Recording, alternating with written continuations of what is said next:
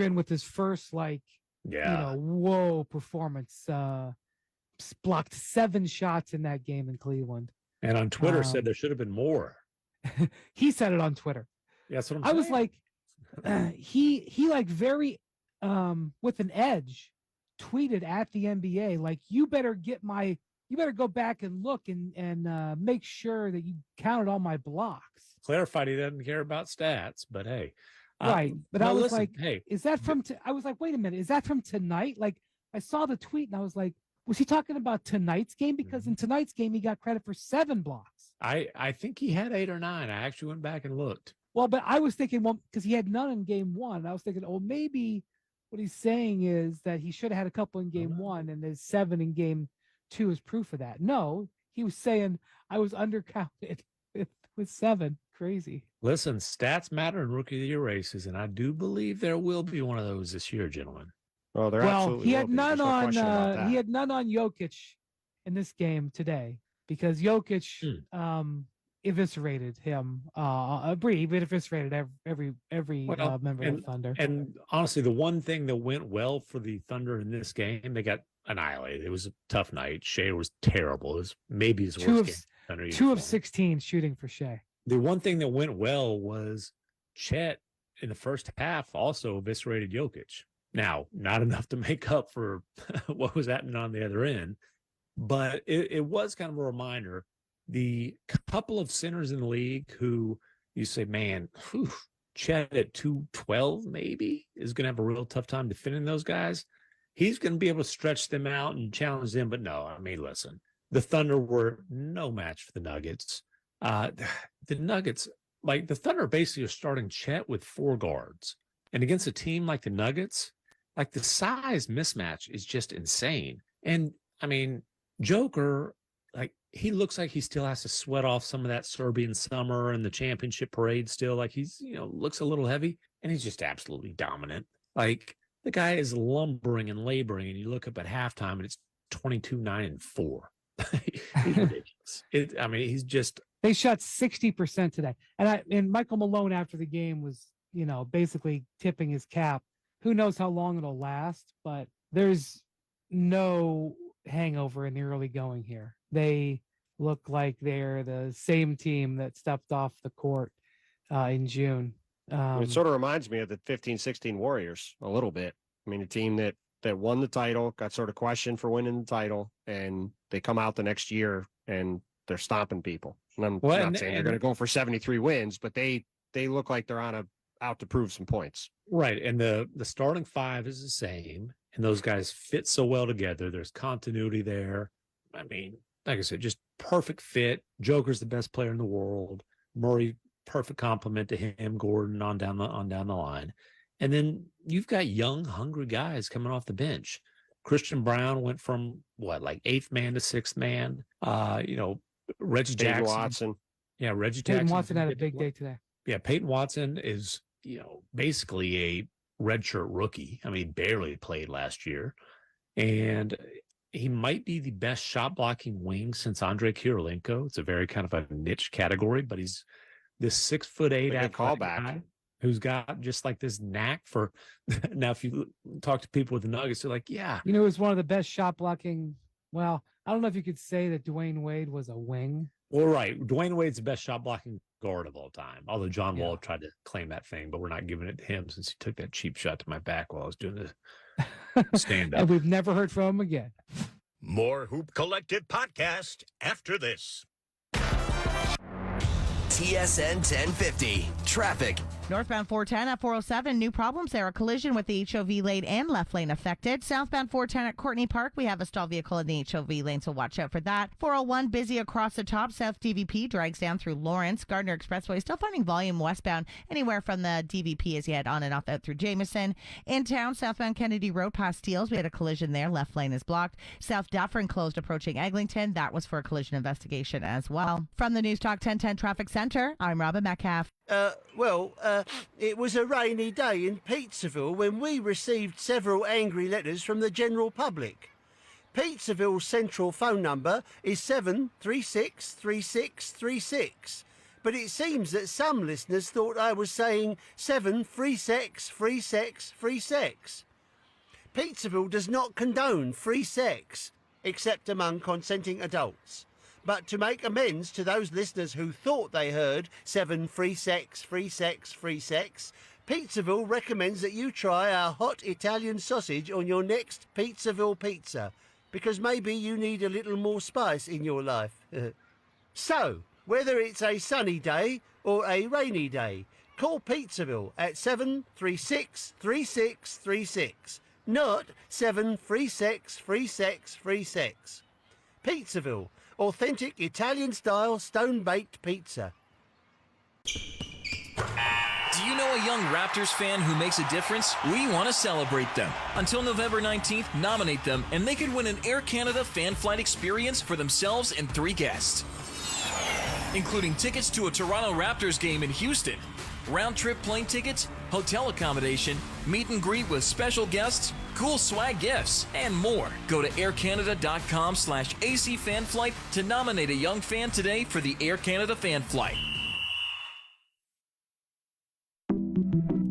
At Desjardins Online Brokerage, we provide high-performance Disnat platforms so you can invest online with no commission fees on stocks and exchange-traded funds. We also offer tools and free training courses. Plus, we've been ranked highest in investor satisfaction among self-directed brokerage firms by J.D. Power. Visit disnat.com. Certain conditions apply.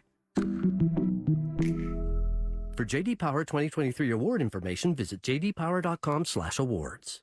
At eBay Motors, it's easy to find the right part for your vehicle. Good, because I really want to upgrade my headlights. Like new LED bulbs for your silver pickup. It's actually metallic stone silver. Just open the eBay Motors app. Okay. Enter your vehicle information. Done. And look for the green check. There it is. So you know it'll fit. Plus, they're delivered right to your front door. Nice. Done deal. The right part, right fit, right price. eBay Motors. Catch Tangerine Raptors basketball. Jams it down. On TSN 1050. Fades, fire, and fill it up. Wednesday night, Raptors, Bucks. Scotty went airborne. Tip off at 7 on TSN 1050. The Raptors live here. I'm Nick DeLuca. Monday Night Football, Lions hosting the Raiders. Both teams looking to bounce back from big losses. Detroit blown out by Baltimore last week. Vegas stomped by Chicago. Lions favored by a touchdown at home. A win for Detroit would send them to 6-2 for the first time since 2014. Amon-Ra St. Brown active tonight was questionable with an illness. Raiders making Brian Hoyer inactive. Aiden O'Connell, the backup QB, behind Jimmy Garoppolo. Monday Night Countdown underway on ESPN. World Series Game 3 between the Rangers and Diamondbacks tonight. Max Scherzer will start for a third team in his World Series career. Went just 2 2/3 in ALCS Game 7 against the Astros. Brandon Fox starts for the D-backs. Pitched in NLCS Game 7 against the Phillies. With the series headed back home, D-backs manager Torey Lovullo says his team should be prepared to play anywhere. I said it when we were in Philadelphia. I don't care if we're playing on the moon. We got to go out and do the things the right way and play at a very high level. And we prepare, obviously not to play on the moon, but we prepare for any type of circumstance to be able to compete. Coverage underway for Game 3 on ESPN Radio. The roof is open, will not be played on the moon. QB questions in Arizona after initially planning to stick with Josh Dobbs. Cardinals are planning to start rookie Clayton Tune against the Browns on Sunday. Head coach Jonathan Gannon said Tune will start if Kyler Murray isn't ready to be activated off the PUP list. His 21-day window to be added to the active roster will expire next week. Hey, it's your resident Super Bowl champ, Chris Candy. Coming up Tuesday, even though they beat my Giants, I'll tell you why the Jets are not contenders. And here's a hint. It's not the quarterback. It is Unsportsmanlike, 6 a.m. Eastern, right here on ESPN Radio, ESPN2, and ESPNU.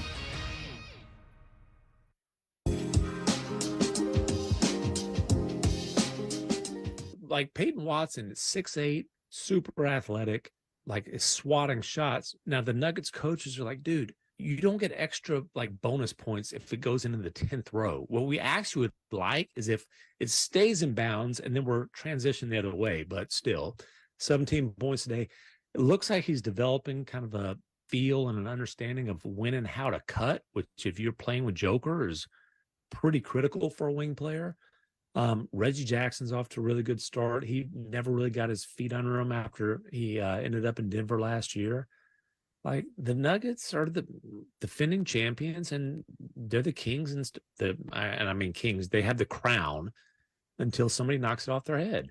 So you went after the game. I think you talked to Jokic about Chet Holmgren, who, the thing about Holmgren isn't just that he's 7'2", or that he can shoot threes, or he can block shots and everything. Mm-hmm. It's that he isn't afraid of anything. No. Super confident. Not tough. Maybe tough. He's going to have challenges because of his bulk, but right. Very impressive right from the start here. And I thought you could maybe let us in on what Jokic said about him. Yeah. Now, the way I've always described Holmgren is you might be able to move him around, but you can't intimidate him. That's Joker right. can absolutely move him around, right? And did. And Nick Vucevic did the other day too when they played. Another similar kind of guy. And so, I'm talking to Joker and just kind of ask him what he thinks about OKC, and then not specifically about Chet. And very complimentary of him. Talks about what a unique talent he is. Yada yada yada. He does mention, like, I want to put on some weight. And I said, "You got any diet tips?" He said, "Eat bad food." Well, that's not exactly how he said it. It is how he said it. Well, that's not the quote that I saw. Well, tell me the quote you saw. I don't have a transcript. He said, to be honest, he needs to get fatter. Yes. Eat bad food. That's what he said. Right, but I mean, he didn't say bulk up. He says he needs to get fatter. Yeah, needs to put. Chet has an inverted booty. Like, the thing. I mean, the guy is super skinny. Seriously, Yeah. Jackson put in the chat. He's listed at 195. I do think he's bulked up to 212. Like, the kid is skinny. Oh, really? There's no doubt. He's, like, obviously he had a year where he's working on his body. So yeah, and he'll fill out some. He's never going to be Mark Eaton. Like, he's not going to fill out and be 300-pounder or anything like that, but he'll fill out some. But again, he is tough. Like, despite being super skinny, he is tough. Defensive instincts are phenomenal. And he's a very skilled 7-foot basketball player. Listen, when he was Real drafted, timely Mark Eaton reference too. Well, I was Mark thinking of Eaton, like a RIP. huge Greg Ostertag, all right? Like a huge, plotting. Another super 7-foot. timely reference. Okay, I don't know. Andre Drummond, okay, who crossed him up, by the way. Yeah, that's a better reference. That's a better reference. if when Chet was drafted, we would have thought in his third game he'd be the primary defender on Jokic. I think that would be pretty surprising. Well, I'll also say this is a game when Jalen Williams, the second-round pick, would have been really nice to be able to throw it on the floor. He's got a hamstring he's dealing with. He hadn't played yet this year. So it's not like, they could, hey, Olivier Sarr on a two-way contract. Come on. I understand it, but I think it's the point that they're playing him at center. Right. But I'm saying if they wanted to play a two big lineup, it'd be Jalen Williams, who's not available right now. Well, and yeah, Poku got a little bit of playing time. Yeah, he's not exactly a big. No, but yeah, I mean, look, Chet playing center full time. We've talked about it a few times since the start of the preseason. One of the big questions coming into this year for me was going to be how much center could he realistically play, and what because of what it could potentially mean for the Thunder if he could play there full time. And the fact that he, from the start of training camp, and Jalen Williams has been out there some of the time. I know he's hurt now, but from the jump, it's been Chet's our center. We're playing our 5 best guys. This is what we're doing. That is such a potential game changer thing for the Thunder long term. Like, it really can't be overstated how important it is. And yeah, look, he obviously doesn't have the weight to hold up right now with Jokic. Same thing, like I said the other day, playing Nick Vucevic and Andre Drummond, 2 bigger guys. They're able to kind of body him around a little bit. Yeah, they beat the Bulls by 20 and forced to play right. meeting. Well, right, but that's the thing, right? Him playing center and giving them that rim protection inside. By the way, when he had those 7 blocks against the Cavs, you mentioned how Peyton Watson's knocked him out of bounds. Every one of them saved inbounds to a teammate to go the other way. Like, and he was matched up with Mobley, and Mobley played okay in that game, pretty well. but he got the best of Evan Mobley in that game. Sure did. And like Mobley had his first, by the way, as a quick aside, Mobley had his first 30-10 game Saturday night against the playing Pacers. the 5, which with Allen out again, I think we might be seeing a glimpse of the Cavs' future there. I made that noise not at that point, but as this Lakers-Kings game is in overtime, JaVale McGee tipped the ball out to LeBron James on the run at center court, like he was still on the Lakers, which was amusing.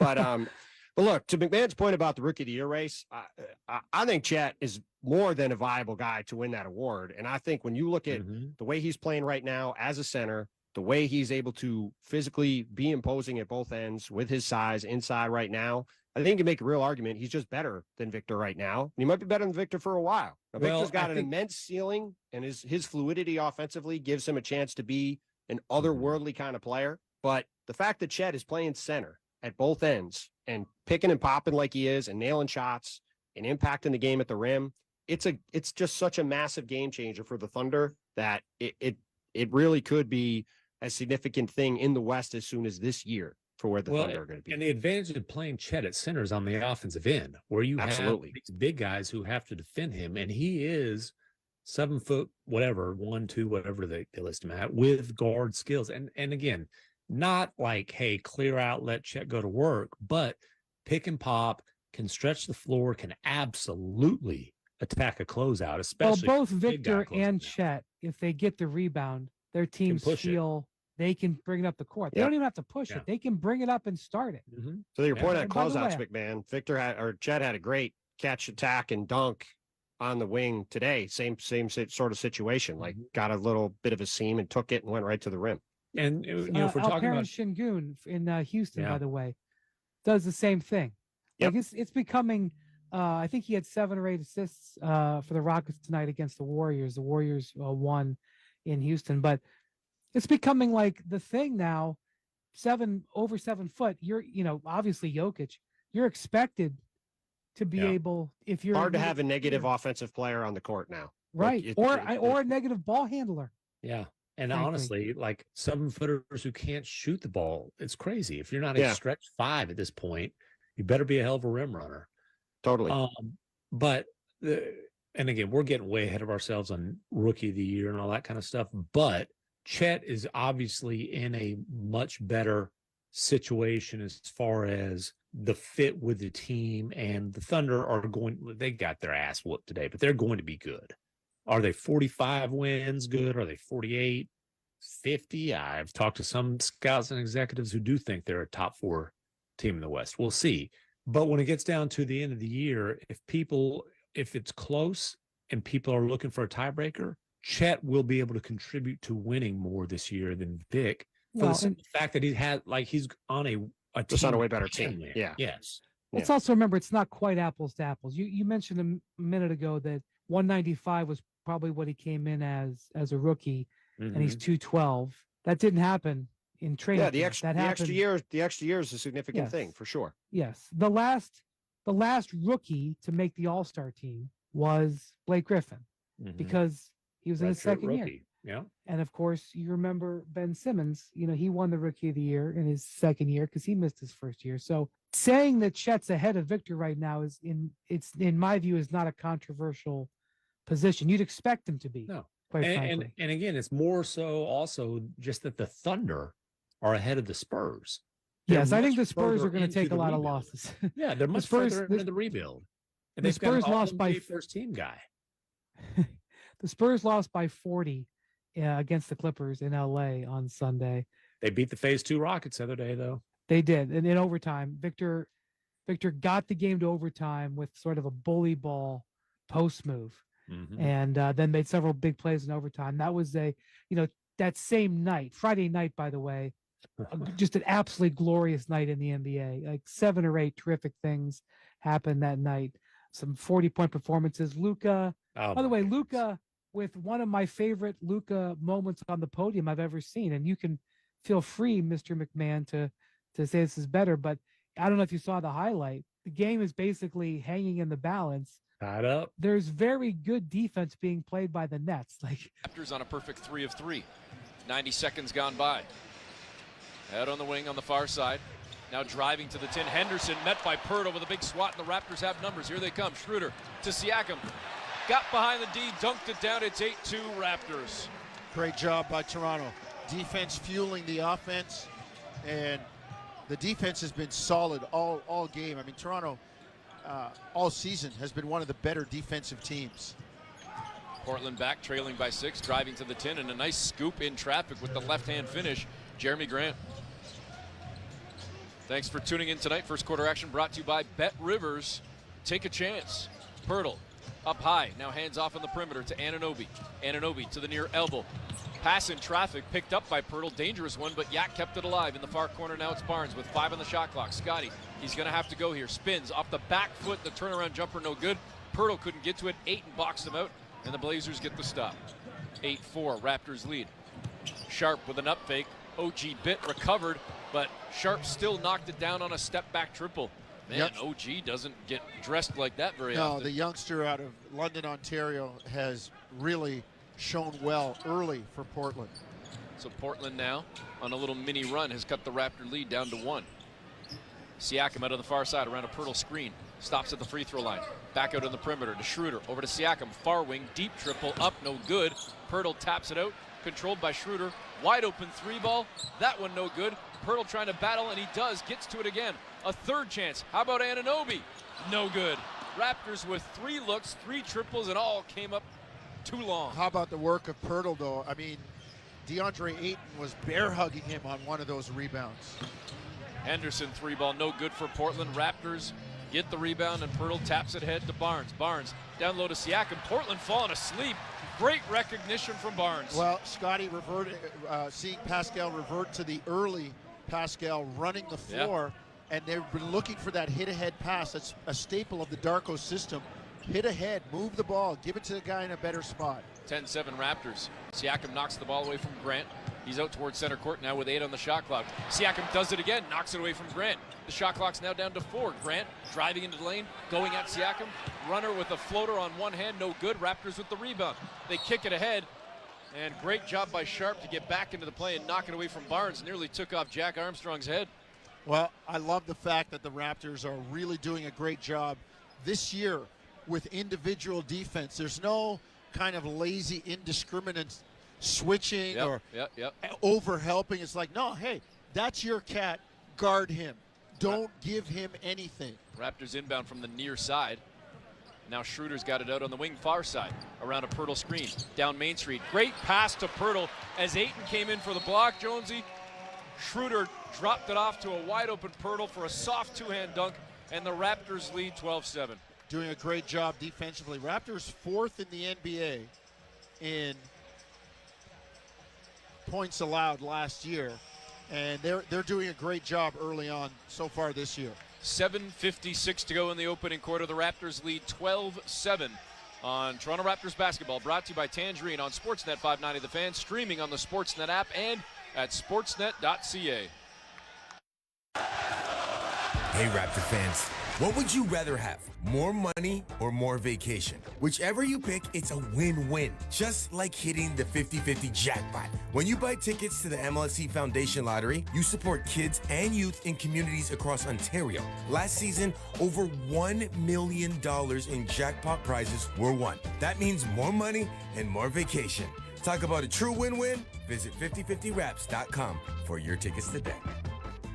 At eBay Motors, we have quality new winter tires from all the big brands, like Michelin, Continental, Pirelli, Bridgestone, Goodyear, BF Goodrich, Firestone, Dunlop, Toyo, Uniroyale, which is perfect if you own a pickup, sedan, SUV, CUV, roadster, minivan, coupe, station wagon, convertible, compact, subcompact, four-wheel drive, and plan on driving it in the snow, sleet, freezing rain, powder, fog, black ice, blowing snow, wet snow. Basically, if you own a vehicle, we have the right winter tires for you at great prices, delivered right to your door. eBay Motors. You don't have to wait for Black Friday to get actual crazy Black Friday pricing. You just have to go to Visions Electronics, because your Black Friday price is guaranteed with incredible deals store-wide. TVs, home audio, appliances and headphones, car audio to car starters, laptops, and more. Your lowest price is guaranteed for a full 60 days, and you save even more when you pick up in-store. Plus, take up to 3 years to pay interest-free. Black Friday guaranteed pricing on now. See all the deals at visions.ca. This is Toronto Raptors basketball on Sportsnet 590, The Fan.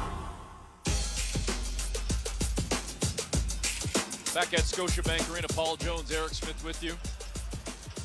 First quarter action brought to you by Bet Rivers. Take a chance.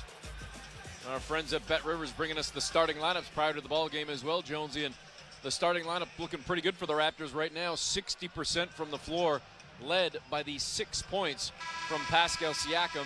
And much was made of Siakam having a little bit of an off night on Saturday against Philadelphia, at least in terms of his offense. And overall, the first 3 games, the numbers down quite a bit. But Jonesy, this might be what the Raptors are in terms of not needing to lean on Pascal to give you 20, 25, 28, 30 a night. It's going to be spread out a little bit more, and that might make the team better in the end. It will. And again, you still might be getting those numbers and that production from Pascal once the system becomes more familiar to everybody and they figure out where they're going to get him the ball, and he figures out where his shots are coming from.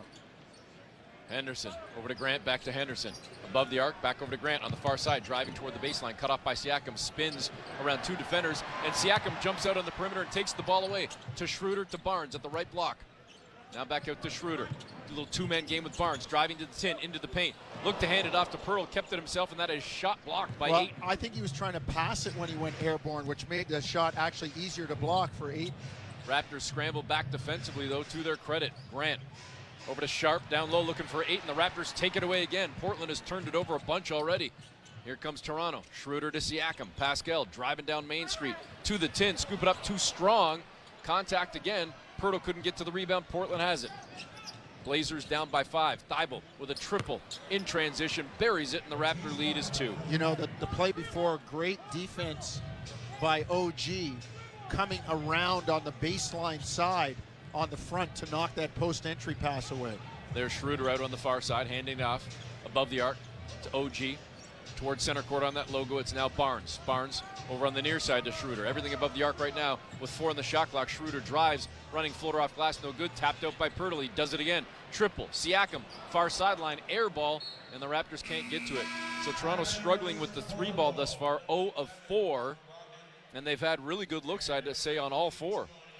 3 of them came on 1 possession. Yeah, they have had good looks. It just the game kind of doing that in and out, up and down. Just don't turn them down. Keep shooting them. Raptors leading 12-10. Gary Trent Jr. and Grady Dick getting set to check in at the next whistle. Grant, triple for Portland. Wing near side, no good. High for the rebound. Poeltl, he's already got 5 in this opening frame. Schroeder across center, near lane. Around a screen set by Poeltl. Gets to the free throw line. Keeps the dribble alive. Hands it back out now to OG. Back to Schroeder. Back to OG. Down below the far elbow, it's Poeltl. Curling into the lane. Soft floater goes as he gets it up and over. And he's on the scoreboard with his second bucket. 4 points, 5 boards. Raptors leading 14-10. 5:35 to go here in the opening frame, and Toronto's defense does it again. They force the steal, they get the turnover, and down the other way, OG is just gobbled up and ultimately hacked by Henderson, who takes the foul. It'll be sideline out of bounds for the Raptors as Henderson takes his first foul. Well, the defense again, Eric, as you said, very active. Portland already with 4 turnovers. I just like the way the defense has been all year, and Darko established that in training camp.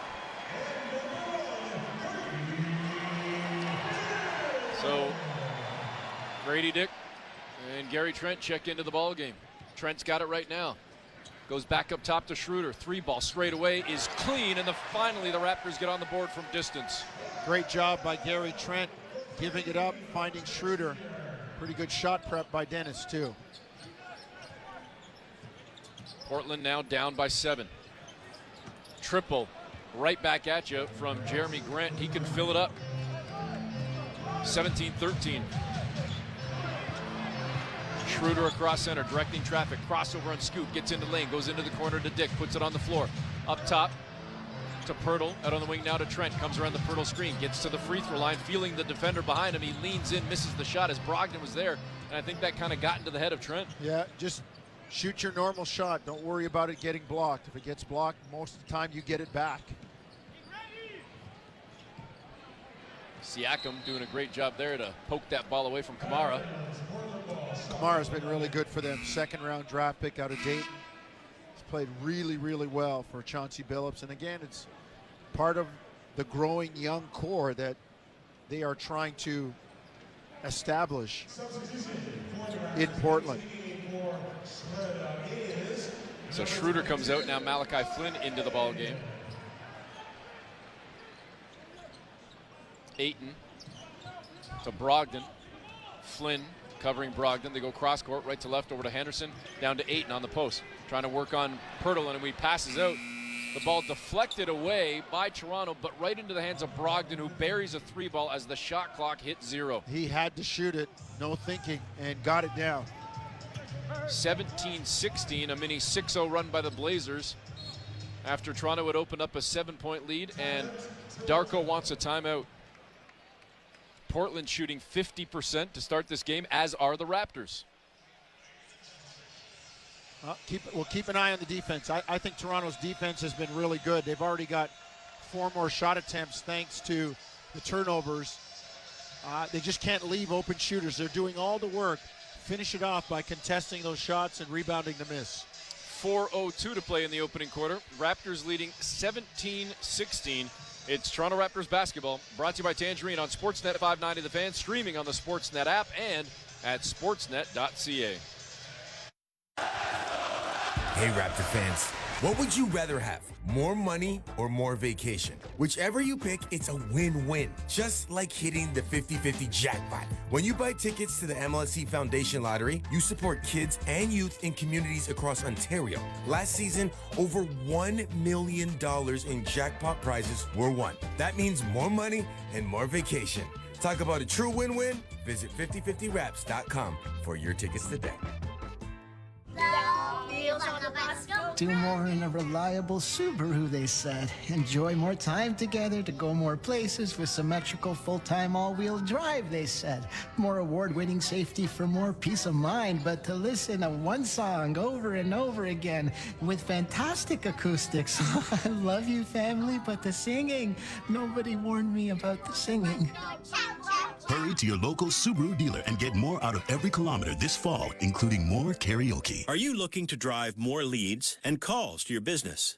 Do you want to rank higher in Google and run ads that actually work? I'm Jeff Quipp, founder of Search Engine People, Canada's largest and most experienced search marketing firm, and we can help. Search Engine People has been hand-selected as a Google Premier Partner, ranking in the top 3% of agencies globally, and we're right here in the GTA. Your next customer is out there. Let us introduce you. Check out sep.ca today. This is Toronto Raptors basketball on Sportsnet 590, The Fan. Back at Scotiabank Arena, Eric Smith, Paul Jones with you. First quarter action, 4:02 to play. Raptors leading 17-16. Blazers in the midst of a mini 6-0 run right now, and we'll see how the Raptors draw it up, Jonesy, out of the timeouts. Well, Raptors have done a really good job going inside and through fast break points are outscoring Portland 12-2 in the paint. And I'm kind of surprised, you said it going to break, Eric, that Portland is shooting 50%. The Raptors defense seems to be much tackier, stickier than that. And out of that timeout, the Raptors opt for a triple, come up empty from Siakam. I guess they ruled that ball went over the backboard. I didn't see it. Yeah, I mean, it's tough to tell from our angle. We're almost at center court, but immediately Darko Rajakovic and many of the coaches and players on the Raptor bench had their palms to the sky saying, no, no, no, it didn't go over the backboard. But they're not winning that argument as Ayton gets into lane, just got away with a travel. Dick jumps out into the corner, contests the shot from Kamara. Blazers get the ball back late in the shot clock. Kamara misses badly on another triple, but the Blazers keep it alive. How about a third chance? Nope. Ayton just bobbled the ball, lost it, and another turnover. Flynn ahead to Grady Dick. Great pass to a cutting Boucher, and maybe one too many as he looked for Trent instead of trying to put it up himself. Well, I could even take the pass. It was too hard in close quarters. I mean, and that's Chris giving it up there. Normally, he's looking to bury that, and rightfully so, but maybe trying to be unselfish, and this is what we talked about, Eric. Trying to do the right thing and learn the system and play the system rather than just playing basketball and play your way into and around the system. The system's designed to get you good shots and good looks. If you get one outside of the system, then take it. And as we talked about with Justin Cuthbert and Ailish Forfar in the pregame show, here's Scotty Barnes back into the game with 4 dudes from the bench. His rest maybe 3 minutes at best. He's got the ball right now off the Portland miss. Here comes Scotty across center. Over on the far sideline. It's Flynn now on the wing to Trent. Trent back over to Flynn, sideline. Trying to cross up Brogdon. Gets into the paint, whips a cross-court pass to Grady Dick. Triple up, no good for Grady, who's coming off a fine performance on Saturday against Philly in the loss. That's a good look, though. I'm encouraged because Grady seems to be shaking free more and getting those shots off. Remember early in the preseason, Eric? He couldn't shake free to get a shot off. Everybody knew he was a shooter. They weren't giving him any room, and he was just kind of feeling his way around. Well, how do I get open here? He's doing a much better job right now. Skylar Mays checking into the ballgame now, as Portland just picked up an offensive foul on an illegal screen, a moving screen. So they give the ball to the Raptors. The turnovers piling up early here for Portland. They've already got 6. Can the Raptors take advantage? Their lead is only 1, 17-16, 2:35 to go here in the first. Boucher hands off to Barnes. Barnes driving into the paint, leans in on Kamara, stops on a dime, and buries the jumper. You're going to be seeing that one on the highlight shows later. Great job by Scotty.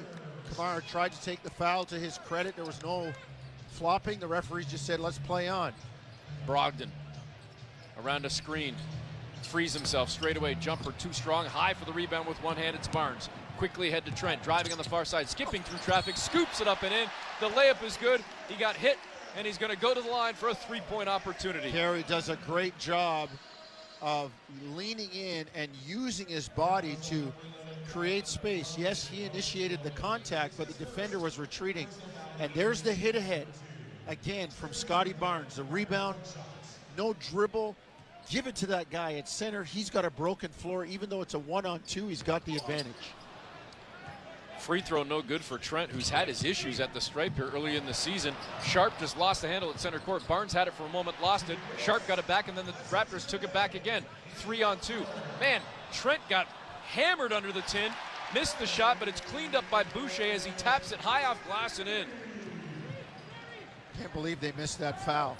And quickly back the other way, scooping it up over his shoulder, over his head almost, was Skylar Mays with the layup in traffic to get the deuce back for Portland. 23-18 now, Raptors with a 5-point lead. Flynn, right to left, cross court over to Barnes, handing off on the perimeter. On the wing, it's Trent. Back over to Barnes on the sideline. Barnes holding the ball now with the shot clock already down to 5. He gives it up to Boucher. It's at 3. Chris has got to go. And he tried for the 3 ball in the corner. It's blocked by fellow Canadian Sharp. And the Raptors will get it with .2 on the shot clock. You got to lob that up toward the rim and have somebody tip it.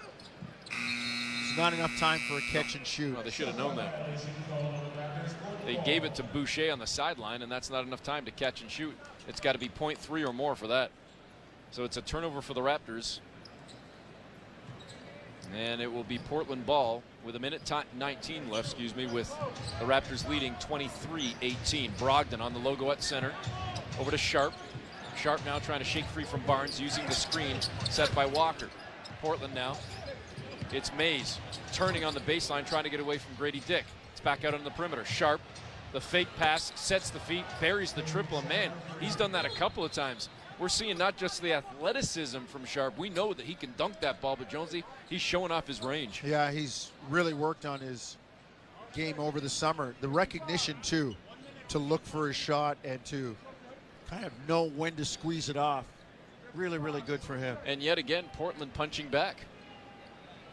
After the Raptors kind of built a little bit of a lead, Portland has shaved this thing down to 2.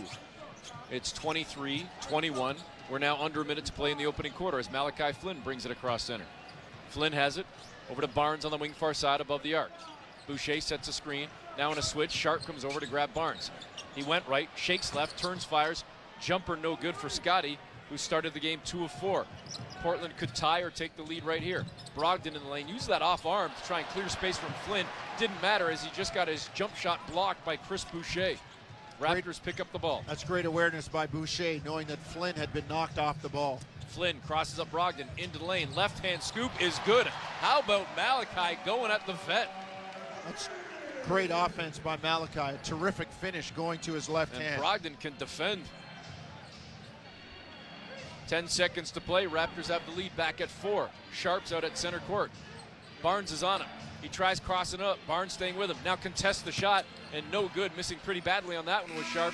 And the Raptors will get nothing off before the end of the quarter, and that's fine. They'll head into the second frame with a 25-21 lead. Pretty good quarter for Toronto. You look at Portland, 2 for their last 8 since shooting 50% midway through the quarter. So I've always maintained the Raptors defense should have them at a lower shooting percentage than what we saw at 50% earlier in the quarter, starting to pay off now. Raptors again leading 25-21. Second quarter action will come next on Toronto Raptors basketball. Brought to you by Tangerine on Sportsnet 590 The Fan. Streaming on the Sportsnet app and at sportsnet.ca. Monte Carlo Inn, your home sweet home. Monte Carlo Inns would like to thank the many of you for visiting our hotels over the last several months. Monte Carlo Inns is very proud of our Made in Canada brand and are delighted to continue to be your home away from home for quality accommodations and functional meeting facilities in Southern Ontario. To save on your next stay with us or to book your next event space, book directly at MonteCarloInns.com. Monte Carlo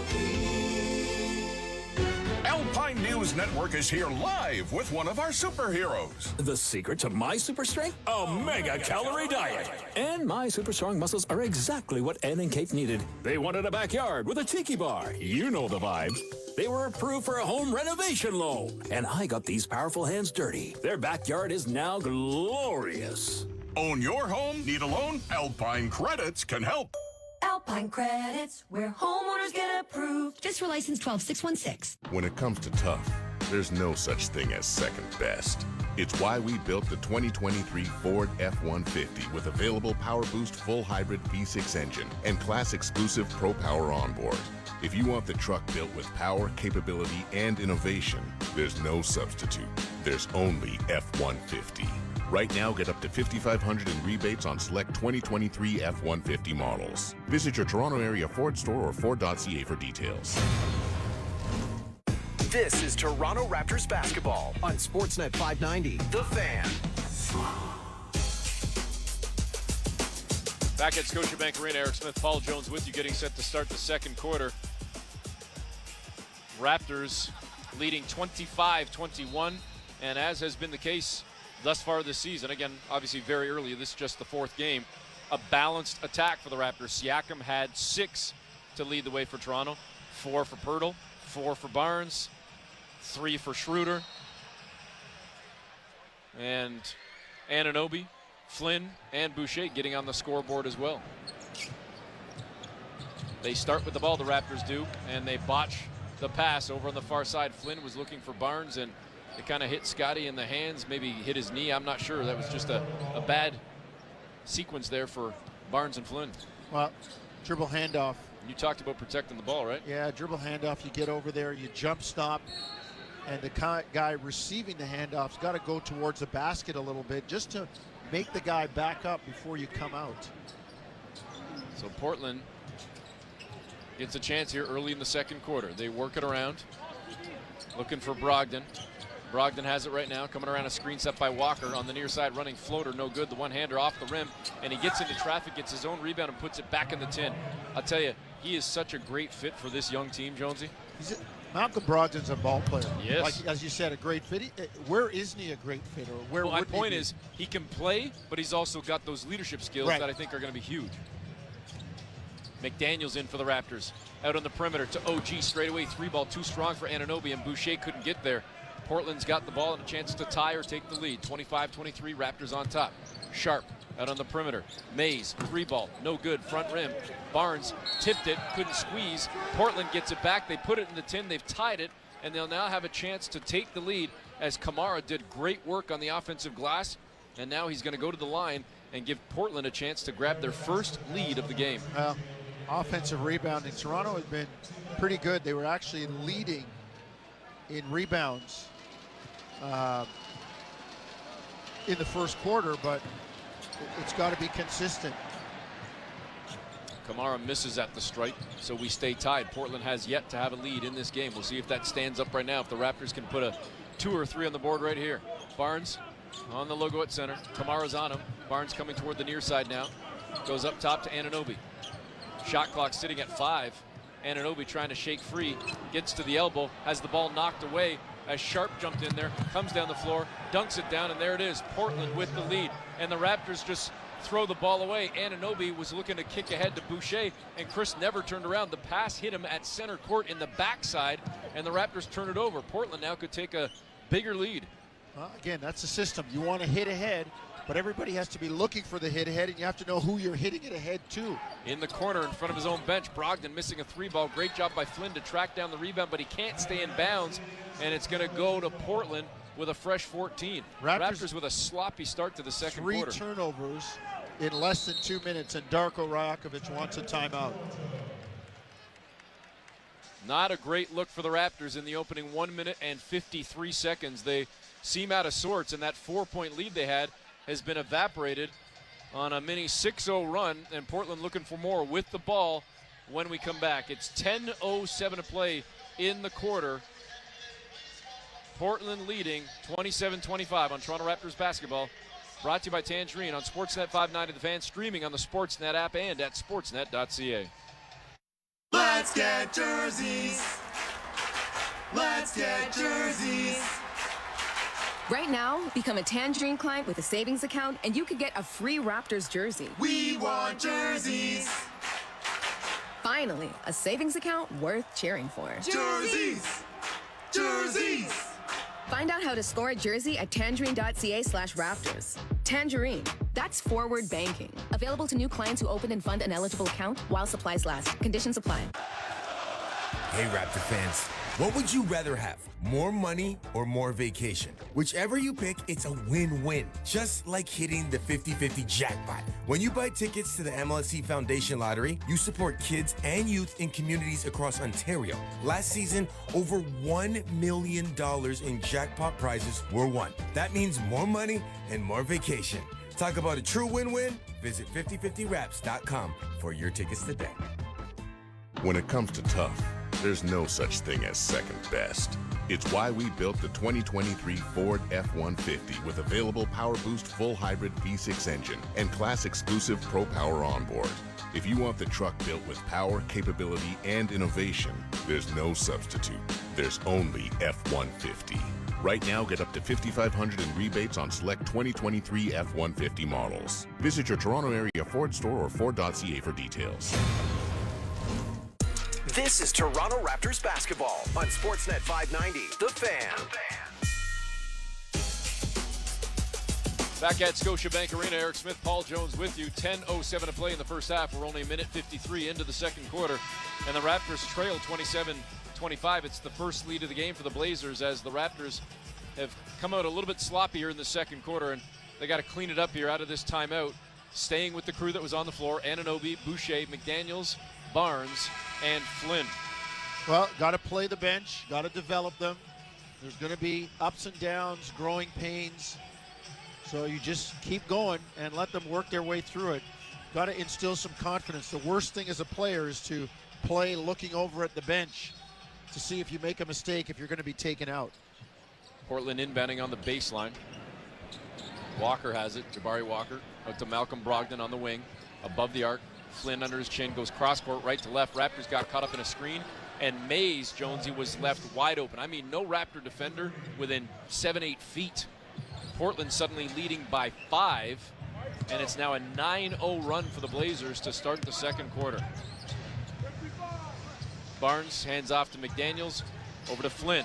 Flynn to Boucher on the wing far side. Chris now turning the corner into the paint, driving to the 10. And he misses the layup, but he was fouled. He's going to go to the line. It was a late whistle.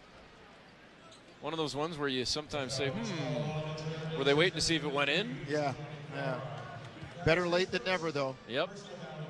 There certainly was contact. So Chris heads to the stripe with 9:34 to go here in the second quarter. Boucher, who didn't see action on opening night, stayed ready and has earned his keep now the last couple of ball games. Playing minutes for the Raptors, playing significant minutes, especially in that win that they had. And he was a key cog in the preseason, and Jonesy, they'll need him that much more, especially with Precious Achiuwa out. We don't know if it's going to be one game or more with Achiuwa dealing with that groin injury. He hit both at the stripe. Raptors trailing by 3. Portland looking to answer back again. Late in the shot clock, Brogdon's got it out towards center. Now he brings it to the far wing. Double team by Flynn and McDaniels. And then at the last second, Kamara got at the free throw line, and the Raptors got the block, got the stop, and a shot clock violation. That an example of the defense. Portland ran the play to try and get a screen. Malachi stayed home.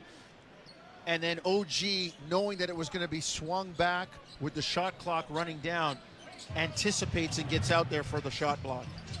Barnes got into lane, bobbled the ball, and then tried to pass it off on the baseline and wasn't able to do so. He kind of flicked it with one hand and went out of bounds onto the baseline. And now Scotty is kind of gimpy with that left hand. He's squeezing his left hand with his right hand. I don't know if it's the wrist or a finger, if it got jammed.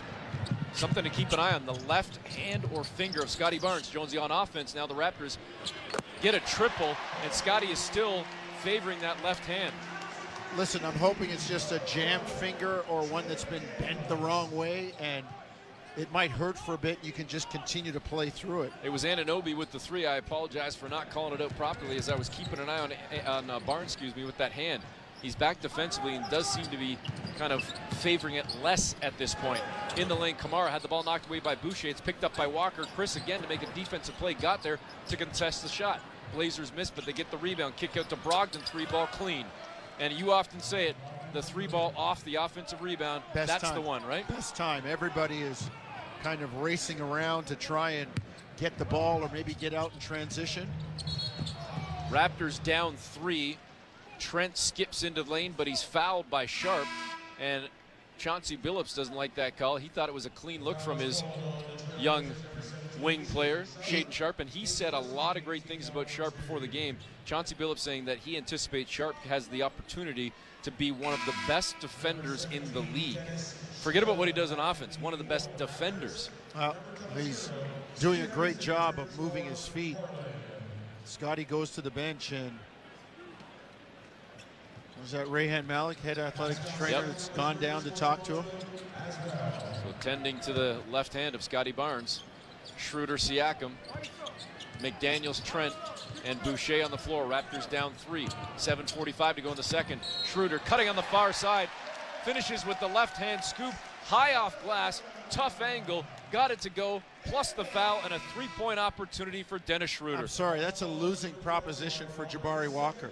A little guy can't stay in front of Schroeder. He backs out. You got to back, push up, out on the floor. That just gives him more time and room to go by you at the other end. And, you know, you could hear Portland saying, you're by yourself. Come on, move your. Doesn't matter. Schroeder's going to get past you. Schroeder at the stripe. And he ties the game at 33. So the Raptors had a 7-point lead. Portland wiped it out on a 9-0 run to start the second quarter, but the Raptors have responded after the Blazers built the 5-point lead. We're tied. Sharp left his feet, looked like he was going to take the shot, and at the last second he passed it off. That close to maybe getting 3 shots. Instead, it'll be sideline out of bounds for Portland as the foul comes in on Gary Trent. That'll be the second on Trent. Jeremy Grant will do the honors for Portland. Getting it into Ayton, who's back into the ball game. Ayton has yet to score, but he does have 6 rebounds. Now Sharp has it. Over to Henderson. Henderson. 3-ball up, and it's air, and the Raptors grab the rebound. Siakam has it. He'll keep it himself across center court. On the wing far side, Pascal still in the bounce. Now driving into the lane, cut off at the elbow. Takes it himself, jumper up and clean. That entire sequence was Spicy P. Well, he did a good job, again, playing to the game and looking for his spot. And nobody stops the ball as Scoot Henderson does it all himself, coming the entire length of the floor and streaking right to the tin to lay it in. We're tied at 35. Trent, near elbow, back up top. Schroeder thought about the three, instead goes back over to Trent. 9 on the shot clock. Trent bumped by Shaden. Sharp, no call, driving to the 10. Jackknife pass. Schroeder to McDaniels. His shot hit the top of the backboard, and Portland's got the rebound. That was really good offense. It's too bad the shot didn't go for McDaniels. Boy, Schroeder caught that ball on the catch on the far wing and was at the basket in a hurry. Poeltl's coming back into the ball game along with Grady Dick as Boucher checks out along with McDaniels. So again, early in the season, we're seeing numerous combinations from Darko Rajakovic, understandably. Tied at 35, 6:35 to go here in the second quarter. In the far corner, Grant passes out to Henderson, to Sharp, up fake. Driving to the 10, met by Poeltl, and they call a late foul, but a correct call there as Poeltl, a little too much contact on Shaden Sharp, who's going to go to the line and try and put Portland back on top. Jonesy, the Raptors still shooting 50%, but the turnovers have mounted. The Raptors now with 8 turnovers, giving up 10 points off those 8 turnovers. They had done a pretty good job of staying in front of people, and all of a sudden it got away from them. 3 in the first quarter. Yeah. 5 already in less than half a quarter. Well, you asked me for a key early in the game, and that's what I said, looking after the ball. And listen, new system, I understand there's going to be some growing pains, and there will be some issues with turnovers. Sharp gets both at the line, so Portland back on top by 2. Sharp in the ball game with a team high, game high, 10 points. Schroeder out on the wing far side. 10 on the shot clock, gets into the paint, drops it to Poeltl, who dunks it down. Great recognition from the point guard and his big man. Well, great pass by Schroeder. That's one of his signature passes, that kind of split between the legs bounce pass. Jeremy Grant, sidestep 3 ball right here on the near side, missed it. Raptors with the rebound. Tied at 37, halfway through this quarter. Schroeder dips around a screen set by Poeltl. Cut off at the free throw line, drops the pass to his center. Back up top to Schroeder, 3 ball up, no good. Poeltl couldn't get to it, high for the rebound. It was Sharp, his 3rd. Here comes Portland, again tied at 37. Lob pass to Ayton, and he dunks it down. Pretty good recognition there by Shaden Sharp, as Ayton had good position down low, and he just patiently waited to lob it into him. So the Raptors trail by 2 with 5:38 to go in the second quarter. Toronto with a pretty solid first quarter. It's been a little bit iffy at times here in the second. Certainly room to improve when we come back. It's second quarter action. Again, 5:38 until halftime on Toronto Raptors basketball. Brought to you by Tangerine on Sportsnet 590 The Fan. Streaming on the Sportsnet app and at sportsnet.ca. Hey, Raptor fans, what would you rather have? More money or more vacation? Whichever you pick, it's a win-win. Just like hitting the 50-50 jackpot. When you buy tickets to the MLSE Foundation Lottery, you support kids and youth in communities across Ontario. Last season, over $1 million in jackpot prizes were won. That means more money and more vacation. Talk about a true win-win? Visit 5050raps.com for your tickets today. As a parent in Ontario, I want my child to thrive in school, and I know that smaller class sizes make a big difference. But classes seem to be getting larger every year, and the Ford government isn't doing anything about it. No one wants their kid to get lost in a crowd. We need smaller classes so students, like my child, get more one-on-one time with their teachers and the support they need, and that equals success. Tell the Ford government to invest in students. Visit knowmore.ca. That's knowmore.ca. A message from the Ontario English Catholic Teachers Association. At Honda, we can't wait to tell you that the all-new 2024 CR-V EXL Hybrid has arrived. Right, but I was going to tell them... About amazing features like all-wheel drive and a power moonroof. Well, actually, that... It comes with a 2-motor hybrid powertrain. Just wait, I was going to tell them that it's in stock today, so... So you don't have to wait! Yes! Lease the Ontario-built 2024 CR-V EXL Hybrid from just $149 weekly at 7.59%. For 60 months, $2,550 down. OAC, taxes extra. See HondaOntario.com. Waiting is overrated.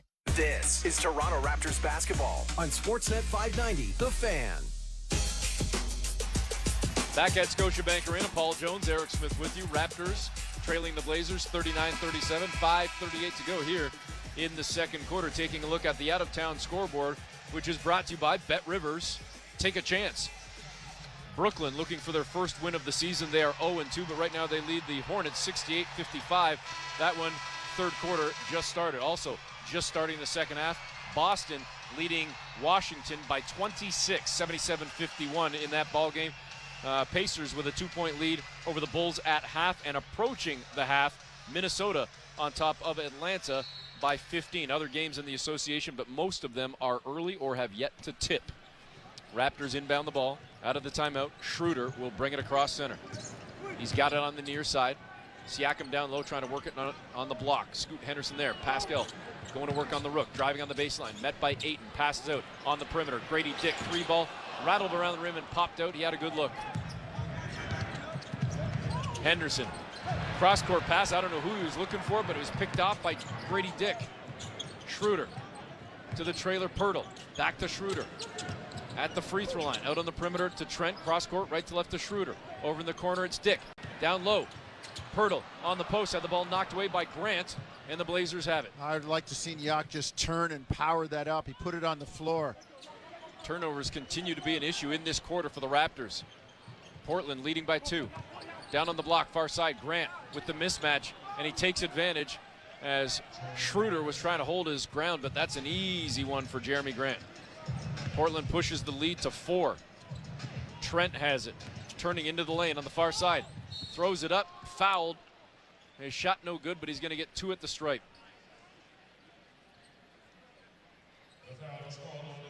Gary Trent, who has had his issues at the free throw line in the early stages of the season.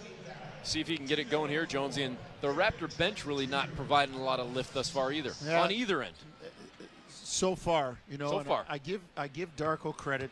Stay with them.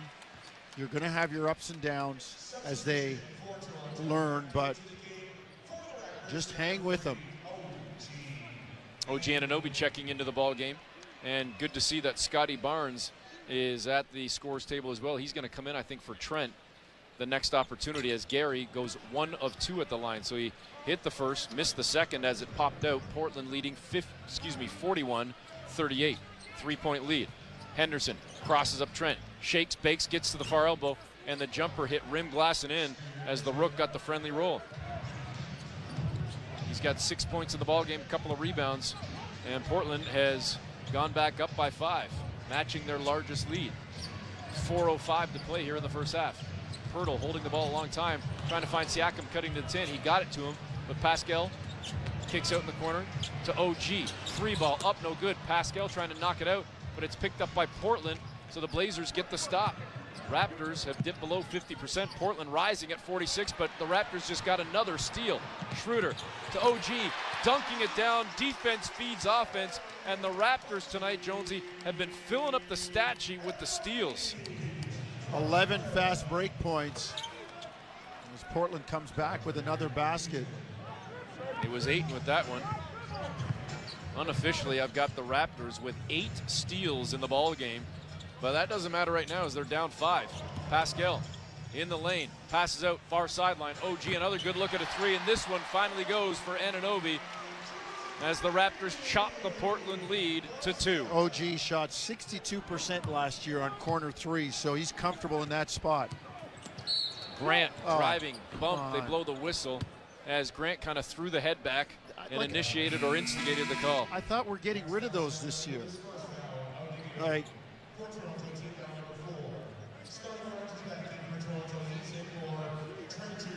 Portland leading 45-43, 3:02 to go here in the second quarter. So Barnes is back on the floor, but he does have a little bit of a wrap around that left hand that kind of goes around the wrist, and I believe curling around that thumb, or is it just the wrist? No, just the wrist. Yeah.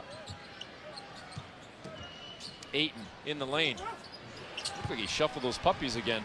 Good D by Siakam, though, forcing a contested shot and a miss. To tie or take the lead. Raptors on this trip, and a entry pass from Anunoby looking for Poeltl is deflected, knocked away by the Blazers, so the Raptors get it with 17 on the shot clock. One more dribble by OG improves the angle, and then that pass is even tougher to kick away. And that's what he's got to work on, right? His handle? Well, yeah.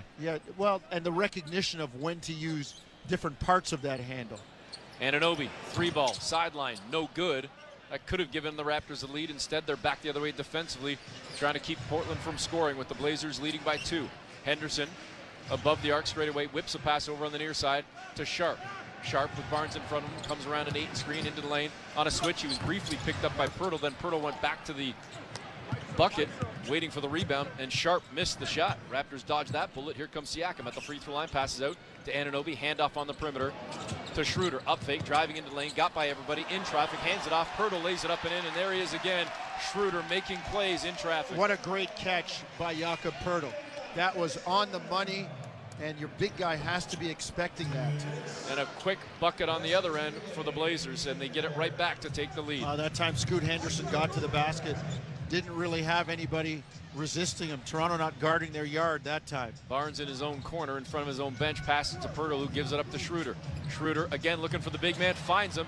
Poeltl bobbled it for a moment, got it back, then fouled, and now Yak's going to have to earn it at the line. Love the vision we're seeing right now from Schroeder, who's got 6 assists in the ballgame, 6 of the Raptors' 11. Chemistry is great with Poeltl. The big man screening, and when you keep feeding him after setting those screens, it fuels him even more to go and set the hard screen and roll to the basket. He knows he's going to be fed the ball if he's open, and then that opens up things for the rest of your team when people start shrinking the floor to try and help on the potential roller. Yak at the line knocks down the first one. He, like many Raptors, having issues at the stripe to start the season, but this also spills into his career essentially too. We talked about it on our last broadcast. This is the biggest thing that needs to improve for Yak, and as we say that, he misses the second.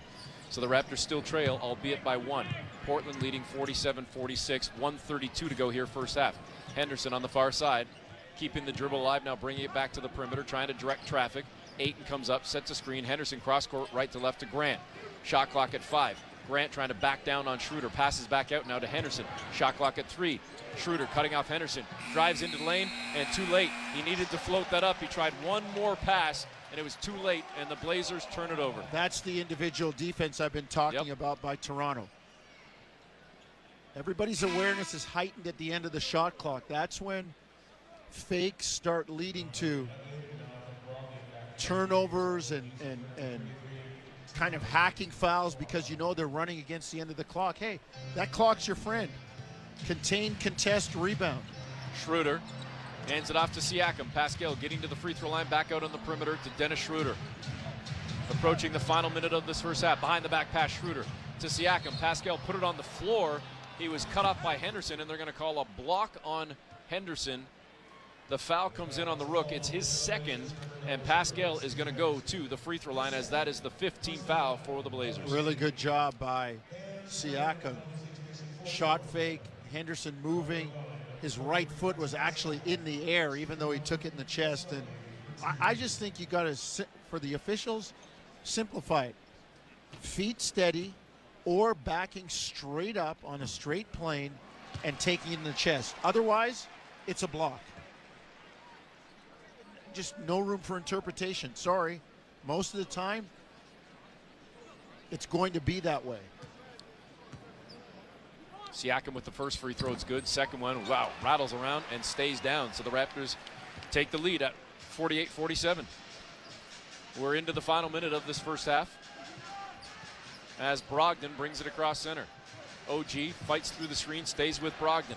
Brogdon right to left on the perimeter. It's over to Grant. Grant now on a switch, picked up by Anunoby. Shot clock down to 8. Now on another switch, Poeltl tries to stay with Grant, who goes to the tin. He cuts him off on the baseline, kicks out to Brogdon. 3 ball, no good. High for the rebound. Poeltl and Anunoby there as Yak kicks it ahead to Pascal, trying to go 2 for 1 maybe, driving to the tin, and he blows the layup but gets his own miss back and puts it in the tin. Great job by Pascal, as you said, recognizing the clock. They will get about 6.5 seconds back on the other end for another shot. Raptors leading by 3, 50-47. 18 seconds to go in the game. Jonesy's math is right, about a 6-second differential shot clock, game clock. Henderson 3 ball, far side, no good. That could have tied the game. Instead, now the Raptors with a little more time than they thought they might have. A chance to tack on a couple more before the end. Siakam, wing, far side, good if it goes. And it's no good off the side of the rim. And the Raptors will head to the half with a 3-point lead, at 50-47. Great job by the Raptors. Defense kind of holding up and doing a good job. Portland under 45%, but the Blazers in this game by outscoring Toronto by 12 points from behind the arc. Raptors shooting 49% with that three-point lead, 50-47. Folks, Bet Rivers Sportsbook and Casino is here, and it's your home for chance this basketball season. Download the app featuring thousands of action-packed bets, thrilling slots, and exciting table games for you to enjoy all season long. Bet Rivers and Raptors basketball on Sportsnet. It's time to take a chance. Must be 19 plus, available in Ontario only. Please play responsibly. And if you have questions or concerns about your gambling or someone close to you, contact Connects Ontario at 1-866-531-2600 to speak to an advisor free of charge. When we come back, some halftime stats, then our halftime interview with Jakob Poeltl as the Raptors lead the Blazers at the break 50-47 on Toronto Raptors basketball, brought to you by Tangerine on Sportsnet 590 The Fan, streaming on the Sportsnet app and at sportsnet.ca.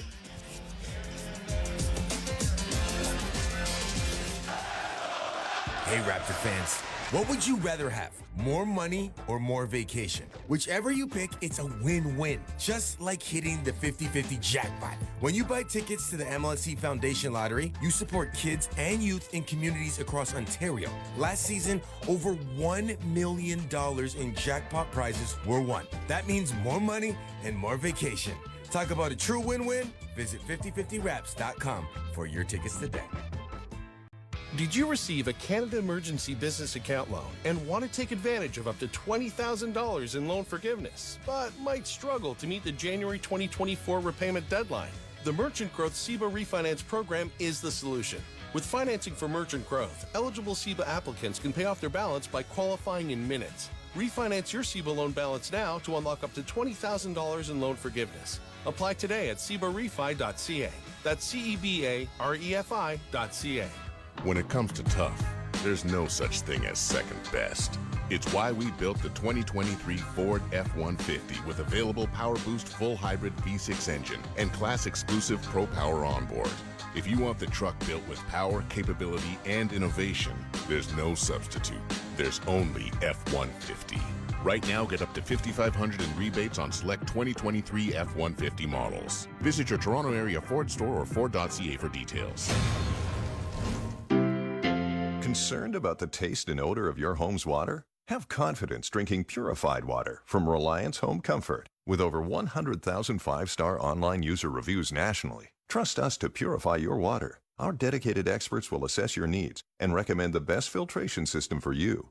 For about $1 per day, enjoy purer and better tasting water for all your drinking and cooking needs. So if you're concerned with your home's water, call on Reliance. Conditions apply. See website for details. This is Toronto Raptors basketball on Sportsnet 590, The Fan.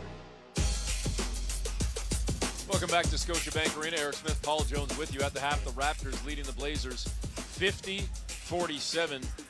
Toronto with a 7-point lead that was wiped out. Jonesy Blazers started the second quarter on a 9-0 run. They built their lead up to 5 on a couple of occasions, but good job by the Raptors to battle back and still take this lead into the break. Blazers win the quarter by 1, but the Raptors with the lead at the half, and now they got to build on what in the second half. Do a better job without turning the ball over, Eric. The turnovers were a killer. They had 5 turnovers, giving Portland 9 points in that second half. And then I would say, got to do a better job of defending the 3. They're pretty good, but just tag them a little closer and make some of those shots a little more contested. Siakam leading the way for the Raptors with 12 points. In fact, he's the top scorer in the ball game overall. Again, 50-47. Raptors lead the Blazers by 3. When we come back, I will go one-on-one with Jakob Poeltl. It's Toronto Raptors basketball, brought to you by Tangerine on Sportsnet 590 The Fan, streaming on the Sportsnet app and at sportsnet.ca. All right, everyone, step up and down. Left foot, right foot, you're climbing up a trail. Now back in your Subaru with symmetrical full-time all-wheel drive and getting active in the real world.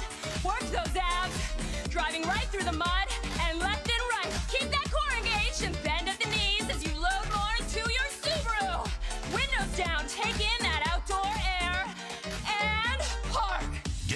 value out of every kilometer at your local Subaru dealer, starting with award-winning safety. As a parent in Ontario, I know the importance of investing in education, but I'm concerned. The Ford government talks a big game, but the reality that I see is more cuts. I see fewer resources, supports, and programs in my kids' school. This government needs to make real investments now so that all students can succeed. Because when we invest in students, we invest in the future. Tell the Ford government you agree. Visit knowmore.ca. That's knowmore.ca. A message from the Ontario English Catholic Teachers Association. At Toyota, we believe your vehicle is more than just your ride. It's your trusty sidekick. So make sure it's ready to go. Because there's a 100% chance of winter this winter. And you can take those odds to the bank, not the snowbank. Trust the experts at Toyota for premium winter tires, batteries, brakes, and more. Beat the winter rush and book an appointment today. Visit shoptoyota.ca or contact your local Toyota dealer. Hi, it's Catherine from Great Canadian Meat with more things to chew on. Our Great Canadian Meat pepperoni and Great Canadian Meat salami. Handcrafted in Whitby using the finest local ingredients, they're the perfect combination of great, Canadian, and meat. And Great Canadian gift for any occasion. Send them a pepperoni sticks gift box or say it with salami. Great Canadian Meat is the yummy gift that never gets returned. Shop Great Canadian Meat at greatcanadianmeat.com. When it comes to tough, there's no such thing as second best. It's why we built the 2023 Ford F-150 with available Power Boost full hybrid V6 engine and class exclusive Pro Power onboard. If you want the truck built with power, capability, and innovation, there's no substitute. There's only F-150. Right now, get up to $5,500 in rebates on select 2023 F-150 models. Visit your Toronto area Ford store or Ford.ca for details. This is Toronto Raptors basketball on Sportsnet 590, The Fan. Welcome back to Scotiabank Arena. Eric Smith, Paul Jones with you at the half. The Raptors leading the Blazers 50-47. A little bit earlier, I had a chance to go one-on-one with Raptors big man, starting center, Jakob Poeltl. Jakob, I want to take you back to your press conference in the summertime when you re-signed the contract and came back. You said that you thought that there was some unfinished business based on how things went. Can you expand a little bit more on that in terms of your mindset and what you personally, let alone the team, is hoping to do this season? I mean, I think especially back then, the loss and like the past season was still a little bit like fresher on my mind. Right now, I think we're more in a mindset where the past is the past. Like, we're obviously going to learn from it. We want to do better, but we're focused on this new challenge, like with a new coaching staff, a couple new faces on the team, and really trying to build something here. So it's about setting our goals for the future, but it's and like hopefully achieving those. But it's more than anything about getting better as a team, I think. How different is it for you this year specifically, where you came back to your old club last year, but you came in mid-stride, fairly late in the season at the deadline, but now to have a full summer working out with the guys, let alone now a full camp and a fresh full season? Yeah, obviously it makes a big difference. It's so many more opportunities, so much more practice time together to like build that chemistry, to work on smaller details that we really didn't get a chance to work on because, like you said, it was in the middle of the season. We had to get running right away. Like, I played a game pretty much the first day I was on the team, or I think it was the second day. So, yeah, I think that's going to be a big-time help. I don't know if you'll remember this, and I'm not offended if you won't, but I spoke to you on draft night when you were drafted back in 2016 in Brooklyn, and then training camp in Vancouver that year as well. It's kind of come full circle, I suppose. You know, here we are 7 years into your career. What has changed for you, do you think, most about your game, your personality, your role in terms of you as an NBA player? I think I've just overall grown as a player and as a person. It's obviously much more experience. Like, with that experience comes a certain like comfortability. Like, I feel like I know this game now. Like, I've played enough NBA basketball to understand the ins and outs of it, and I think that's really helped me throughout my career. Like, trying to understand plays, trying to see things before they happen, like really trying to get ahead of stuff like that, and then also growing into a leadership role. I think that's something that really started in San Antonio for me with some younger teams.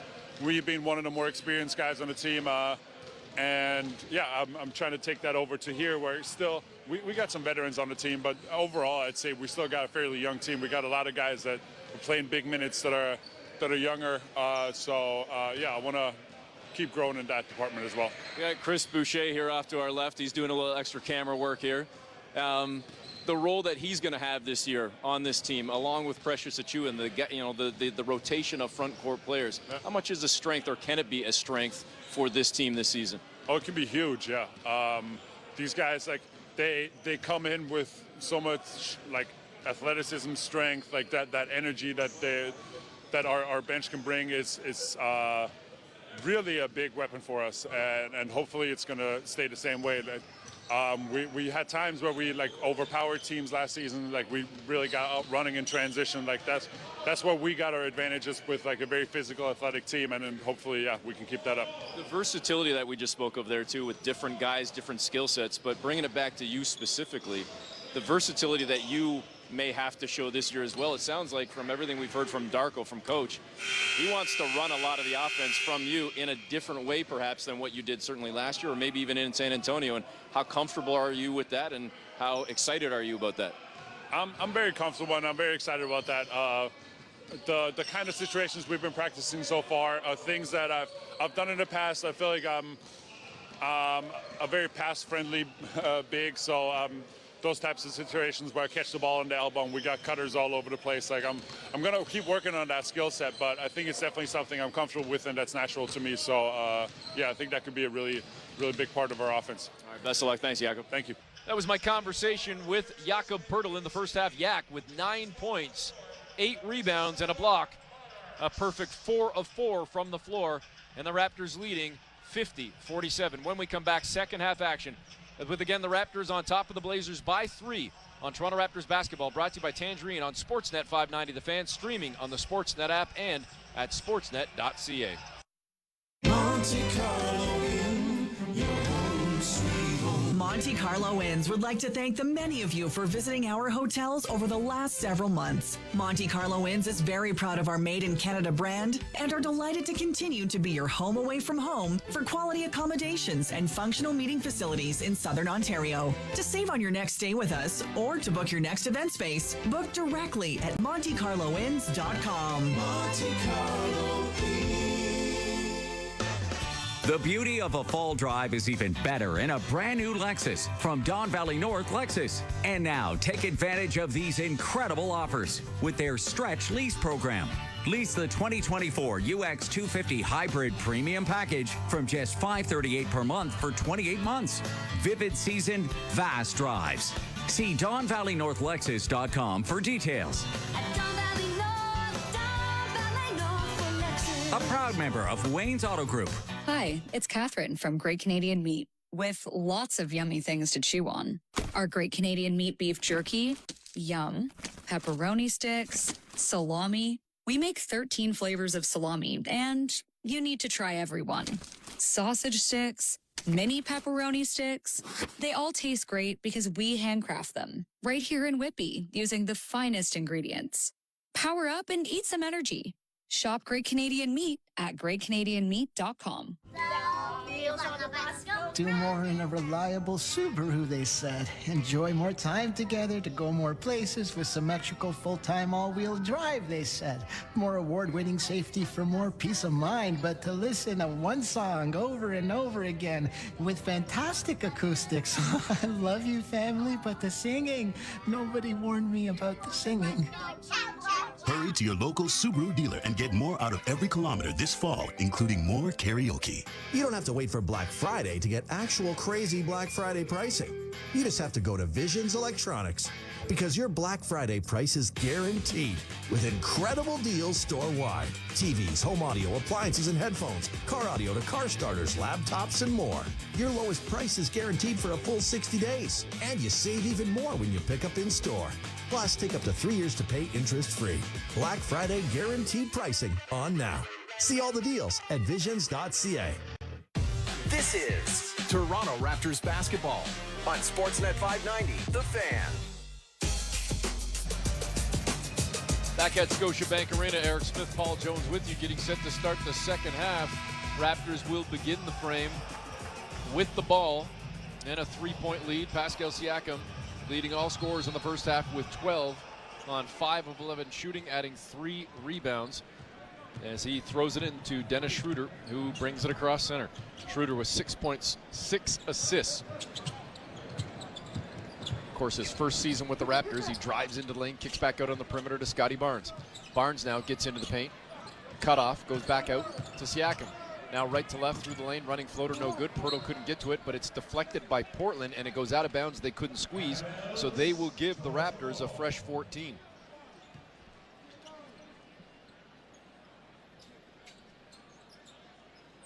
Toronto inbounding on the baseline. Right in front of superfan Nav Bhatia. It's Dennis Schroeder throwing it in for the Raps. Gets it to Poeltl. Back up top, above the arc, it's Siakam. Pascal around the Poeltl screen, goes back to Yak, driving at Ayton, and DeAndre Ayton with a left-hand block as Poeltl tried to scoop it up. And the Raptors now have 5 on the shot clock. Still a chance to get something here, as Schroeder will again do it on the baseline. This time on the opposite side of the floor, though. Gets it in, open jumper, Siakam. Oh, great look at the jumper from 19 feet, and he missed it. It rattled 2 rims and popped out. Tough break for Pascal. Here comes Scoot, driving to the tin, and he got by Schroeder, and then he was met at the tin by Poeltl, and they're going to say that Yak kind of turned the shoulder and bumped Henderson and give Poeltl his second foul, sending the Rook to the free throw line. Scoot Henderson at the stripe for the first time tonight, and he plays Plinko on that one as it rattles around and falls down. Brings the Blazers within 2. 50-48 Raptors. Second free throw, that one clean, so it's a 1-point lead for Toronto. 40 seconds gone by here in the third quarter. Pascal will now bring it up for the Raptors across center, picked up by Grant from the Blazers. Now hands it off to Schroeder to Poeltl, above the near elbow. Back out on the perimeter to Schroeder, dipping behind the screen set by Poeltl. Now to Barnes. Barnes left to right. He's above the arc, out on the far wing, trying to go at Henderson. Dribbles into the far corner, then finds Poeltl down low. Poeltl misses the shot, gets his own miss back. Fresh 14. Raptors whip it around the perimeter. Barnes, far wing. Triple is no good. Poeltl couldn't get his hand on it, and it goes over his head. Here come the Blazers, a chance to maybe take the lead. Schroeder trying to knock that ball away. He does, but it goes right into the hands of Scoot Henderson, who misses a triple, and here come the Raptors. Barnes ahead to Siakam, who got behind the defense. It was deflected away by the Blazers. To their credit, they got back to cut off that Raptor fast break opportunity. Yeah, Chauncey Billups, I'm sure, spoke to them. The fact that the Raptors have 13 fast break points, and Toronto, one of the teams that loves to get out and run. Toronto inbounding. Open look, far corner, OG. Wow. Rare miss from OG in a corner, especially on an air ball. And from his backside down on the ground, Grant secures the rebound for the Blazers. Portland again with a chance to take a lead, trailing by 1. Henderson to Grant, over on the far wing to Thibault, back to Grant. Grant above the arc, 10 on the shot clock for Portland. Schroeder in front of Grant. Grant into the lane, using that length, that height, missing the shot. Great job defensively by Toronto. Well, Schroeder especially, he knew Grant wasn't going to his left hand. Here comes Pascal, got by Thibault, going to the tin. The reach comes in on the Blazers. And it's going to be Thibault with the foul, but they're going to say on the floor. And Pascal saying, no, I was on the gather. Jonesy, I called it. He was driving. That should have been a 2-shot foul. Pascal not happy about that when he was standing at the stripe waiting for the ball. Raptors instead inbound. They're going to have to earn the 2 right here. At the far elbow, Poeltl to the cutting OG under the tin, and he misses the dunk that was contested by Sharp. And back come the Blazers, laying it in. It's Shaedon Sharp, so he played defense and then went on offense. Blazers leading by 1. OG really had a good opportunity to finish there. Toronto 0 of 7 in the quarter, but now make it 1 of 8 as Scotty Barnes spins and finishes. The left hand didn't look too gimpy there. He did a nice job with it. 52-51. Scoot Henderson into the lane, kicks out for a triple, and Thibault buries it right in front of the Raptor bench. Scoot Henderson with happy feet, man. Like both feet were moving on that one. They talk about playing on the catch. Like, give me a pivot foot. Barnes, far side jumper up and in for Scotty. Aggressive on the last 2 possessions. Scotty Barnes putting Toronto into an even tie at 54 apiece. Thibault 3-ball, missing that one. High for the rebound, Siakam. Raptors now with a chance to take the lead. 3 minutes gone by here in the third. Siakam on the near side, goes up top to Barnes. he going to do it himself again? Nope, goes back over to Pascal. Into the paint, Siakam cut off. Now straight away, keeping the dribble alive, though. Pull-up jumper over Grant is good. Pascal doing it. That's one-on-one right there. Pascal staring Jeremy Grant down and opening up the bag of tricks. 14 for Siakam. Sharp fighting through screens, then tried to take the shot and bait the officials into a foul, and they're not buying it. They got Scotty on the foul, but Ayton stuck out his elbow on the screen, which should have been an offensive foul. 56-54, Raptors leading by 2. 8:35 to go here in quarter number 3. Thibault inbounding. Henderson gets it back up top straight away. The Rook missing the triple. And he's 0 of 5 from distance in the ballgame. Barnes, the high-low pass, looking down low to Anunoby, and it wasn't a good one. An easy knock away for the Blazers. Yeah, kind of an unforced turnover, high-risk pass, and then you give up a 3 in transition at the other end. Those are the kinds of turnovers that, to me, are outside of the system. You're trying to force the system when you make those kinds of turnovers. Driving to the 10, Barnes goes right into the chest of Ayton. Fouled, gets the bucket, and going to the stripe. How about Scotty Barnes driving on the left side, buried his shoulder into Ayton. They say Ayton drew the contact, though, and they call the foul on the big man, and showing off the strength and the length, it's Scotty Barnes. It's a tough shot, going left, shooting it right, but you're on that side of the court. A little bit of backboard would never hurt.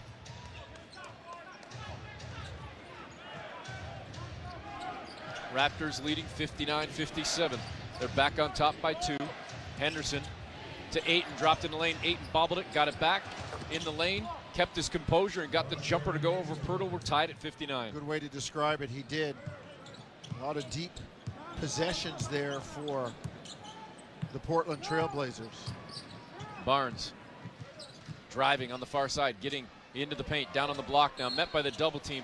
He spins, and he went right at Henderson, got the rookie to commit the foul, and he was not deterred by the fact that Ayton was there with the double team. Well, Scotty will walk. When I saw him last year or 2 seasons ago as a rookie, walk LeBron James down into the post and say, hey, take this with you, he's not afraid of anybody. And like I said, you know, we were talking with Ailish and Justin in the pregame. Scotty listed at 6'8". No. He likes 6'10" right now. Like, it says 6'8", 241, and apparently they get all these new measurements and metrics on media day. He's probably about 6'10", 250. 6'9", 250. Well, all I know is when I look out, Jonesy, it's like looking in the mirror, I'll tell you that. Yeah. At the fun house, maybe. Sideline, triple, trying to answer back. Grant can't do it for the Blazers. Ayton, though, with the rebound, gets in the lane, goes at Poeltl, misses, and again the Blazers clean it up on a third look on a tip-in from Jeremy Grant. We're tied at 61. And a free run from the far side.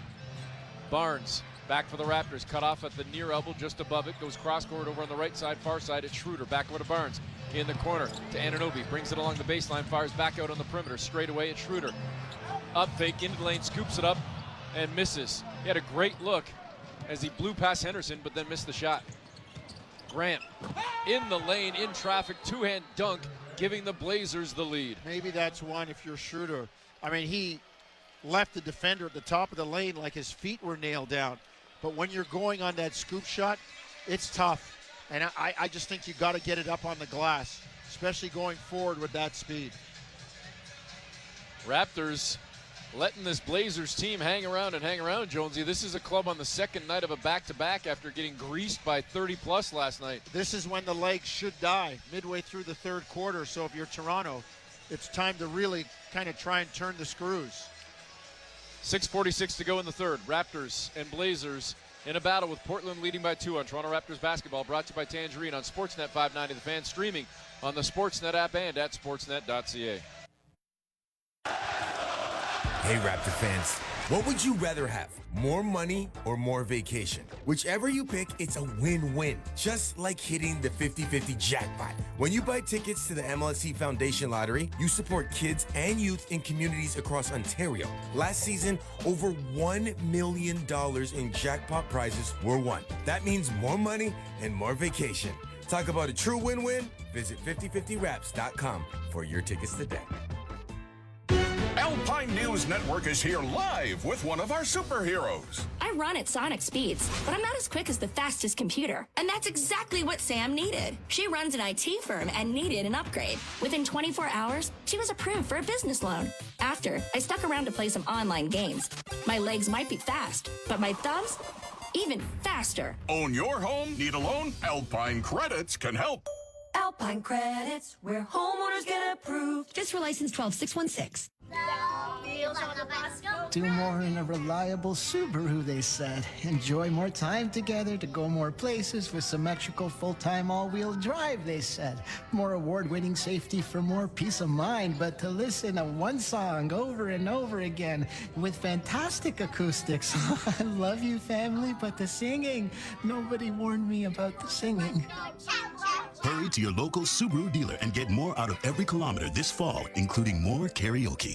This is Toronto Raptors basketball on Sportsnet 590, The Fan.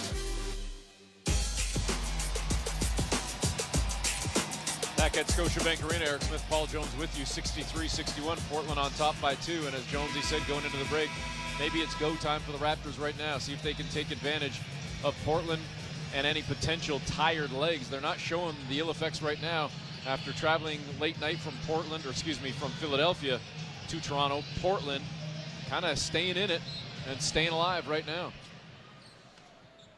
Playing hard. I mean, they got beat pretty good last night, and part of that is the pride too taking over. They don't want to have that happen 2 in a row.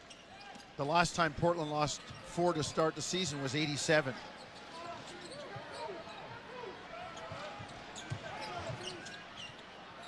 Barnes over to Schroeder. Schroeder spinning at the far elbow, turning, firing, missing the shot. It was late in the shot clock. He got a good look, but he couldn't knock it down. Schroeder tonight has struggled, just 2 of 7. Jumper no good for Sharp. High for the rebound. Barnes has it. So a chance again to tie or take the lead right here. Scotty down the floor. Pull-up triple is good. Busted. Rip the cords for Scotty Barnes, who's having a fine third quarter right now. That's a new deal for Scotty.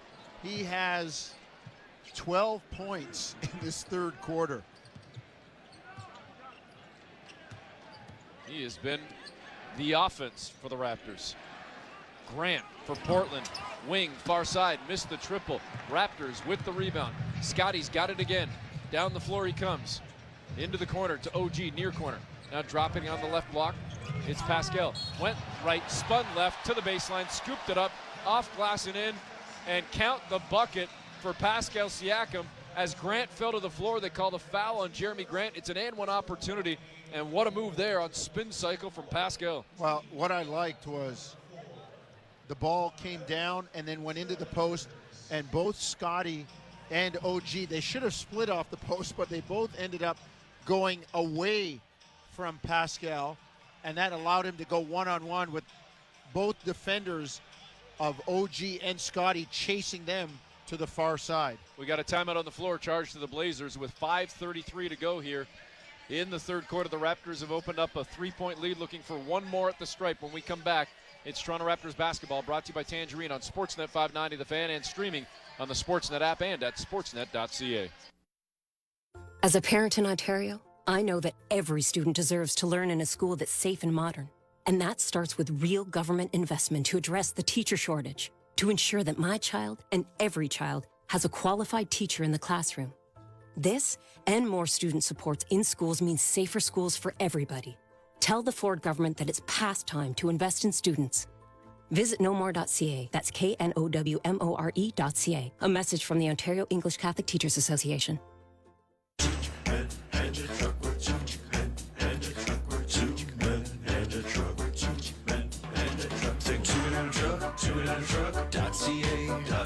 So when you gotta move, all moving day. Think 2-minute-a-truck.ca. Cause all of us movers are not the same. So that's our company name, 2-minute-a-truck.ca. We're lots of men with lots of trucks, so give us a call today. When you're looking to play, Red Rivers will make your day. Take a chance, you'll see. You like slots, we've got lots. Blackjack roulette, take your shots. BetRivers Online Casino has hundreds of slots, live table games, and more. Take a chance! Must be 19 plus. Available in Ontario only. Please play responsibly. If you have questions or concerns about your gambling or someone close to you, please contact Connects Ontario at 1-866-531-2600 to speak to an advisor free of charge. This is Toronto Raptors basketball on Sportsnet 590, The Fan. Back at Scotiabank Arena, Paul Jones, Eric Smith with you. Raptors leading the Blazers 66-63.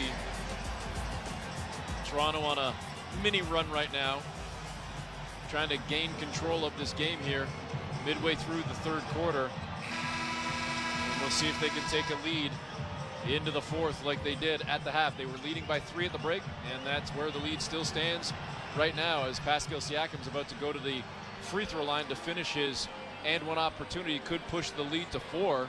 Jonesy, Halloween tomorrow. The Raptors had their Halloween party a little bit earlier, like late last week or something. We saw a number of Raptor great costumes with yeah, Grady great Dick costumes. dressed up like Scooby-Doo, and Darko Rajakovic was Jack Sparrow from Pirates of the Caribbean. We had Pascal Siakam going as your guy. You reference it all the time, right? Nino Brown. Nino Brown, New Jack City. What's your, I know you're not dressing up this year. Siakam misses the free throw. You got some time to think about it. Your most memorable costume, either as a kid or even as an adult, Jonesy. Give it to me in a bit here. It's called a tease, folks. I want to know Jonesy's best costume. And then we can also tell the Kevin O'Neill story, which is an annual occurrence come Halloween, as Jeremy Grant opened for a dunk underneath and Portland cutting the Raptor lead to 1. A little horns action there from Portland, and Raptors had everybody above the free throw line, nobody to help down low. Schroeder to Poeltl, back to Schroeder, driving on the far side, went at Ayton. Ayton knocked it away, and it went right into the midst of Poeltl, who calmly laid it in. Johnny on the spot right there. Jakob doing a great job. Like, he's not a guy that's looking for any kind of credit. He just keeps doing his job and grinding away.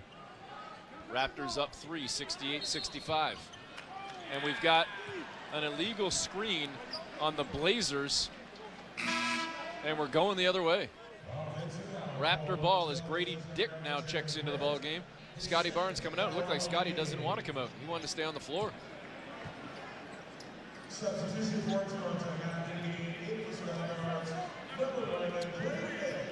Grady Dick scoreless tonight in 8 minutes, 0 of 2, after having 16 the other night in the loss against Philly. Trent to Schroeder, whips it over right to left on the wing at Siakam, back over to Schroeder. Schroeder now more so straight away, trying to shake free from Henderson around a Poeltl screen at the free throw line, and now moving screen on Poeltl.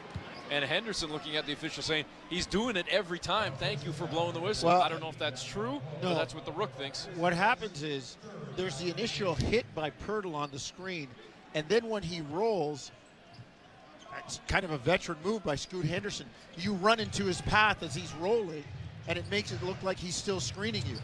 Henderson's got it right now, dropping it to Ayton. Went left, spins right. Nice soft floater over Poeltl. Good touch there from Ayton. Ayton quietly now putting together a game. He's got 8 points, 14 rebounds, a couple of steals, and a couple of blocks. Raptor lead is 1. Schroeder out to Trent, nearly knocked away by Brogdon. Raptors still with the ball, though, as Trent gets to the free throw line, weaving through traffic. Off 1 foot, floats it up, no good. Not a great look from Gary. That's a tough shot. Floating left, shooting it right, in traffic, contested. So the Raptors had visions of going up 5 or 6. Instead, now they're trying to hold on to the lead. It sits at 1, and the Blazers could go on top right here.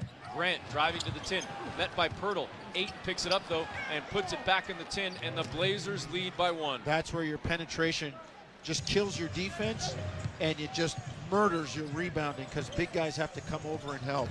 Siakam into the paint. Passes back up top to Schroeder. Back over to Pascal.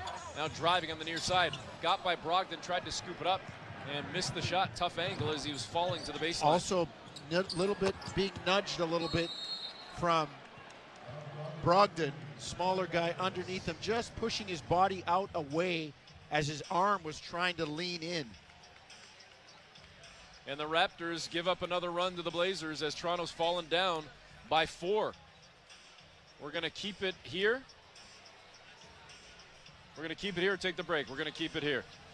The Raptors, Jonesy, on the last break at 5:33, led 66-63. It's now a 9-2 Portland run as they lead 72-68. Well, some misses, not getting back, not quite tightening up the paint the way they did. I mean, you go back to early in the game, Raptors had a really solid advantage when it came to points in the paint. And I'm looking at halftime, 30-20. Right now, Portland scored on the inside, and the paint points are 38-34 for Toronto, but Portland closing that gap and, you know, outscoring them 14-8. And when you're in the paint scoring, those are easy ones. Those are dunks. Those are putbacks by guys like Ayton. So pick up the defense a little bit. Raptors now down 72-68. Portland biggest lead in the ballgame was 5. They're 1 shy of that right now. So the Raptors see if they can put together a little run here and get this thing back on track before the end of the frame. Pascal to Trent, back over to Pascal, wing far side, 3-ball up, no good, and nobody down low for the Raptors. That looked like a broken play. Well, I thought Pascal had Boucher on the roll and didn't get him. And Jeremy Grant gets behind the defense. Nobody picked him up. And he got to the tin, fouled from behind. He's going to the free throw line. And Darko Rajakovic kind of with his hands in the air saying, who's covering this guy? It was lazy transition defense. Pascal and Chris trying to communicate on the way back, and both of them were the last 2 line of defense. You got to haul tail back there, get your back to the baseline, your butt to the baseline, and look at what's coming. And if you need to fan out and advance out to contest shots, do that. Jeremy Grant ran it right up their back. So the run continues for the Blazers. It's now 10-2. Make it 11-2 and a 6-point Portland lead, their largest of the game. With 2:40 to go in the 3rd quarter. Blazers 0-3 on the season, looking for their first win. The Raptors woulda, coulda, shoulda been 2-1, looking to go 3-1. Instead, they're just trying to pull even at 500. They've got work to do now.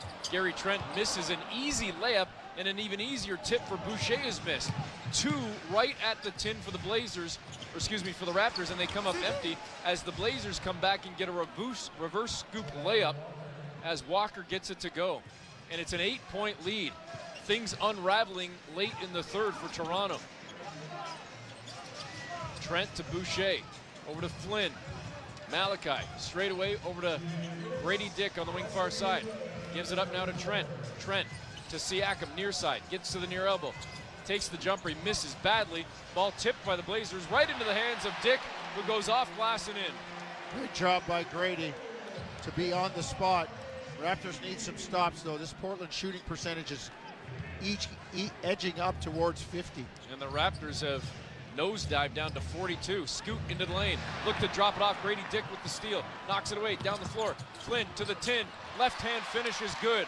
Back-to-back buckets for the Raptors. It cuts it to 4, 76-72. Really good job by Grady.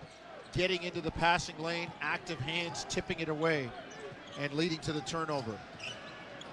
Brogdon trying to shake free from Flynn, and Flynn trips him up from behind, inadvertent, but no doubt a foul. And Malachi Flynn picks up his first foul of the game. First foul in the last 2 minutes for the Raptors, so the next one sends the Blazers to the line. Portland leading by 4. They will inbound from the far side. Got to keep the defense up if you're Toronto. Get a stop here. Quality look at the other end.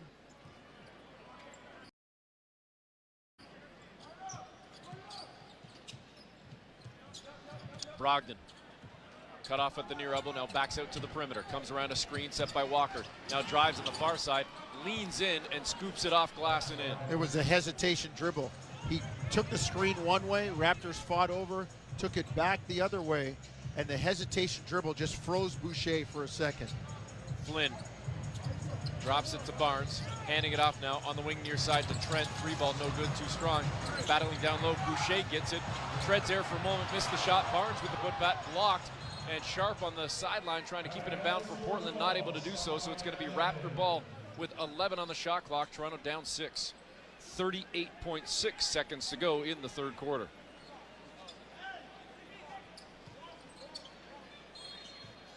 Flynn on the sideline doing the honors. Gets it to Barnes. Barnes on that far side, now hands off to Trent. Trent, cross court, back over to Dick. Dick fakes the pass, puts it on the floor, gets in the paint, and finishes with a left hand, contorting his body around Jabari Walker. Great footwork and finish. That's a great finish by Grady, really, really is. They ran him off the line, and he got all the way to the basket, didn't stop for anything in the mid-range. 20 seconds to go in the quarter. Blazers will have to give it up with about a 7-second differential. Shot clock, game clock. Brogdon on a switch. He's picked up by Grady Dick. Brings it to the left, gets into the lane, takes the bump from Grady, gets the bucket, and they're going to send Brogdon to the free throw line. Grady picks up his first foul of the game. Boy, I got to tell you, that was a foul, but Grady looked Brogdon in the eye and was right with him. If he doesn't reach in, it's not a three-point play. It's a tough bucket, but it's not a three-point play. He moved his feet really well. It was the reach. It was the reach that got him. I mean, it was a marginal foul, marginal contact, minimal contact, I should say at best. But he moved his feet well. It was the hands that hurt him. If he lets him take the shot, give him the two. So the Raptors were able to cut the Blazer lead from 8 down to 4. It sits at 6 as Brogdon misses the free throw. Dick drives to the 10, and he's blocked right at the rim. That looked like a lot of contact there on the Grady Dick attempt late in the quarter. No whistle, no foul, and the Blazers are going to go to the fourth quarter with a 6-point lead. I'd love to see another angle of that one from our TV friends. But either way, it's not going to matter. We're going to the fourth quarter with Portland up 80-74. Well, Raptors again trailing after 3. Got to muscle up. 49% shooting for the Blazers. That was a really good quarter. We'll give you all the numbers on their shooting when we get back. I'll tell you about a trend that's, well, not necessarily a good one for the Raptors when we come back as well. Raptors down 80-74. Blazers on top by 6. Fourth quarter action next on Toronto Raptors basketball, brought to you by Tangerine on Sportsnet 590 The Fan. Streaming on the Sportsnet app and at sportsnet.ca. Hey, Raptor fans. What would you rather have? More money or more vacation? Whichever you pick, it's a win-win. Just like hitting the 50-50 jackpot. When you buy tickets to the MLSE Foundation Lottery, you support kids and youth in communities across Ontario. Last season, over $1 million in jackpot prizes were won. That means more money and more vacation. Talk about a true win-win? Visit 5050raps.com for your tickets today. Looking to grow your equipment fleet? Join United Rentals in Peterborough on November 9th for the Fall Used Equipment Sale and grand opening of our brand new facility. Browse over 4,000 classes of equipment originally sourced from top-tier manufacturers and expertly maintained. From aerial work platforms to earth-moving equipment and everything in between, United Rentals has the equipment to build your fleet and get the job done. Plus, they offer special financing and service plans. For more information on our Peterborough event on Thursday, November 9th, contact us at 705-750-1064. You don't have to wait for Black Friday to get actual crazy Black Friday pricing. You just have to go to Visions Electronics, because your Black Friday price is guaranteed with incredible deals store-wide. TVs, home audio, appliances and headphones, car audio to car starters, laptops and more. Your lowest price is guaranteed for a full 60 days. And you save even more when you pick up in store. Plus, take up to 3 years to pay interest-free. Black Friday guaranteed pricing on now. See all the deals at visions.ca. This is Toronto Raptors basketball on Sportsnet 590, The Fan. Back at Scotiabank Arena, Eric Smith, Paul Jones with you, getting set to start the fourth quarter, and the Blazers will start with the ball. 59% in that quarter. Portland 13 of 22. The Raptors only 10 of 30. 10 of 30 in the quarter? 10 of 30. 30 shot attempts in the quarter, my goodness.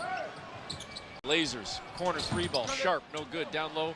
Anunoby had the rebound, doesn't squeeze, and flying in and just taking it away was Kamara. Raptors sloppy with that one, uncharacteristic from OG Anunoby. So the Blazers now with another chance to put up points on this first possession of this fourth quarter. Brogdon with Flynn on his hip, gets to the far elbow, leans back, jumper no good. Raptors again can't get the rebound. Boucher and Dick were both there, neither grabbed it. Shot attempt no good from Portland, and finally Toronto gets the ball off the miss from Brogdon. Raptors down 6. They got to get things going here. 11 minutes to go in the ball game. A minute gone by already in this final frame.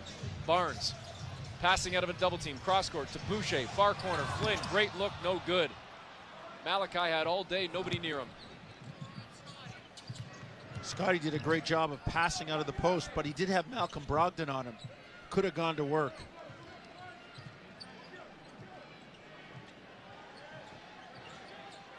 Brogdon, far side. See if he can go to work on Dick again. Jumper no good. As Grady got a hand up in the face and Brogdon missed from the far sideline. Down the floor comes Scotty Barnes. He missed the layup attempt, gets his own miss back and floats it back in the tin. Scotty got them vice grips for hands, man. When that ball's on the floor, it's like crazy glue, like Lester Hayes back in the day with the stick. I'm not sure how big that hand is compared to Kawhi Leonard, but he's got long fingers, no doubt. He's got those big mitts. And an illegal screen, a moving screen on the Blazers. Going to wipe out that possession. They're going to call it on Kamara as he was trying to set that screen for Mays. So the Raptors are going to get the ball back on a 14th turnover by the Blazers. And Toronto, Jonesy has to start taking of every advantage, every opportunity.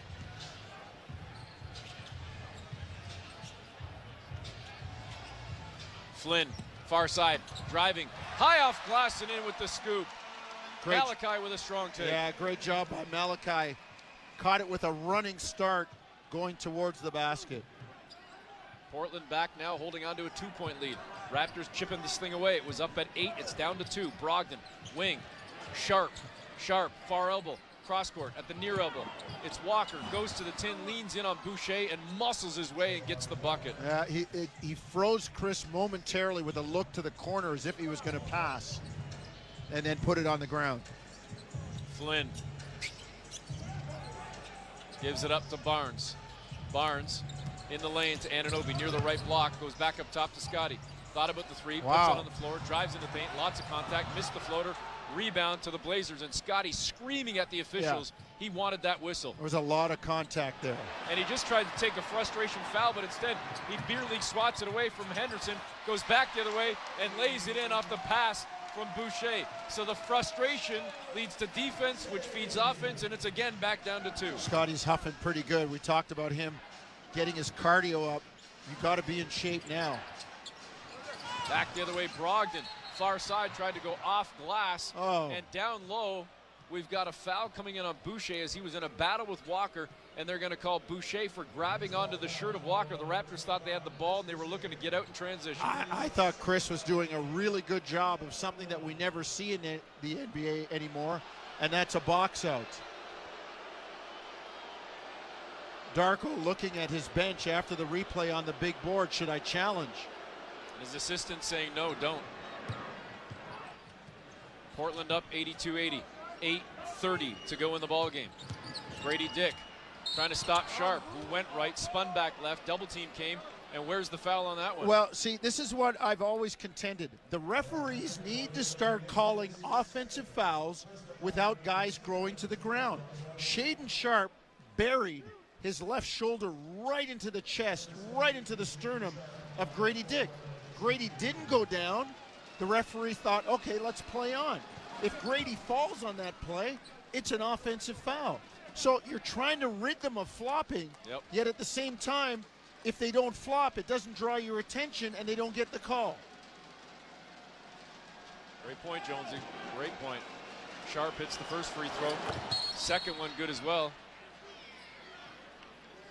It's 84-80, and on the free throw, they're calling Scotty Barnes for a loose ball foul. It's going to be one shot for the Blazers, and there's no doubt about that one. Scotty just shoved Kamara to the ground.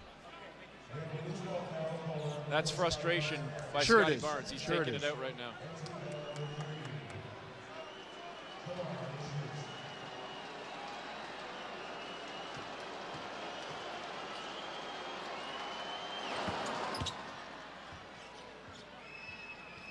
So that free throw good off the technical foul, and just like that, Portland has the lead back up to 5.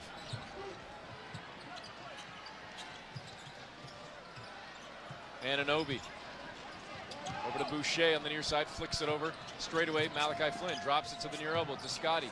Fake the handoff, turns around, fires a triple, rattled some rims, no good. High for the rebound, tapping it out was Grady Dick, but away from the play, we've got a foul coming in on Portland, a loose ball foul before that tip out from Grady. Scotty's got to be careful not to revert to just one-on-one and trying to do it all himself, especially as frustrated as he is right now.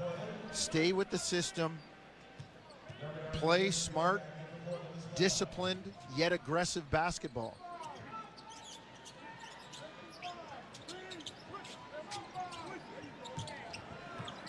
Flynn had the ball knocked away by Grant, picks it back up, elevates for a triple, straight away, missed it. Rebound though to Barnes, another fresh 14 for the Raptors. Up fake, Grady Dick on the baseline near side, cut off, goes back on the perimeter on the wing toward the sideline. Now it's Flynn into Barnes, turning lane, firing with a hook shot, blocked by Grant, lost the ball, and the Raptors scramble back on defense. Scoot in the lane, fouled, and Darko Rajakovic looking at the official saying, what did he do? The Raptors looked like they were getting themselves back in the mix, and Jonesy now it looks like it's kind of unraveling again with Portland trying to go up 7 here at the free throw line. Scoot Henderson will take 2 with his team leading 85-80. Portland taking advantage of the Raptors in transition, not necessarily scoring all the time, but pushing the ball, getting fouls, just doing a good job of recognizing what they can get.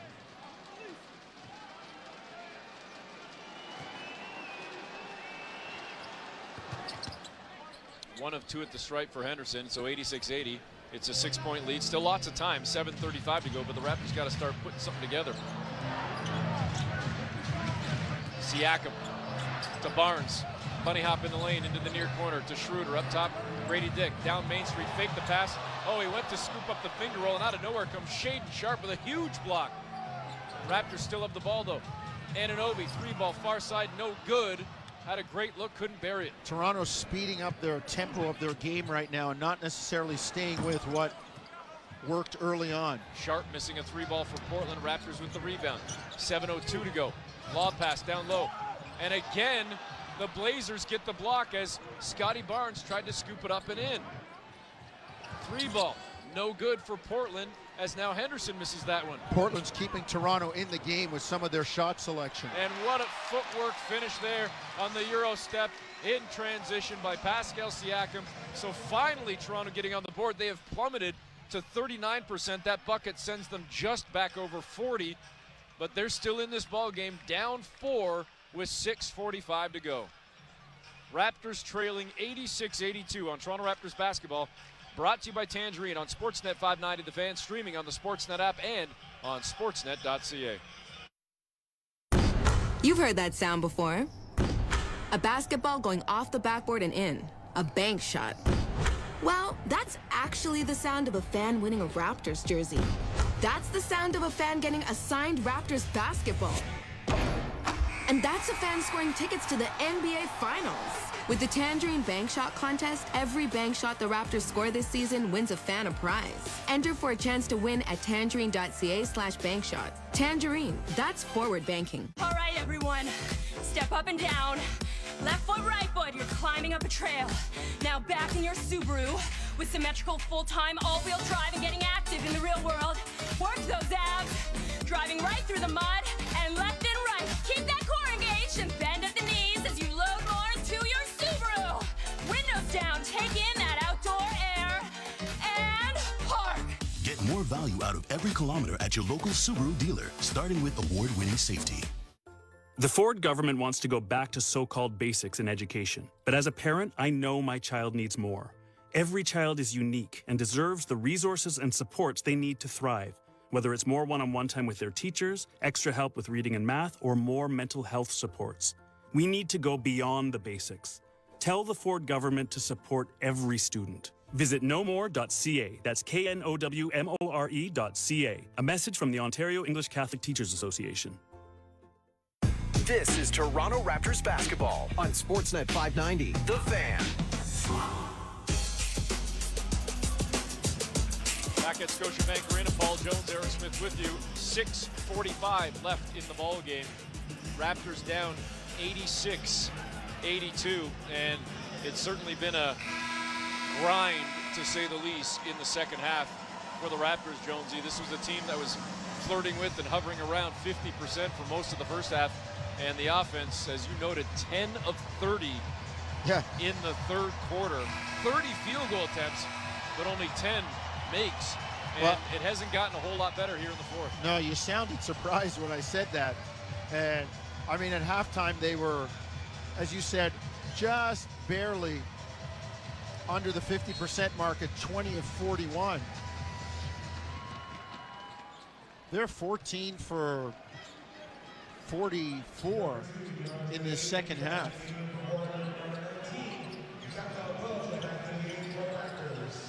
Henderson kicks it out to Brogdon, had a pretty good look at a three. It grazed the front of the iron, he couldn't knock it down. So the Raptors get the rebound and come up across center. Calling out the play at center court on the logo, it's Dennis Schroeder. Schroeder trying to work with a Poeltl screen, frees himself. Henderson now, though, fights through, stays with him. Grady Dick up top, good look at a three, turns, fires, no good, and nobody underneath for the Raptors. Didn't quite get square, didn't quite have the balance and the hips moving straight up on that shot. Henderson into the lane, running floater, no good. Rebound to Siakam. So the Raptors are getting opportunities. Now they've got to take advantage. Siakam out to Schroeder, up top to Dick, up fake. Didn't take the shot, gives it up to Schroeder. 15 on the clock, still lots of time. Siakam wants it and he gets it. He's on the near side. Going to try and back down on Brogdon. He's on the left block. Spins to the baseline, met by Ayton, but a nice pass to an open Poeltl who got hit on the top of the head, and he's going to go to the free throw line for a three-point opportunity. Great job by Pascal. I mean, terrific job. They recognize the mismatch. Ayton slides over. He was kind of playing center field, but it's too late, too close. There's no room for rotation when the double is that far below the free throw line, and Pascal, rather than forcing the shot, found Jakob. Poeltl knocks down the free throw. Better tonight, 2 of 3. That stroke looked pretty smooth. Raptors have this thing down to 1. It's 86-85. Just under half a quarter to go. 5:32 to be exact. Sharp around an Ayton screen at the free throw line. Now getting down toward the block, leaning in on Poeltl. Great job by the big man to stay with the athletic Sharp. Raptors get the stop and the rebound. A chance to take the lead. Scotty Barnes crosses up Sharp. Driving to the tin. Missing the layup. Man, he had a great opportunity. Well, it looked like the same bump that they got Grady on at the other end. They let go there. Got to dig in on defense, though. Jeremy Grant, near side, weaving through traffic, goes at the tin and lays it in. He got a step on Barnes, and then he floated it over the shorter Schroeder. So a little more breathing room for the Blazers. Their lead sits at 3 with 4:50 to play. Barnes, cross court, left to right. Over to Siakam, around a Poeltl screen, drops it to Yak, back up top to Barnes. 3 ball to tie it, no good. Rebound, all Portland. Raptors tonight just 4 of 26 from distance, 15%. Sharp on the logo at center. Blazers leading by 3.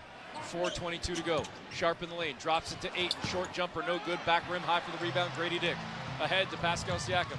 Running the lane far side. Oh, he had Dick wide open in the corner. Missed him. Up top to Schroeder. Schroeder straight away. 15 on the shot clock. Around a Poeltl screen at the elbow. In traffic. Had the ball knocked away. Dives to the floor. Couldn't keep it alive though. Picked up by Henderson. To a cutting Brogdon. Knocked away by Grady Dick. Brogdon gets the ball back though. 15 on the clock for the Blazers. Brogdon, cross court, over to Grant on the wing far side. Pascal's there. Back over to Brogdon. Brogdon with 7 on the shot clock. Goes around an 8 screen into the lane. Met by Scotty Barnes, and the Raptors get the stop. Toronto trailing by 3, 3:35 to go. Pascal went right, spins back left, cut off by Grant. Now he's going to try and do it again. Lost the handle, knocked away. No, they're saying it's going to be Portland ball, or are they going to change that? The officials are coming together. Immediately Pascal saying review that, but instead the officials converge. Brian Forte helping out Dedrick Taylor on that one.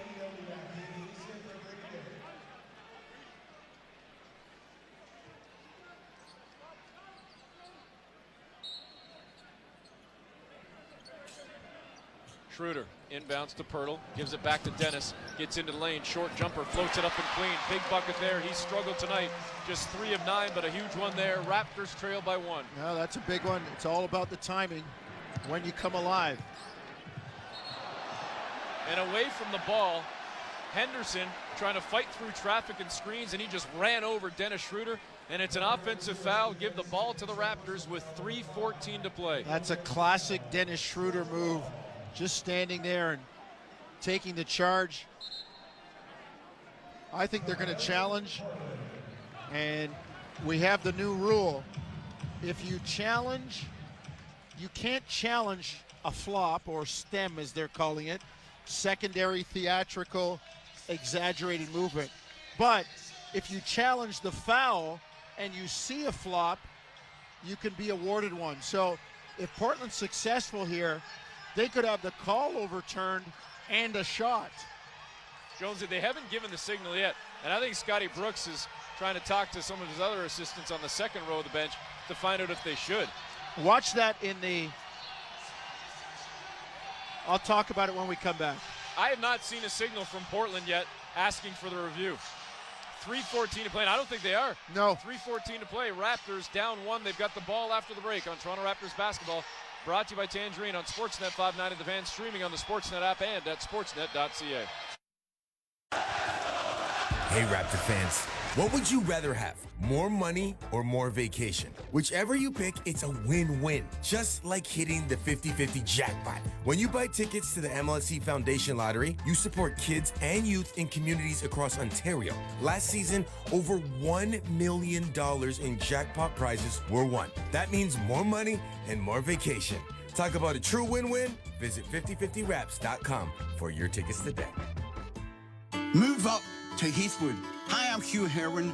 Experience true luxury at Williamsburg Green in Kitchener. Williamsburg Green is everything you want in a community. Enjoy fabulous trails, parks, playgrounds, sports areas, and more.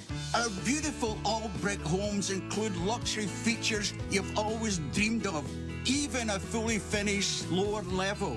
It's time to move up to Heathwood.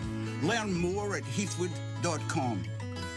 Monte Carlo Inn, your home sweet home. Monte Carlo Inns would like to thank the many of you for visiting our hotels over the last several months. Monte Carlo Inns is very proud of our Made in Canada brand and are delighted to continue to be your home away from home for quality accommodations and functional meeting facilities in Southern Ontario. To save on your next stay with us or to book your next event space, book directly at MonteCarloInns.com. Monte Carlo Inn. Welcome back. Eric Smith, Paul Jones with you. 3:14 to go. The Raptors trail by 1. It's 88-87. Scotty Barnes leading the way in this ballgame for the Raptors with 20 points and 12 rebounds. And how about this, Jonesy? Scotty Barnes is the first NBA player with 80-plus points, 30-plus rebounds, 20-plus assists, and 10-plus blocks over the first 4 games of the season since Chris Webber did it with the Sacramento Kings in 98-99. Barnes on cue, driving to the tin, cut off on the right block, in the corner to an open Anunoby. Oh, he had a great look, and it took a victory lap and popped out on a corner 3. A great look for OG that would have given the Raptors the lead. Instead, they get back on D, trailing by 1. Ayton hands it off to Brogdon on the wing near side. In the corner to Grant.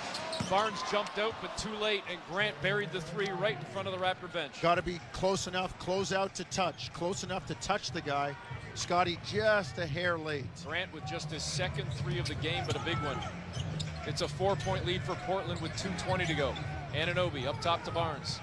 Barnes around a Poeltl screen on the far side. Gets toward the baseline. More on the block now, cut off. Tried to pass a dangerous one to Poeltl, and well, it went out of bounds on the baseline, and it's a turnover by Toronto. Those are the unforced turnovers you can't have. That ball has to come back out to the top.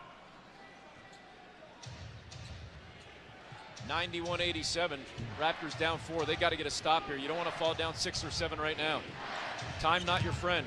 2:05 to play. Brogdon over to Henderson. Wing far side, back to Brogdon. Brogdon with Anunoby in front of him.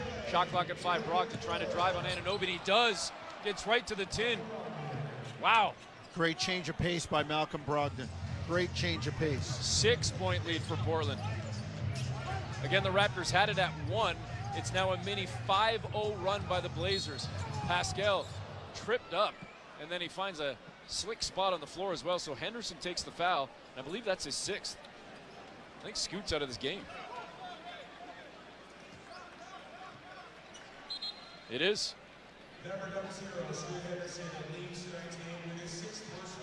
Scoot Henderson will foul out with 11 points, 7 assists, and 4 rebounds on 4 of 12 shooting. So the Raptors did a decent job of holding the Rook in check. He played 34 minutes tonight, but I'm sure he would trade all of this off for his first victory of the season, as Portland is 0-3 and looking to go 1-3 with the win over the Raptors. They're in line to do that right now, leading by 6 with 1:44 to go, and it's not free throws for Siakam, as that was the first foul in the last 2 minutes for Portland. So the Raptors inbound from the near side, driving now on the far side. Schroeder got by Brogdon, got to the tin, scoops it in. Raptors trail by 4. 93-89. Kamara across center. Anunoby all over him.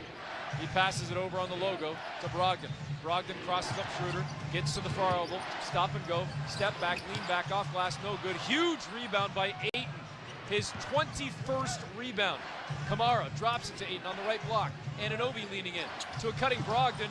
A reverse layup is good, and the Blazers push their lead back to 6. What did I say about double teams below the free throw line? And a great cut by Brogdon. 1:08 to play. Raptors down 6. Pascal spinning to the baseline on the near side, scoops it up with a right hand and gets it to go.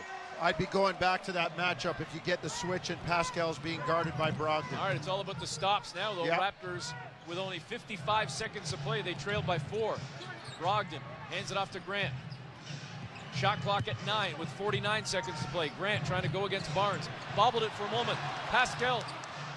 Scotty trying to sniff it out. Grant misses the shot. High for the rebound, flying in.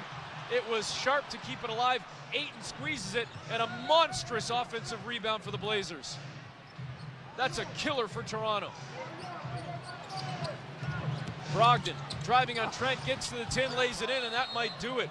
It's a 6-point lead for Portland with 25.9 seconds to play. Malcolm Brogdon is a Raptor killer tonight. You have to play Brogdon for the drive. I don't know with his shooting technique if he can shoot that pull-up. He holds the ball far out in the shooting pocket, well away from him, and it's not a classic where he elevates the hips and the shoulders straight up and takes the ball up through the shooting pocket. He has it out in front of him and kind of pushes it. You got to play the drive. If he's going to pull up, he's probably going to expose that ball. But give him credit.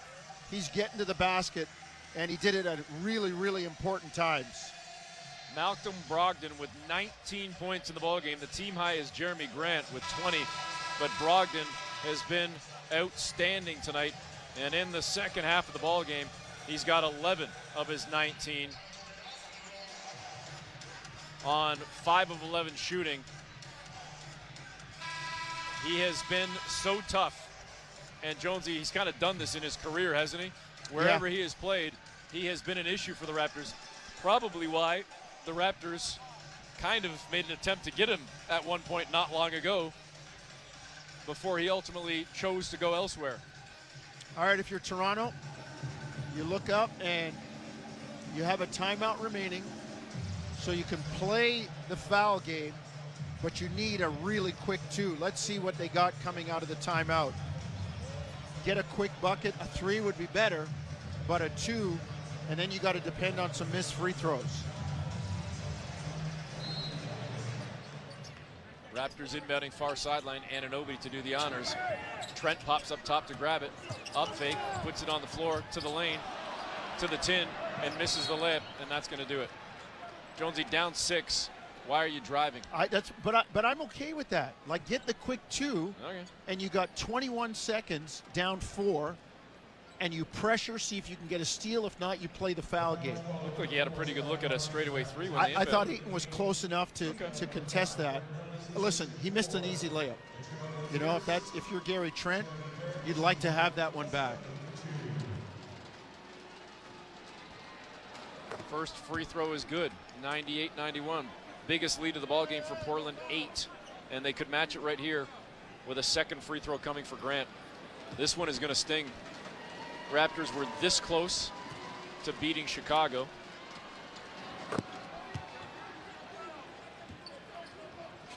But didn't.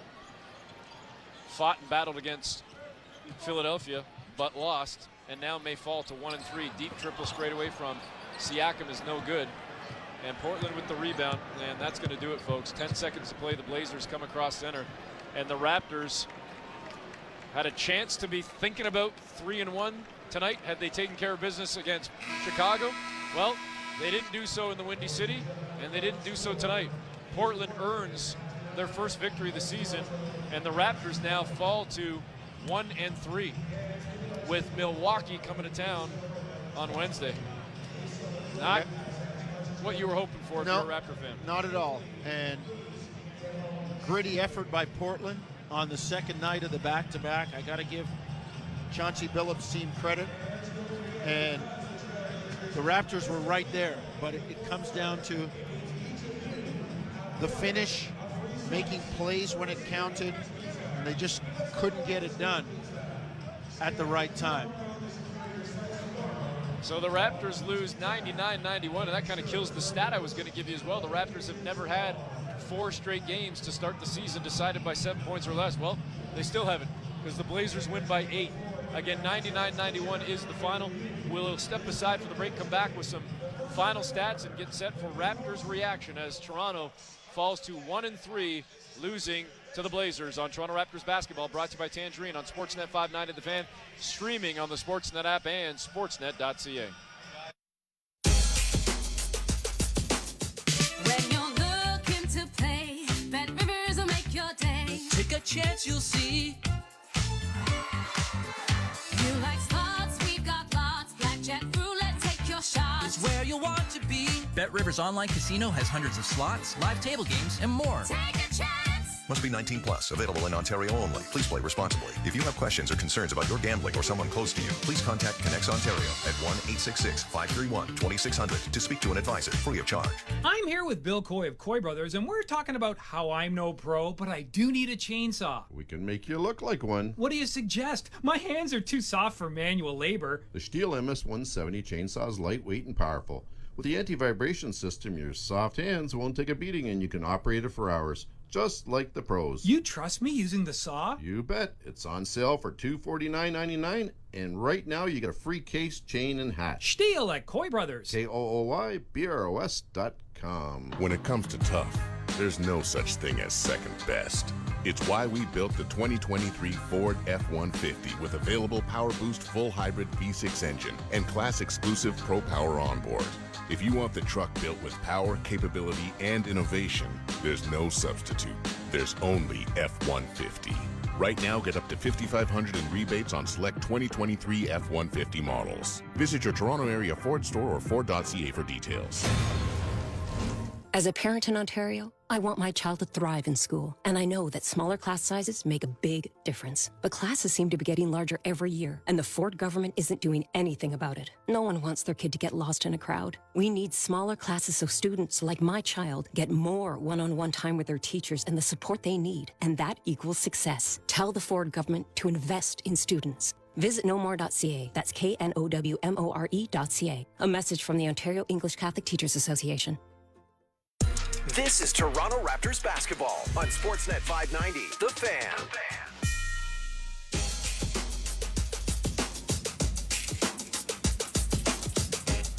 Welcome back. Eric Smith, Paul Jones with you here at Scotiabank Arena, getting set to wrap things up as Toronto loses to the Portland Trail Blazers 99-91. The Raptors fall to 1-3. The Blazers improve to 1-3. As Portland picks up their first win of the season. And Toronto, Jonesy, struggled mightily in the third quarter, shooting only 10 of 30 getting outscored 33-24, and that's kind of where the game got away from them. But they had multiple opportunities in the fourth quarter and could not come up with the timely buckets. They got it down to 1 and had the ball out of a timeout, missed an opportunity to take the lead. A Jeremy Grant 3-ball pushed it to 4, and Portland never looked back and ultimately wins by 8. Well, they'll look at the offense at times, the Raptors, as they were in the second half, 18 for 53. That's about 33%. And then you look at Portland, even though they go 6 of 20 in the fourth, they still managed to come out on top. You talked about it, Eric, the Raptors' shooting percentage plummeting. Toronto outscored by 21 points from behind the arc. 11-4 in terms of made threes. And all the other stuff. I mean, Raptors did a good job tonight, only turning the ball over 12 times. They've been averaging far many more turnovers. Turned Portland over 16 times for 19 points. The rebounding, in spite of DeAndre Ayton's 23 rebounds, was relatively even at 51-47, but you got to make shots, and you got to really, really be on top of your defensive glass. And I'll tell you what, I don't want to be negative Nelly here. You got to play the games, and you got to go out there and battle either way. And the Raptors have shown battle, but they're 1-3. But, Jones, you look at what's coming up for Toronto. Yeah. Milwaukee, Philadelphia, then the big man, the rookie, Wembanyama. The road, yeah. Then on the road, or staying on the road, to Dallas, then Boston again. And then once you come back from that trip, you're finally home for 4 straight. Well, you get Washington, okay. But then you got Milwaukee again and Boston again. So you got to start picking up a couple of wins that you maybe weren't anticipating, or at least that on paper didn't look like they'd be wins, because this was one that got away. In all likelihood, you probably would have said, looking at the first 4 games, correct me if I'm wrong here, if you looked at this a week ago, you would have said, you'll take 2-2, you got a chance to be 3-1. Because maybe you got a shot opening night, even though it's a very good Minnesota team, but you got a chance. You think you might get the Bulls one, even though it's always hard to win on the road. You're probably not going to get the second night of the back-to-back against Philadelphia coming to town, against a very good Blazers team. But then you're going to take care of business against Portland on a second night of a back-to-back. So, again, best-case scenario, 3-1. Worst-case, 2-2. Well, you're now 1-3. So, minimum, you have at least one game to make up now in terms of one that got away. You got to surprise somebody and get one of these. We talked about, 4 of the first 5 at home. And I just looked at Philadelphia and Milwaukee as part of that and said, we've talked about 5-game sets over the course of the series, over the course of the season. If you win 3 out of 5 all the way, that's 60%. You're talking about 48, 49 wins. You're looking at a 1-4. You're staring down a 1-4 unless you come up with a big effort against Milwaukee. So, as you said, you got to steal one back. And, look, give Portland some credit tonight. They were gutty. They were gritty. The Raptors didn't put them away. They started to feel more confident, and their confidence grew as they continued to make plays over the course of the game. Take note of that game, by the way, on Wednesday. It's a 7 p.m. tip-off because it's the front night of the back-to-back. Right. Playing in Philadelphia the next night on Thursday. It is a 7 p.m. tip-off for the Raptors and Bucks. So make sure you get to the arena early, not the usual 7:30 tip for the Raptors. Raptors losing tonight 99-91. For Portland, it was 22 points for Jeremy Grant. 23 rebounds to go along with 10 points, the double-double for DeAndre Ayton, 21 off the bench for Malcolm Brogdon. On the Raptors side of things, Scotty Barnes finishing with 20 points, 12 rebounds, a block and a couple of steals. Pascal Siakam had 20 points, 6 rebounds. OG Anunoby with 10 points tonight, just 4 of 12, including only 2 of 9 from distance. And the Raptors didn't get a whole lot from their second unit tonight. They did get 17 points total, but 4 from Grady Dick, 3 from Gary Trent, who was just 1 of 7. 6 points for Malachi Flynn, but He was a -9 in the ball game, struggling a little bit at times again tonight. Chris Boucher, 1 of 4 for 4 points. So just a rough outing in a Raptor team that shot only 40% with a woeful second half, especially that third quarter that we've highlighted a number of times. So we'll get set for Raptors' reaction in mere moments. But our reaction is, again, tough break for the Raptors, now sitting at 1-3, and they're going to have to try and take down the beast of the Milwaukee Bucks on Wednesday here at Scotiabank Arena. Thanks to everybody involved in our broadcast here at Scotiabank Arena and back at Raptor Central, and thanks to all of you for tuning in to Toronto Raptors basketball, brought to you by Tangerine on Sportsnet 590 The Fan, and we've been streaming on the Sportsnet app and sportsnet.ca.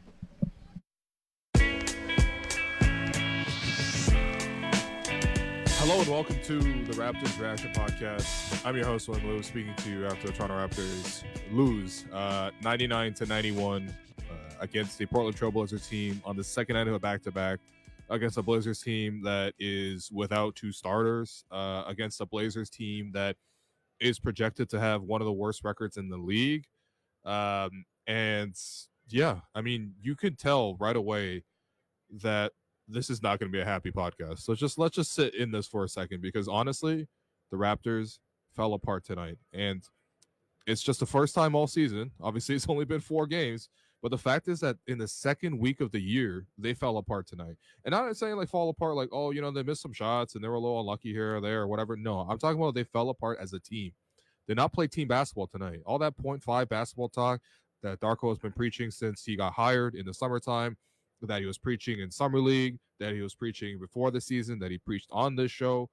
I mean, all this stuff about we're going to touch the post, we're going to move the ball, we're going to get a lot of our scoring through movement rather than dribbling.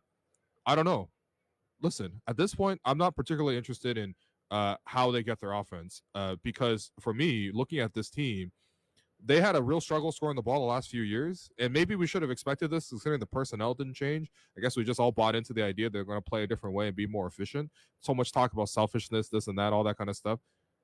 Through 4 games, the Raptors haven't even cracked 100 points in regulation. They had actually 103 against Chicago, but obviously that game that went to overtime, and that game was a disgrace in general for the Raptors. So let's not count that as any sort of a win. 4 games here, we do not get to 100 points. 100 points in the modern NBA. In today's game, you probably need to get to 110 for any chance to have a good feeling that you're going to win the game, more likely than not. The Raptors finished tonight with 91 points.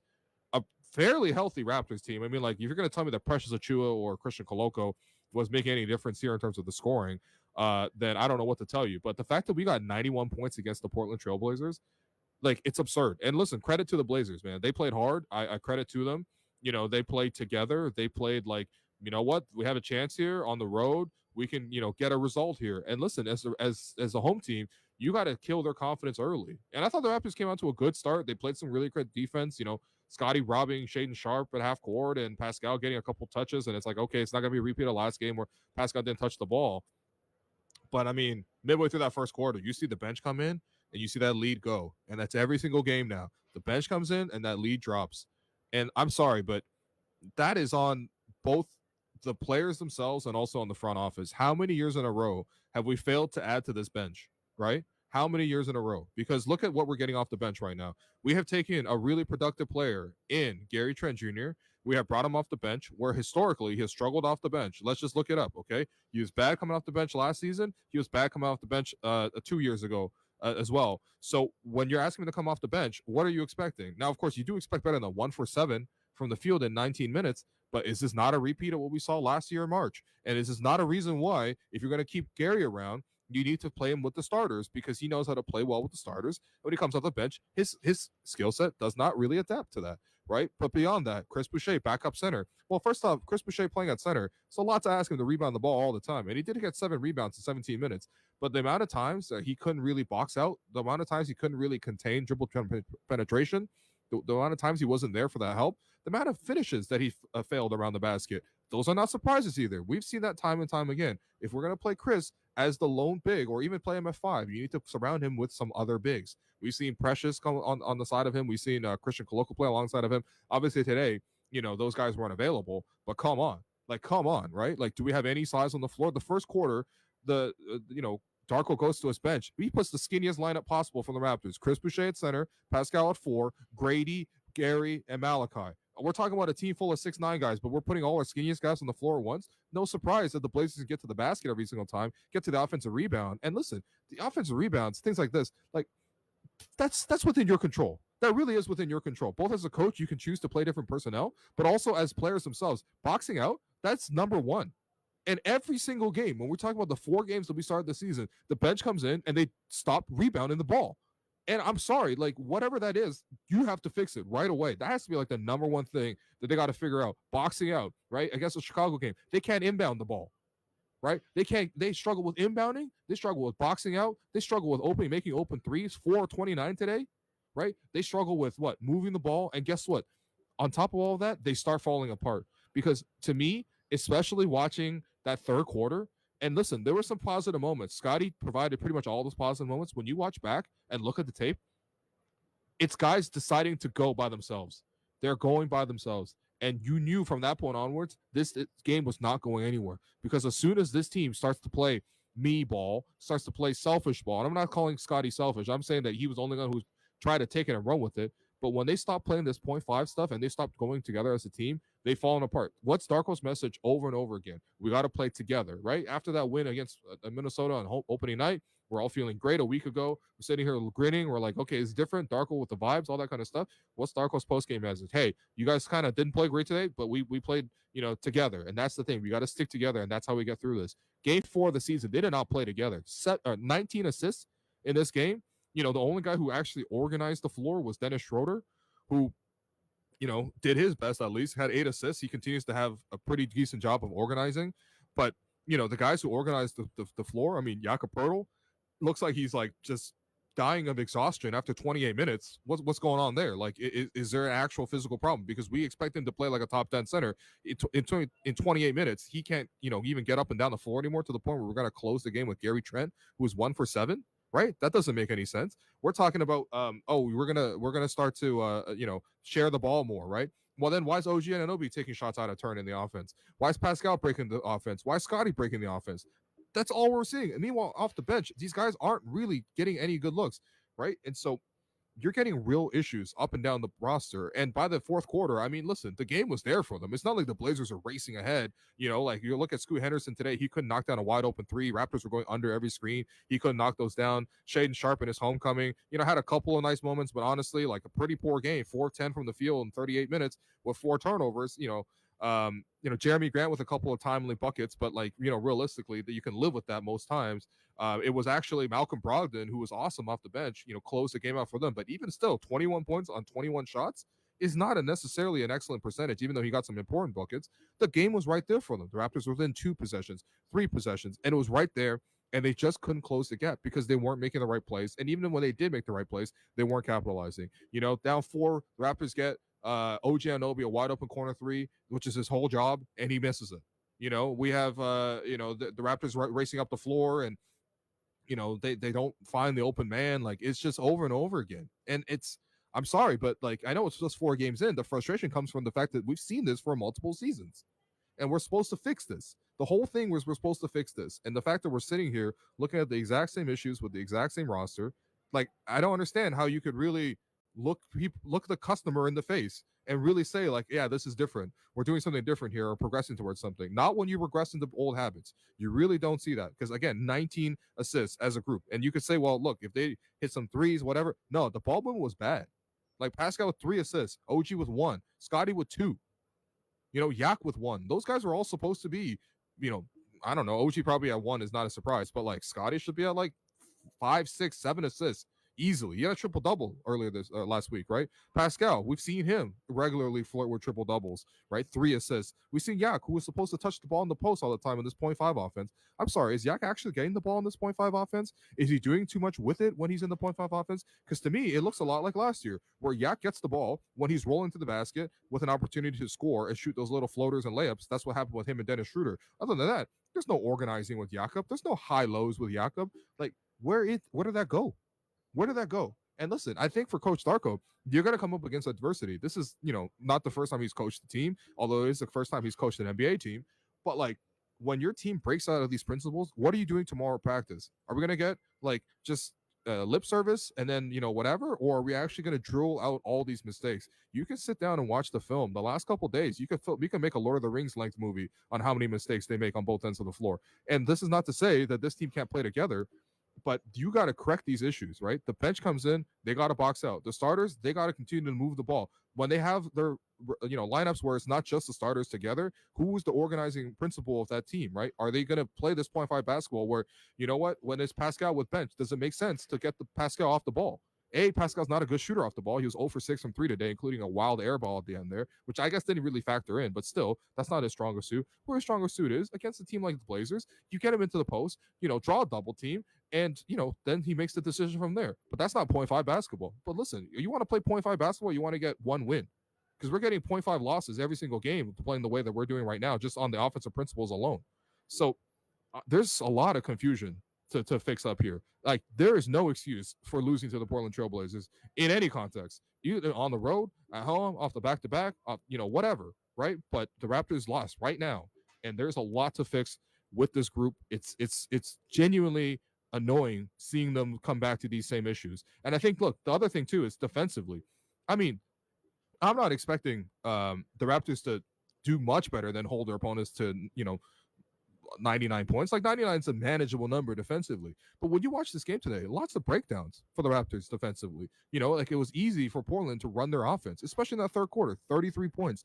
I'm sorry, this is a team where, OG Anunoby suggests that he should be on this program, suggests that he should be in contention for Defensive Player of the Year. Scotty Barnes says to the press, I want, one of my goals is to be Defensive Player of the Year. You got even Precious Achiuwa, who didn't play today, but Precious is like, yeah, that could be a top 5 defender in this league. Okay, so late in the game, when it's one-on-one, Malcolm Brogdon going up against OG Anunoby, that should be Defensive Player of the Year versus a 30-year vet. No, it's actually a 30-year vet driving right around him for a layup. And guess what? No togetherness, because there's no help at the rim either. So, again, I have a lot of questions as to what exactly is going on here, because you have to nip this in the bud right now, right? When I ask coaches about accountability, this is what accountability looks like. You have to, in games like this, after games like this, are you being held accountable to the principles that you are trying to play together as a team? And also, B, are you going to try to come back and change them as best as you can? Because if you don't, you're going to run into the same issues. And you could point fingers at one guy or another guy, but to me, together tonight, the Raptors did not play together. I would say from basically the end of the first 6 minutes onwards, when the starters did decently, from that point onwards, they didn't play together. And it's a shame. It really is a shame, because we have much more talent on paper than the Portland Trailblazers, but we don't have a better future than the Portland Trailblazers. In like 2-3 years, they're probably going to surpass us, because they have young talent and they're ready to blossom and they're ready to grow. The Raptors don't even have that kind of players outside of Scotty and maybe Grady. I would say maybe Precious, but we haven't seen him get off to a sterling start either. Unfortunately, he retweaked his groin, so we'll see what the issues are there. But you look at the Raptors bench and some of the guys we're bringing in, like, no, they're not prospects. They're guys that need to like come in and play well right now. And we are not seeing that, and we are not seeing the learning that is really taking place. And honestly, I want to say that you got to go back to the drawing board after all this, but that's kind of what it feels like. So it's a disappointing loss. I'm a little surprised that the fans didn't boo them off the court. I'm not saying it's so severe that you need to but like, honestly, to a certain degree, they deserved it tonight. There's no reason why they should lose to the Portland Trailblazers in this context. And, I think when I come back from this break, we'll go into a couple more of these details. What I liked about some of their games, honestly, there was some decent things, but realistically, there's a lot to fix. There's a lot to fix, and we're going to talk a lot more about their problems. But we're going to take a quick break. You've been listening to the Raptors Reaction Podcast on Sportsnet 590 The Fan. At Honda, we can't wait to tell you that the all-new 2024 CR-V EXL Hybrid has arrived. Right, but I was going to tell them about amazing features like all-wheel drive and a power moonroof. Well, actually, it comes with a 2-motor hybrid powertrain. Just wait, I was going to tell them that it's in stock today, so you don't have to wait. Yes, lease the Ontario-built 2024 CR-V EXL Hybrid from just $149 weekly at 7.59% for 60 months, $2,550 down. OAC, taxes extra. See HondaOntario.com. Waiting is overrated. Have you wanted to speak a new language but thought it would be too difficult or time-consuming? Then it's time to try Babbel. Babbel works because it's built around real life. It teaches you practical conversations that you will actually use. So with just 15 minutes a day, you'll be on your way to speaking in a new language in just a few weeks. Babbel, language for life. Right now, Babbel is offering radio listeners 55% off their subscription. Visit babbel.com/radio. That's BABBEL.com/radio for 55% off. You don't have to wait for Black Friday to get actual crazy Black Friday pricing. You just have to go to Visions Electronics, because your Black Friday price is guaranteed with incredible deals store-wide. TVs, home audio, appliances and headphones, car audio to car starters, laptops, and more. Your lowest price is guaranteed for a full 60 days, and you save even more when you pick up in-store. Plus, take up to 3 years to pay interest-free. Black Friday guaranteed pricing on now. See all the deals at visions.ca. While furnace breakdowns are unexpected, you can expect Reliance Home Comfort to fix it fast. We're here to take your call 24/7. And if you need a new one, pay no interest for 1 year on a featured furnace. That's right. That's 12 equal monthly payments interest-free. Looking to improve your home's energy efficiency? Upgrade to a heat pump system, and you may be eligible for up to $7,100 in government rebates and energy audits. So for an unexpected furnace breakdown, call on Reliance. Financing OAC for a 12-month term with no interest accruing. Conditions apply. See website for details. When it comes to tough, there's no such thing as second best. It's why we built the 2023 Ford F-150 with available Power Boost full hybrid V6 engine and class exclusive Pro Power onboard. If you want the truck built with power, capability, and innovation, there's no substitute. There's only F-150. Right now, get up to $5,500 in rebates on select 2023 F-150 models. Visit your Toronto area Ford store or Ford.ca for details. Hi, it's Catherine from Great Canadian Meat. Here's something to chew on. Great Canadian Meat's original beef jerky. It is really great. Locally handcrafted, 100% Canadian. It's the portable protein energy you can take anywhere. And it comes in 5 mouth-watering flavors: teriyaki, barbecue, Kentucky bourbon, sweet heat, and if you like it hot and spicy, hot and spicy. Power up and heat some energy. Shop Great Canadian Meat at greatcanadianmeat.com. Is your website actually working for you? Sure, it's there. But is it driving enough new business for you? If not, we can help. Whether you need to outrank your competition in Google or run ads that actually generate ROI, we have a solution for you. Search Engine People is a Google Premier partner ranked top 3% globally. Plus, we're based right here in the GTA. Visit scp.ca today and find out how we can bring your website back to life. scp.ca. The beauty of a fall drive is even better in a brand new Lexus from Don Valley North Lexus. And now take advantage of these incredible offers with their stretch lease program. Lease the 2024 NX250 Signature Package from just $598 per month for 28 months.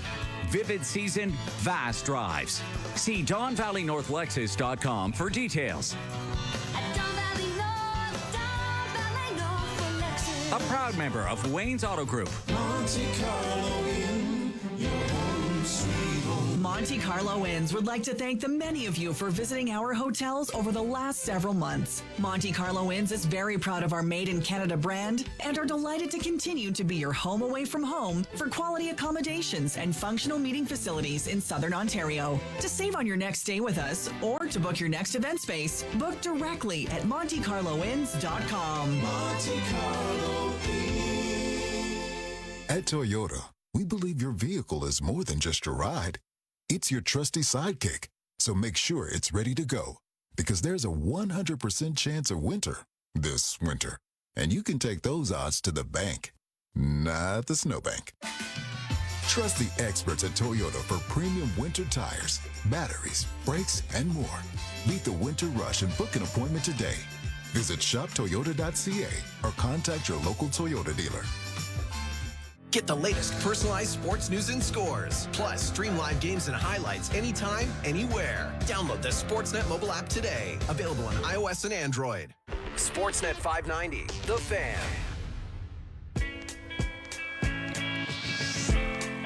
Welcome back to the Raptors Reaction Podcast. I'm your host, Ben Lou. Continue to recap the Toronto Raptors' shameful 99-91 loss to the Portland Trailblazers. Just collecting a couple of stats during that break. This one comes from Karthika. Raptors shoot 4 for 29 from 3. Good for their worst three-point percentage in a game since they shot 13% in 2017. It's their fewest made threes in a game since November of 2018. A couple more stats here. This one from Blake Murphy, obviously, co-host of the show. Raptors points per 100 in the half court so far this season. So before you listen to this, the context is the league average for last season was 98.4 points per 100 possessions. Okay. The Raptors in 4 games so far in the half court, 72.0, 74.7, 87.5, and 75.0. So yeah, I mean, it's nasty, and you know, I actually really agree with this point from front of the program, Oren Weisfeld as well.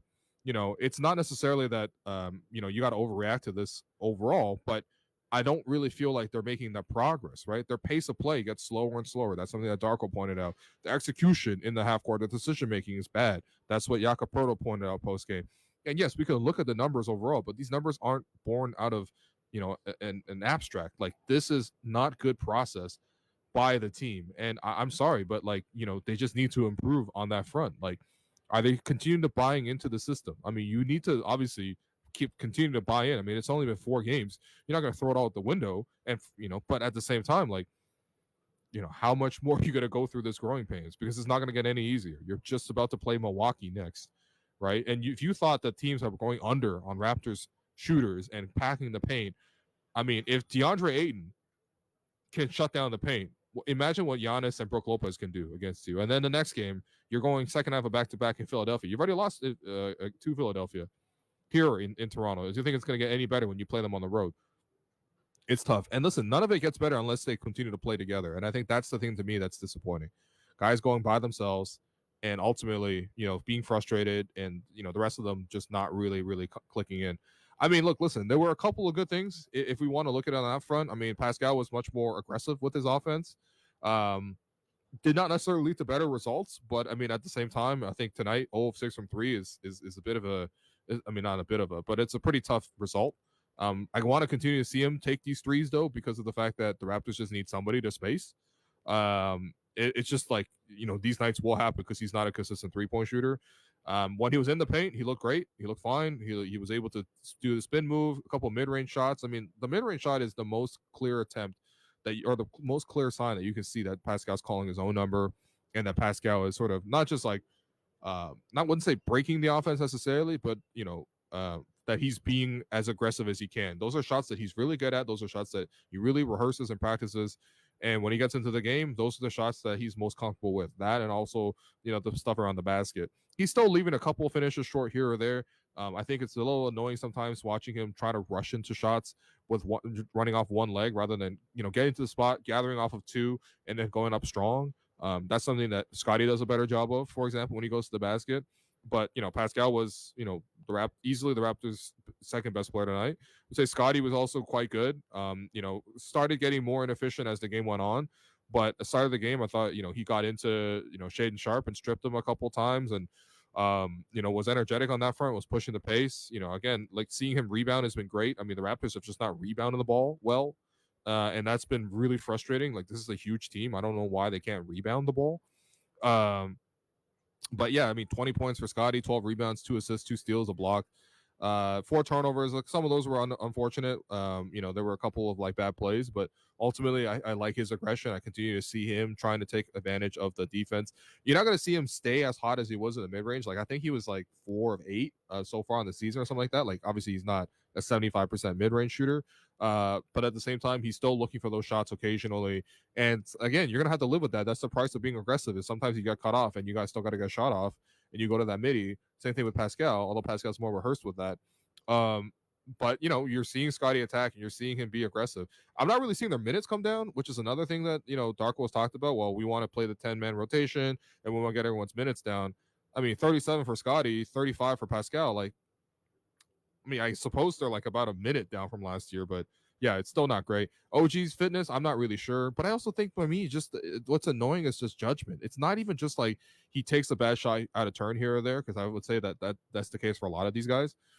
But like, it's like record stretch moments and they're momentum killers. You know, like there'll be plays where he's trying to attack one-on-one in the mid-range and get cut off and have to swing it back out, or he takes a bad shot. Like, that stuff just needs to be cut out. Like, he needs to be coming off of screens and shooting the ball, or catching and shooting off someone else's driving kick, or relocating and catching and shooting, or running in the break and getting some dunks, you know, getting some steals, runouts, all that kind of stuff. You know, other than that, we've seen it for multiple seasons. When he tries to dribble, when he tries to operate a pick and roll, when he tries to attack, it doesn't really go anywhere. Also, at the same time, when you look at the second unit, I'm sorry, but I don't even understand some of these lineups where it's like, okay, we have like a couple of starters with the bench. There was one play today where it was OG and Scotty with the bench unit, and instead of OG and Scotty being prominently used in that role, which they should be, you have OG in one corner, Scotty in the other corner. They're not doing anything in those corners, and all of a sudden it's a 3-man game at the top with Malachi, Gary, and Boucher. I'm sorry, but that's not how that's supposed to go. Those other guys are supposed to feed off of those starters that come in, and it's not 0.5 or whatever. That's just bad basketball, bad process. So wasn't really impressed with what OG did. I mean, defensively, I don't even know. Like it wasn't that impressive. Let's just say that. Like down the stretch there, I really would have expected a couple of stops against Brogdon, for example. And OG got by Brogdon a couple of times. Yak, I continue to just wonder what's up with Yak. We have not seen the best of him. Like even today with 14 and 10. I'm sorry, but he got thoroughly outplayed by DeAndre Ayton. DeAndre Ayton had 10 shots. Most of those were like little jump hooks or whatever. But 23 rebounds. 7 offensive, 16 defensive. What's up with that? Right? Like where are the box outs? 5 defensive rebounds for Jakob Poeltl. DeAndre Ayton with 7 offensive rebounds by himself. I'm sorry, I expect more from that perspective. I expect Jakob to be much more involved in the offense right now. There was so much talk that we're going to use Jakob in the high post and we're going to sort of play through him as a hub. Honestly, next time you watch the Raptors, which will probably be Raptors Bucks, count how many possessions in a row Jakob doesn't even get the ball when he's in the post. Count how many times in a row where Pascal has a man it's sealed and he doesn't get the ball in the post. Same thing with Scotty. Like, the ball has to go there. If they're going to run this offense and they're going to run this system, you need to actually do it. Otherwise, what are you even evaluating? You might lose. You might not score. Well, all of a sudden, I mean, how do you know how you even did if you didn't actually, do what you're supposed to be doing out there? So yeah, that's been a struggle. I mean, I think Dennis has played pretty well. I think today he definitely was less shot happy. I think there's still a couple of moments which he stretches in for the layup where he's like trying to put up a little floater. Like there's shots that he can get off, but they're difficult shots. Even the last shot he made in the game, which was a turnaround mid-range jumper, like, yeah, like he can make that, but ultimately, like, these are tougher shots. I do sympathize with him though. That paint is always clogged. There is not a time where Pascal, Scotty, OG, Dennis, when these guys drive, there's always a big in the paint. And why not? Right? Because Jakob Poeltl is not a guy who is going to space the floor for you. And Chris Boucher is not a player that you worry about necessarily at the basket or the 3-point line. If you can live with a late contest on both instances, right? So, there's always issues with spacing in the paint. And I think that's the thing that's, for me, it's frustrating to watch it at times, right? Because it's just that is a product of team construction. And it's been a product of team construction for the last couple of years now where, the Raptors don't really prioritize that spacing. And even if they do, it's not really in a way that has allowed the lives of their top players to be more aggressive on offense. So, that's the struggle. But listen, the bench is just a giant downer. Like, you have to figure out where you're getting off of this bench. I understand that you expected to have Precious available more. I understand that you expected to have Christian Koloko available more. I think this second unit is actually really crying out for a shot blocker, like Christian, who I think was going to take the next step this year until obviously he's missed pretty much all of Summer League and the season so far with just this mysterious respiratory issue. But like, okay, so you don't have him. So now you're getting out rebounded. Now Chris is having to do that by himself. But where's the help from some of these guys? Like Jaden McDaniels, all right? He was brought in off the biannual exception. I thought he looked okay in preseason, had some decent games where it was like, okay, it was looking good. Jaden McDaniels hasn't made a shot in 4 games. He's 0 for 8 from the field, all of them threes. He's not contributing on the offensive glass. He's not really contributing on the defensive side of the floor. And Darko just keeps pulling him in and then taking him right back out. Right, to the point where 5 minutes, like what's he supposed to do in 5 minutes? And second of all, even if he is getting more than 5 minutes, is he actually supposed to do something for Darko? Because we haven't seen that yet so far. We have seen a lot of Malachi Flynn, and I know he draws the huge amount of ire here. I know at one point he was like a minus 14 in like 9 minutes or something.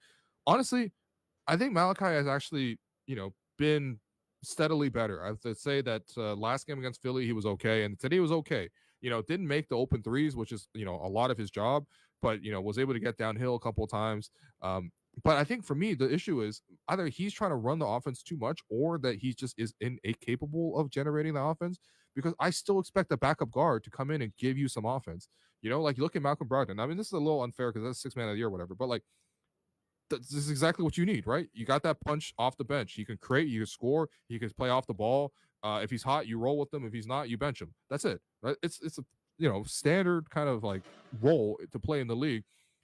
Malachi doesn't give you that playmaking punch, right? Oh, very occasionally when the defense kind of makes a mistake, he can then be opportunistic to score. But you actually need that bench guard to actually create something for you, like the way that Dennis is doing for the starting group. And we're not seeing that at all from Malachi.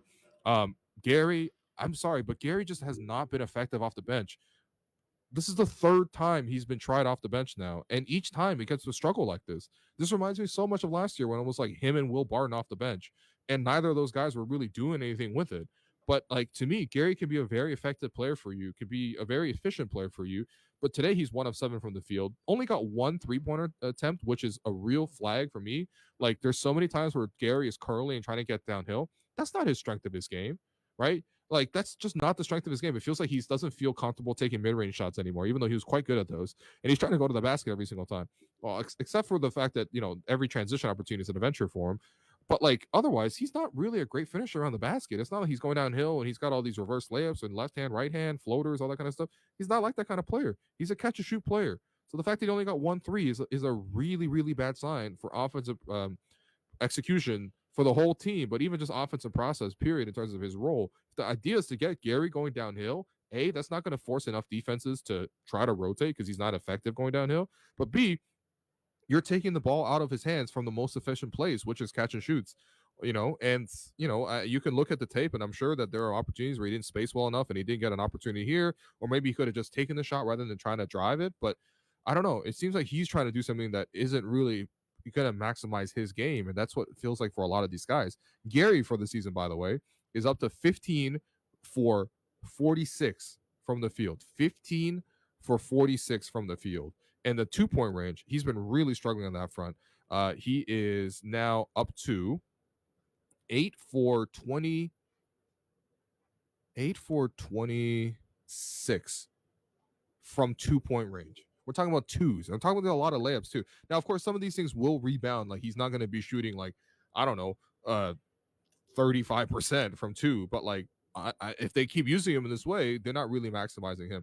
Honestly, deposit off the bench to me was Grady Dick. I know it's unfortunate he missed some threes, but I like the movement. He brings a ton of energy when he comes off the bench. And even though I think that opposing teams aren't necessarily always tracking him, he's finding opportunities to crash in for an offensive rebound. I think he consistently, won some tap outs. Come in for a couple of steals. There's one play that I didn't even see that it was recorded as anything in the box score, but Malcolm Brogdon, was out on the break after the Raptors, screwed up on offense in the fourth quarter, and Grady got back and actually broke up the play and disrupted Brogdon's dribble and forced him to reset, even though Brogdon had a layup otherwise. Like, there are a couple of things that he's doing, and he's competing, and his IQ is there. Even today, in the end of the third quarter, he got inside for a driving layup, and he also, crashed in for a weak side rebound, a putback. He even tried to dunk it at the buzzer, but he got blocked. But at least I appreciate the effort. Like, that's something that he needs to bring, right? And so, that's good. But at the same time, like, I can't believe that Grady, out of all the bench guys, comes in and actually plays with the most comfort and the most ability to read the game. The fact that he's played late in the fourth quarter, both the last 2 games, is a good sign for Grady, but it's a bad sign for the health of the team, which means that the rest of the guys aren't really knowing what their roles are. So again, like, you can come into the season and they'll obviously look great. The 4 preseason games, Take Me Back, it was great. Like, they were, they're rolling, but you need to fix these things. And especially it gets dangerous because it's a new coach in a new situation in a new season. And if you really get off to the year where you've already lost 2 games you should have won, right? The Chicago game, you had that game in the bag and you found 4 different ways to lose it. And then you have this game, which, as much as you can have a game gift wrapped to you, we're talking about arguably the worst team in the league, short 2 starters on the second of a back-to-back on the road against you, where you were rested and healthy. I mean, like, damn, like, there are some real things to sort of to iron out. And I think, to me, though, the bigger theme is just togetherness, right? That's something I really liked hearing about from Darko in terms of his perspective. He wants this team to play together. That's the identity of the group. I mean, I'm sorry. You watch this game tonight. A lot of your turn, my turn, your turn, my turn. Are they running the offense? And honestly, when they run the offense, are they even coordinated to run the offense? There's multiple possessions, especially in that third quarter, when they try to run, quote unquote, the offense, and like they don't even touch the paint for 20 seconds. I don't care how many dribble handoffs you run at the top of the floor, how much you throw the ball into the elbow with your back to the basket, never looking at the play. Like, that's not going to shift the defense, especially not when you don't have guys who can really shoot either. Like, it's one thing, I guess, if you run that and you have like amazing shooters, you might say, okay, you know what? Okay, we don't touch the paint, but depending on how we screen, we can get an open three. But this team that went 4-29 from three as well. So lots of issues. I expect a very long practice from Darko tomorrow. And I expect, honestly, for the players themselves to really have an honest conversation and say to themselves, we do not want to repeat of last year. That's what everyone was talking about. We want to repeat of last year. We need to get better. Well, everyone was happy. Everyone was okay. But how are the vibes right now, and how much are they sticking together? Because they need to make so many improvements based on this performance to even have a chance of hanging with Milwaukee, to even have a chance of, hanging with Philadelphia. And that's before they go on a road trip that's going to take them to, Dallas, and that's going to take them to San Antonio, and it's going to take them to Boston. I mean, I don't remember the last time we won in Boston. Remember last year when we went to Boston, all those games where it was like 50-21 at the end of the season? They have to fix up, because honestly, right now it's not looking great. They haven't maximized Pascal. They maximized Scotty, which is great. I don't feel like I've seen a maximized version of OG. I feel like I've seen a maximized version of Jakob, and I don't feel like I've seen anything that's been promising off the bench. So a lot to fix, but the nature of sports is that you get slapped in the face and you respond, or at least I hope. That is the hope, but we will see. So anyway, to wrap up your 3 stars from tonight's performance, your first star, I'm going to give that to Scotty. I mean, 20 points, 12 rebounds, 2 assists, 2 steals, a block, 8 of 19 from the field. Didn't get as many jumpers to fall for him today, but I like that he continues to take those. I mean, he called his number a couple of times. I don't mind if the stars break the offense. I think for me, it's an issue when the secondary guys don't A, run the offense in terms of the organization, or B, they're not willing to continue playing within an offense versus like taking shots out of turn. That's what I don't like. But yeah, I'll give Scotty the first star. I mean, I'll give Pascal a second star. 20.6 rebounds, 3 assists, a steal. I like his defense to start the game. As the game went on, it was less and less noticeable. But he was much more aggressive with the scoring today. The threes, man. I mean, I guess the lows just can't be this low. But I mean, we just know he's not a natural 3-point shooter.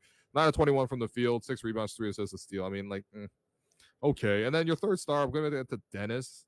10 points, 8 assists, a steal. I mean, definitely today wasn't looking to pass more than he was in previous games. Thought defensively he was okay as well. I liked what he did going underneath a lot of Scoot Henderson plays. I mean, that's what he should be doing. But yeah, I mean, I don't know, man. Just nothing across the board from the rest of the guys. Like it's actually really appalling that we're already here. And that's why I'm trying to flag this as a turning point of like, don't go down this road. Stay together, keep playing. Make obviously adjustments as we go, but like continue to please play together. We do not want to see this team fall apart already. And then your Gerald Henderson Award winner, I mean, it's probably got to go to Malcolm Brogdon. He was awesome. I think there's a real case for a guy like Ayton as well. I think his rebounding was obviously huge, but Brogdon, coming off that bench, did a lot of the fourth quarter scoring for Portland. So yeah, it's a tough one. It's a tough one. So please continue to rate, review, subscribe to the Raptor Show, and yeah, we will catch you tomorrow. We have an interview with Dennis. We'll talk to Dennis about some of these issues. Hopefully we can keep it a little bit lighter as well. But honestly, it's hard to find lightness in a loss like this.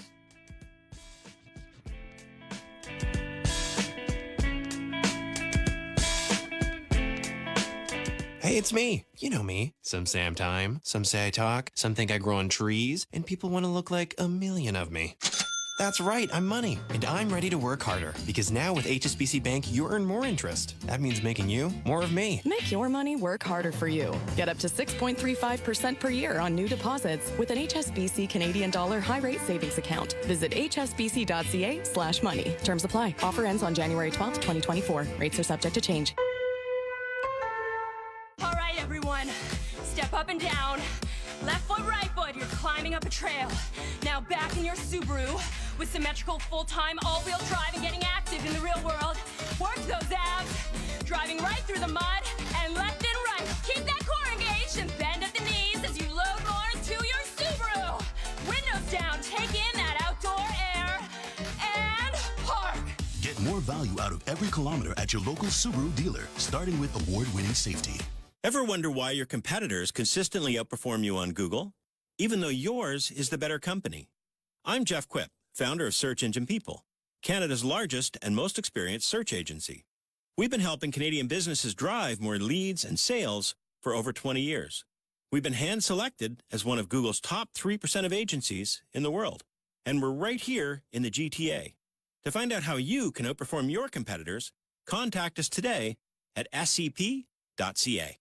At Honda, we can't wait To tell you that the all-new 2024 CR-V EXL Hybrid has arrived. Right, but I was going to tell them... About amazing features like all-wheel drive and a power moonroof. Well, actually, that... It comes with a 2-motor hybrid powertrain. Just wait. I was going to tell them that it's in stock today, so... So you don't have to wait. Yes.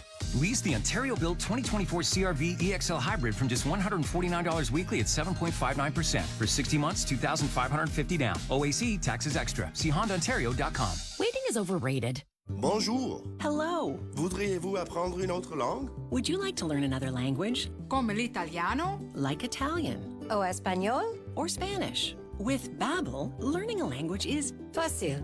easy. Lessons take just 10 minutes a day and are voiced by real native speakers designed for all levels of learners. Right now, Babbel is offering radio listeners 55% off their subscription. Visit babbel.com/radio. That's BABBEL.com/radio for 55% off. When it comes to tough, there's no such thing as second best. It's why we built the 2023 Ford F-150 with available Power Boost full hybrid V6 engine and class exclusive Pro Power onboard. If you want the truck built with power, capability, and innovation, there's no substitute. There's only F-150. Right now, get up to $5,500 in rebates on select 2023 F-150 models. Visit your Toronto area Ford store or Ford.ca for details. Monte Carlo Inn, your home sweet home. Monte Carlo Inns would like to thank the many of you for visiting our hotels over the last several months. Monte Carlo Inns is very proud of our Made in Canada brand and are delighted to continue to be your home away from home for quality accommodations and functional meeting facilities in Southern Ontario. To save on your next stay with us or to book your next event space, book directly at MonteCarloInns.com. Monte Carlo Inn. The beauty of a fall drive is even better in a brand new Lexus from Don Valley North Lexus. And now take advantage of these incredible offers with their stretch lease program. Lease the 2023 RX 350 Premium Package from just $708 per month for 28 months. Vivid season, vast drives. See DonValleyNorthLexus.com for details. A proud member of Wayne's Auto Group. You don't have to wait for Black Friday to get actual crazy Black Friday pricing. You just have to go to Visions Electronics because your Black Friday price is guaranteed with incredible deals store-wide. TVs, home audio, appliances and headphones, car audio to car starters, laptops, and more. Your lowest price is guaranteed for a full 60 days. And you save even more when you pick up in-store. Plus, take up to 3 years to pay interest-free. Black Friday guaranteed pricing on now. See all the deals at visions.ca. At Toyota, we believe your vehicle is more than just your ride. It's your trusty sidekick. So make sure it's ready to go. Because there's a 100% chance of winter this winter. And you can take those odds to the bank. Not the snowbank. Trust the experts at Toyota for premium winter tires, batteries, brakes, and more. Beat the winter rush and book an appointment today. Visit shoptoyota.ca or contact your local Toyota dealer. Fresh views on everything in the National Football League. It's the Fan Checkdown with Matt Marchese and Donovan Bennett. Subscribe and download the show on Apple, Spotify, or wherever you get your podcasts. CJCL Toronto. You're listening to the World Series on Sportsnet 590 The Fan. Guys, that was a home run in 19 ballparks. Wow. Roof is open here tonight. So they just appealed at second as to whether Carter went past the base and then retouched. At second base.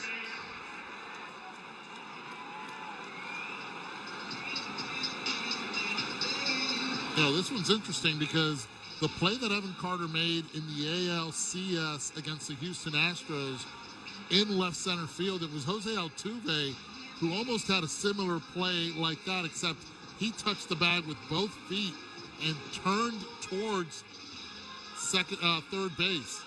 Here, Evan Carter tagged the bag with his right foot and then went back towards first base. No intention whatsoever. I don't think they're going to overturn this one.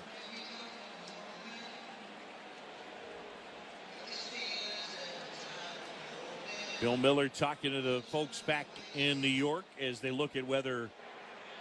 After review, the call is confirmed. The runner legally touched second base on the way back to first base.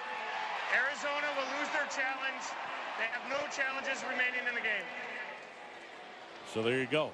Yeah, I think that was the right call. With his right foot stepped on the bag and with no intent. Okay, he didn't pass the base. Did not pass the base whatsoever. Good call. So now it's Jonah Heim.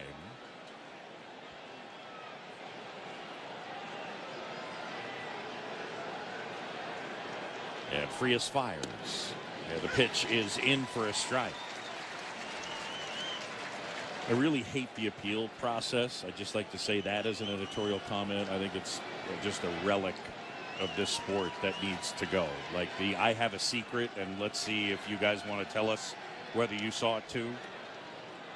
Throw over to first, and back in is Carter. Like you have to act. So like if one of the umpires had seen, if he had gone past and one of the umpires had seen it, you have the only way that call is going to be corrected is, hey, we'd like to appeal, even though they know that the guy passed the base. Next pitch, cut on and miss. It's just kind of silly at this point. Or if a guy misses a base and the umpire knows it, you have to ask for it. Mother, may I? Like, what are we doing? Just get it right. Sorry. Tell us how you really feel. Well, Frias. Ooh, snap throw to first, close play. Carter back in on his stomach, and he's safe.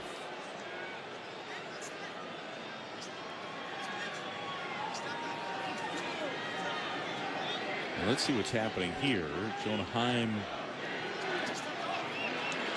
You know, it's interesting. Jonah Heim is saying because of the appeal, that was the second. Would that have been the third time that he's thrown over? Would that have been the third disengagement? Right. Is the question.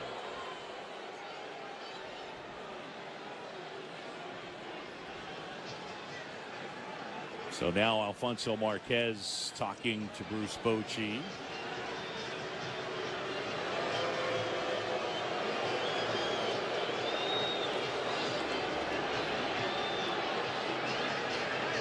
And now the umpiring crew will get together.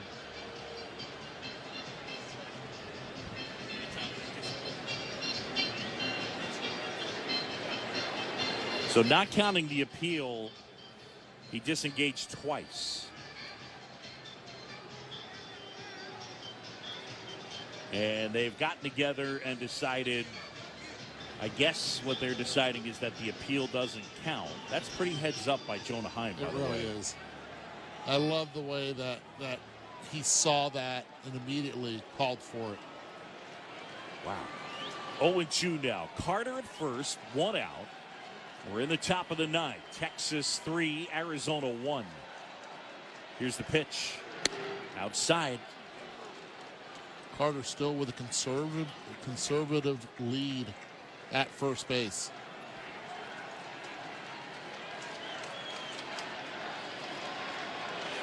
Rivera shaded way towards the shortstop spot. Perdomo up the middle. The pitch to Heim. Check swing, and he went too far. Struck him out. That one in the dirt, and Heim couldn't hold up. Frias gets the punch out. And with 2 away and a man at first, Nathaniel Lowe scheduled to hit. Torey Lovello had Andrew Saalfrank up.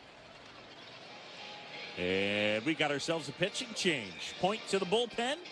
And this call to the pen is brought to you by Geico. Insurance can be hard. That's why Geico makes it easy with 24/7 claim service and on-the-go policy info in the app. It's easy with Geico.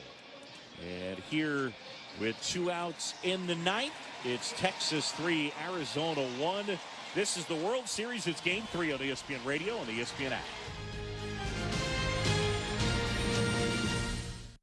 Fresh views on everything in the National Football League. It's the Fan Checkdown with Matt Marchese and Donovan Bennett. Subscribe and download the show on Apple, Spotify, or wherever you get your podcasts. Monte Carlo Inn, your home sweet home. Monte Carlo Inns would like to thank the many of you for visiting our hotels over the last several months. Monte Carlo Inns is very proud of our Made in Canada brand and are delighted to continue to be your home away from home for quality accommodations and functional meeting facilities in Southern Ontario. To save on your next stay with us or to book your next event space, book directly at MonteCarloInns.com. Monte Carlo Inn. Fresh views on everything in the National Football League. It's the Fan Checkdown with Matt Marchese and Donovan Bennett. Subscribe and download the show on Apple, Spotify, or wherever you get your podcasts. The sound of calm and tranquility. This is not that. It may have 4 doors and a trunk, but every part of driving the Subaru WRX is engineered to electrify the senses. This is the real sound of someone actually enjoying going on an errand.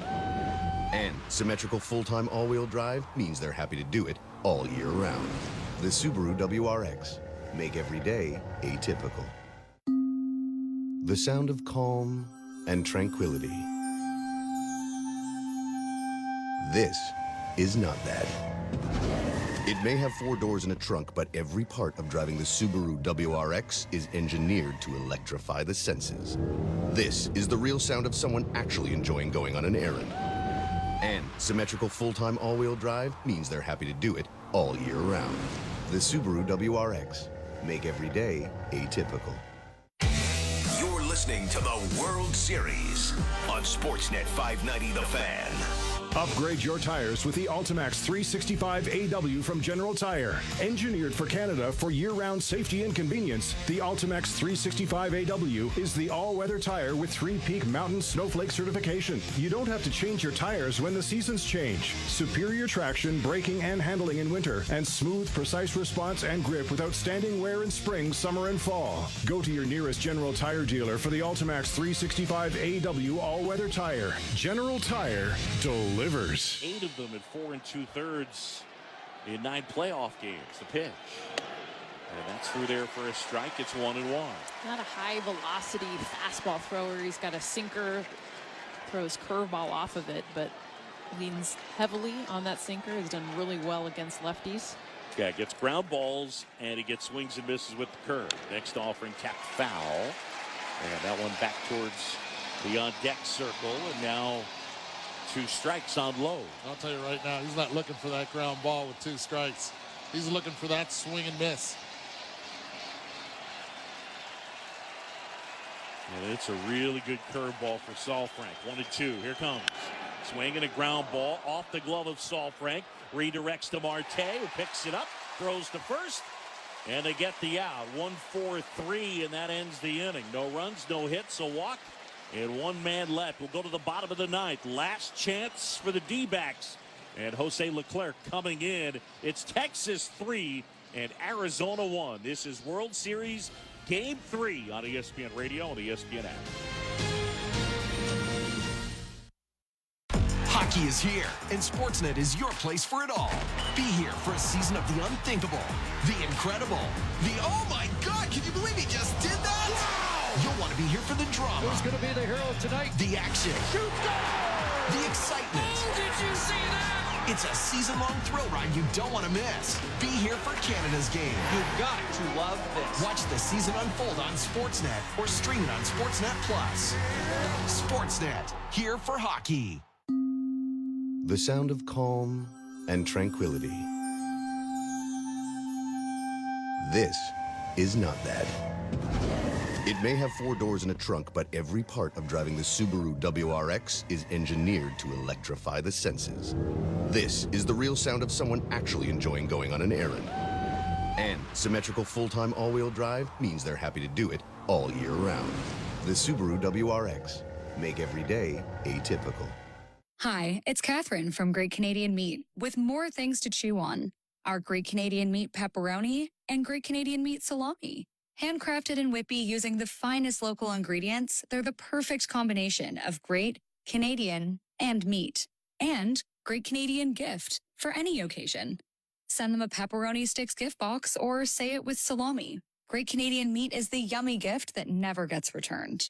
Shop Great Canadian Meat at greatcanadianmeat.com. Upgrade your tires with the Ultimax 365 AW from General Tire. Engineered for Canada for year-round safety and convenience, the Ultimax 365 AW is the all-weather tire with 3-peak mountain snowflake certification. You don't have to change your tires when the seasons change. Superior traction, braking, and handling in winter, and smooth, precise response and grip with outstanding wear in spring, summer, and fall. Go to your nearest General Tire dealer for the Ultimax 365 AW all-weather tire. General Tire delivers. This is the World Series on ESPN Radio and the ESPN app.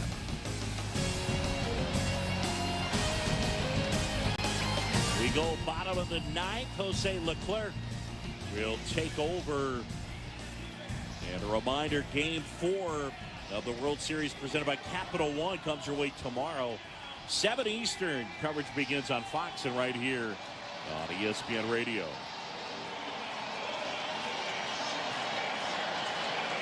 So here is Jose Leclerc, who fired a couple of scoreless innings in the 11-inning win in Game 1.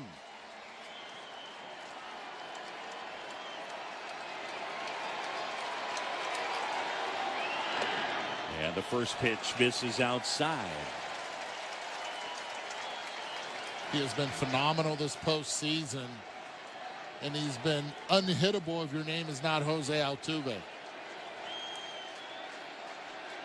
And a pitch is down and away, 2-0. Gabby Moreno, Christian Walker, Tommy Pham scheduled here in the bottom of the ninth. Texas 3, Arizona 1. Leclerc fires outside, and now it's 3-0.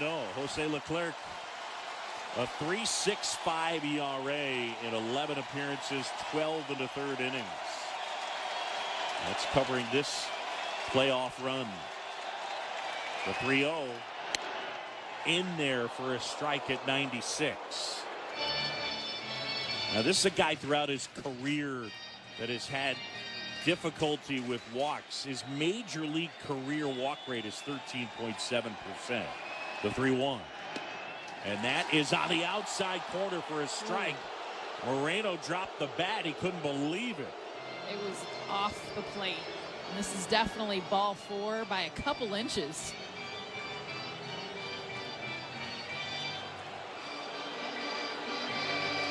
Yeah, that was off by a couple of baseballs. Yeah. So now 3-2 on Moreno. He's got a really good eye. He's 0 for 3 in the game. Right-hand hitter. Leclerc sets and fires. Swing and a ground ball to third. Young is there. Picks it up. Throws to first in time. And that's out number 1. As good as a game that Alfonso Marquez has called, missed one earlier to Nathaniel Lowe, but that one right there, that one's going to sting. Time run potentially would have come up. Changes the entire inning. That one call. Gabby Moreno standing on first base. You guys are aware that a challenge system is coming. Inevitable. Yeah, the ABS challenge system that they have in the minors. The pitch. And that is in for a strike. Christian Walker, a double, a ground out, and another ground out. Last time grounded out hard to Simeon. 101.6, the exit velo, the 0-1. And that's off the end of the bat. And there's the slider. And now it's 0-2.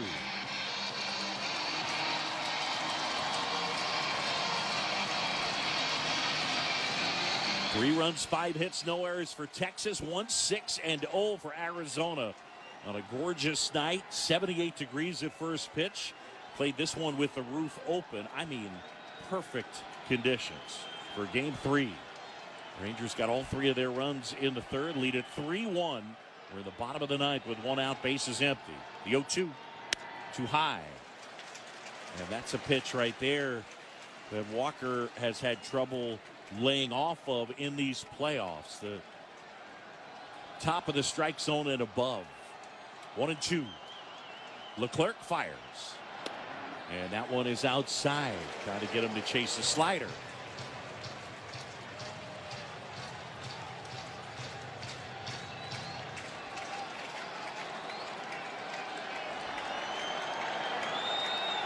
And the pitch.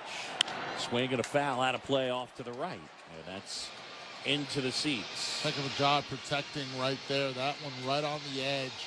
And with 2 strikes, good approach.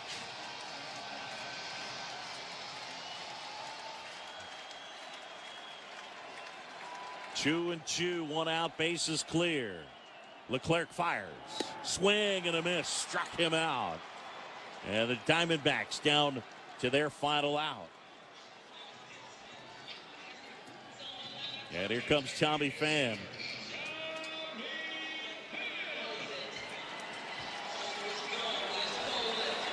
Well, I think Torey Lovullo had 1 guy up here to keep the game alive. Right now, I think Pham would likely be his pick.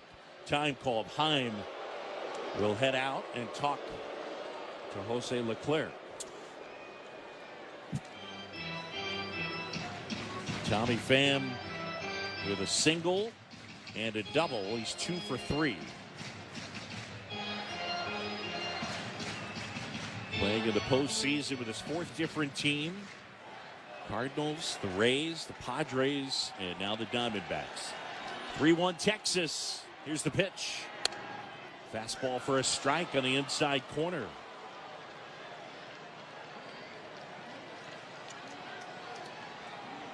Outfield backed up and playing Pham to pull. Here's the pitch. Swing and a ball popped up. Foul in back of the plate. That'll get out of play. And Tommy Pham in an 0-2 hole.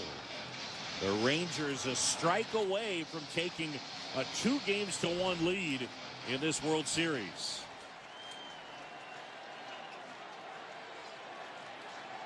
Right-hander nods yes, fires. And that's in the dirt. And kicks away from Heim. Really quiet with his bottom half the entire series has been Tommy Pham. Not afraid of getting jammed, just putting solid contact up the middle the other way. Right-hander at the belt. The kick, the 1-2. Swing and a miss, struck him out, and Texas wins it. 3-1 the final, and Game 3 belongs to the Rangers. The Texas Rangers take a 2-1 lead in this World Series. Even though Max Scherzer was forced to exit after 3, the Rangers get a really well-pitched game, and they make the 3 runs in the 3rd stand up. 3-1 the final. That was impressive. Their 9th straight road win. John Gray coming into this game again after Scherzer exits. He gives them 3 innings, and then the bullpen just continues with the 3 big dogs, Spores, Chapman, Leclerc, and that was the difference, Boog, is the swing and miss. The Diamondbacks only had 2 strikeouts in the last game, 8 swing and miss. This one they had over 20 and 10 Ks. If they're not putting the ball in play and challenging them on the bases, they're not winning games. Tell you, Eduardo, we could talk a lot about the high leverage guys on the back end of the Texas pen, but John Gray so far in this series has been a huge part of things. He's been a major asset right now for the Texas Rangers, and for all the weaknesses that they've had all season long when it comes to bullpen, it's been the bullpen right now that is 2 wins, that has given them the opportunity of being 2 wins shy of their first American League and National League and World Series ring. Yeah, they have never won the World Series. The Texas Rangers, one of 6 teams in that category. Let's send it downstairs and Buster Olney. Corey, you guys are 9-0 in road games in this postseason. How do you explain that? You know, we're just coming ready to play every night, you know, no matter where we are. That's just really all the focus is.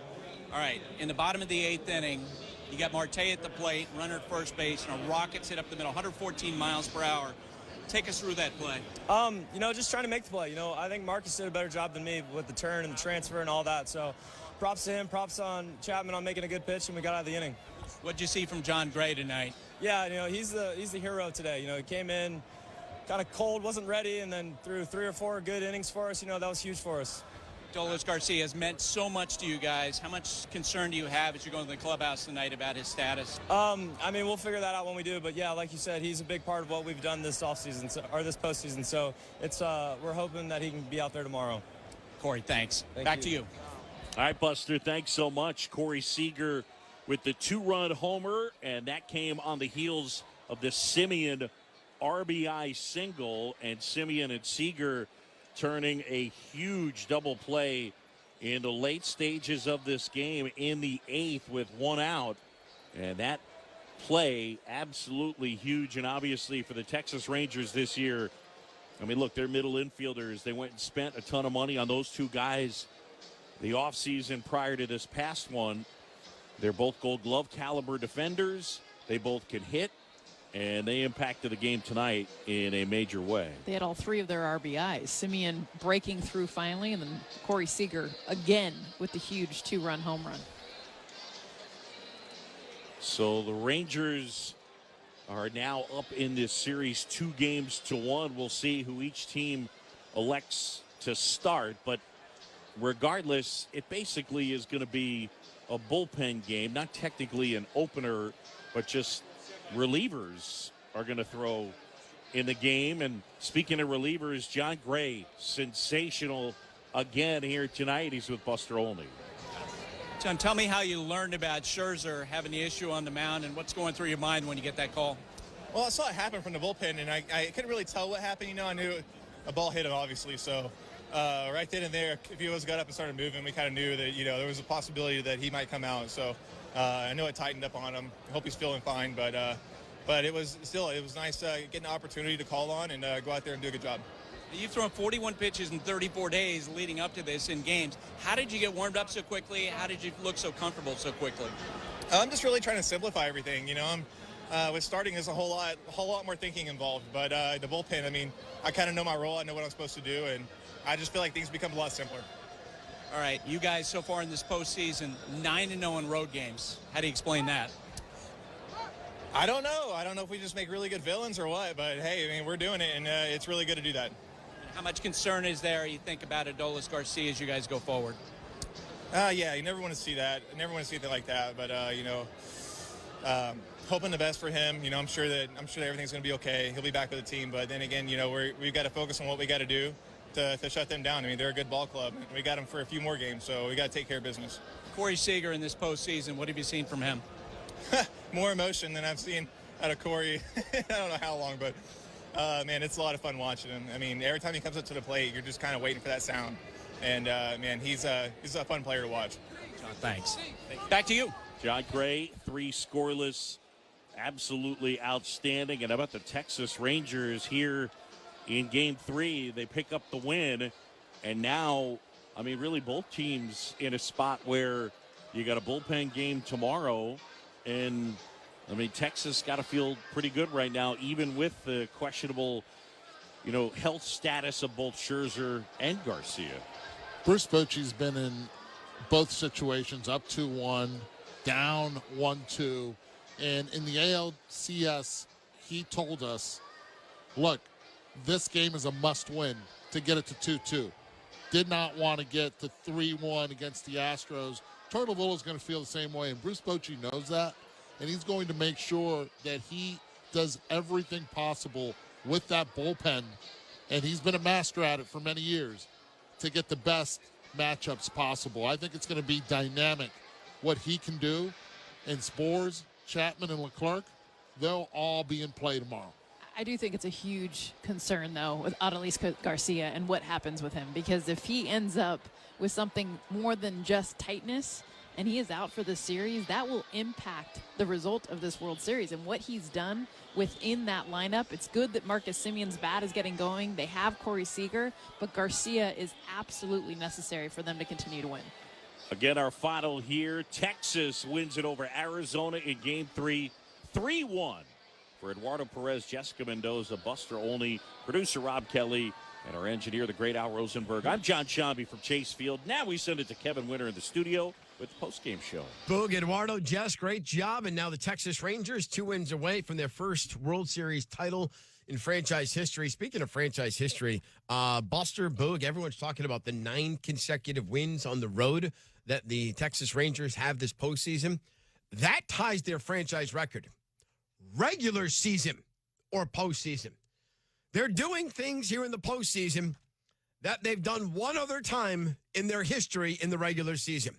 It's a pretty remarkable run the Rangers are on. Let's pause 10 seconds for station identification. You're listening to Game 3 of the 2023 World Series on ESPN Radio and the ESPN app. This is ESPN Baseball on CJCL Toronto and the Sportsnet Radio Network. I'm Kevin Winter. Game night will come your way next across the ESPN Radio Network. Update in the fourth quarter with 5 minutes to go on Monday Night Football. It is Detroit leading the Raiders 26-14. Sports Center with Scott Van Pelt immediately after the game. Coming up next on the Baseball Tonight postgame show, we'll give you the highlights, take you back to Chase Field, give you some reaction to the Arizona Diamondbacks falling to the Texas Rangers. Rangers win 3-1. They're now 2 wins away from the World Series. This is Game 3 of the World Series on ESPN Radio, the ESPN app.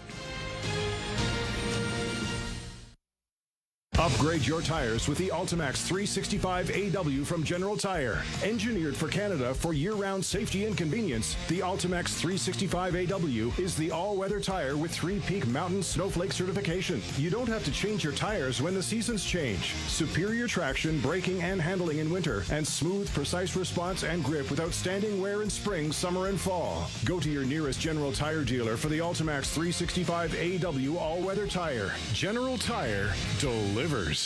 Hockey is here, and Sportsnet is your place for it all. Be here for a season of the unthinkable, the incredible, the oh my God, can you believe he just did that? Wow! You'll want to be here for the drama. Who's going to be the hero tonight? The action. Shoot, go!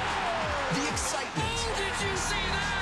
It's a season-long thrill ride you don't want to miss. Be here for Canada's game. You've got to love this. Watch the season unfold on Sportsnet or stream it on Sportsnet Plus. Sportsnet, here for hockey.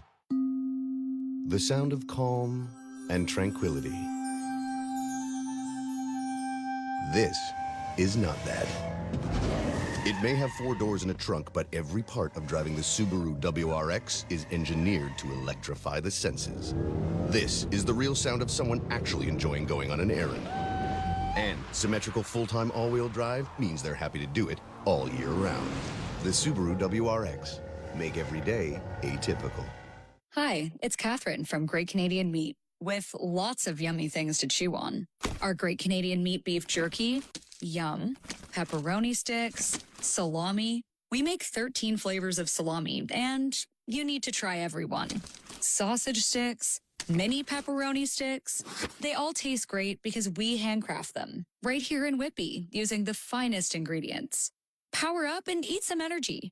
Shop Great Canadian Meat at greatcanadianmeat.com.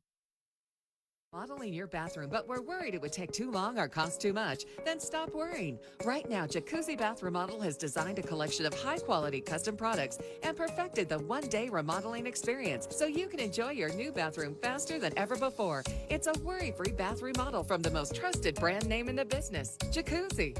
A jacuzzi bath system fits in your existing tub space. It's a no-mess installation with an amazing style selection, factory-certified installers, and a limited lifetime warranty. Call 800-717-4599. That's 800-717-4599 right now and get 50% off installations with no interest and no payments for 12 months. Replace that old bathtub today with a walk-in shower for a safer bathing experience. If you have lived in your home for over 15 years, it's time to remodel your bathroom. For a virtual or in-home appointment, call 800-717-4599. That's 800-717-4599. 800-717-4599. You're listening to the World Series on ESPN Radio and the ESPN app. Torey Lovullo's Arizona Diamondbacks lose Game 3, 2-1. The Diamondbacks skipper is meeting the media right now at Chase Field. Let's go there. It was a big moment for for him, because I know I extended him a little bit, but he accepted that responsibility. He did enough to win the baseball game. Unfortunately, we just couldn't get him any run support, and that was the difference in the game for me. Go to the second row, Tori. Hey, Tori, what was your vantage point there of that call on Moreno?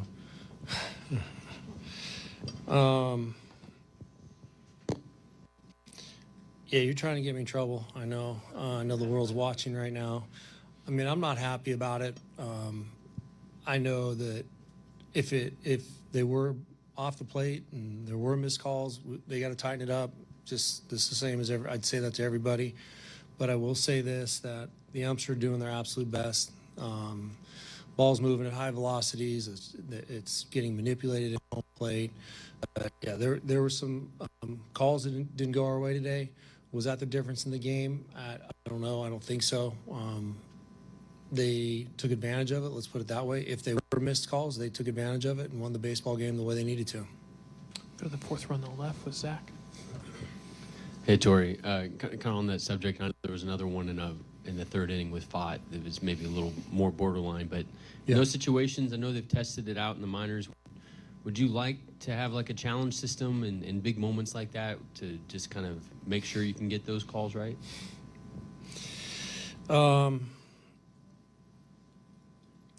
Probably a punt on that right now. I know, like I said, Major League Baseball is doing a really good job of staying ahead of things, and they're doing the absolute best. I said it today when you guys asked me about the roof being open. I just said if there's a level playing field, that's all I care about, and I just want it to be neutralized, and everybody has the same crack at getting things right, and the umpires are doing their absolute best. And before I go any further, yeah, I know that Young's first at bat and a second at bat potentially should have been struck out, but it is what it is. And like I said, the umpires are doing their absolute best. I don't want to make a huge deal of it. I can go throw my hat in the office and do all I want to do in there. I may or may not. I probably will. But I got to find a way to turn the page too and work through the frustration of what happened today. Jack up front. Tori, kind of a two-parter. The Christian running through a stop sign that may or may not have been put up late. Yeah. Just wanted to get your vantage point on that. And then secondly, just that feel like a turning point, like from the stands, or, from the spot, it looked like a turning point in the game. The offense got shut down from there for a while. Very critical times of the game, whether it's in the first inning, second inning, you just don't know when it's going to happen. We've been really good at being able to execute at a high level. I feel like that was a huge momentum swing. You're looking at first and third, potentially in no outs. A lot of people like to play out the next set of circumstances, a pop-up and a ground ball off the pitcher's arm, but who knows? The timing, everything would have been different.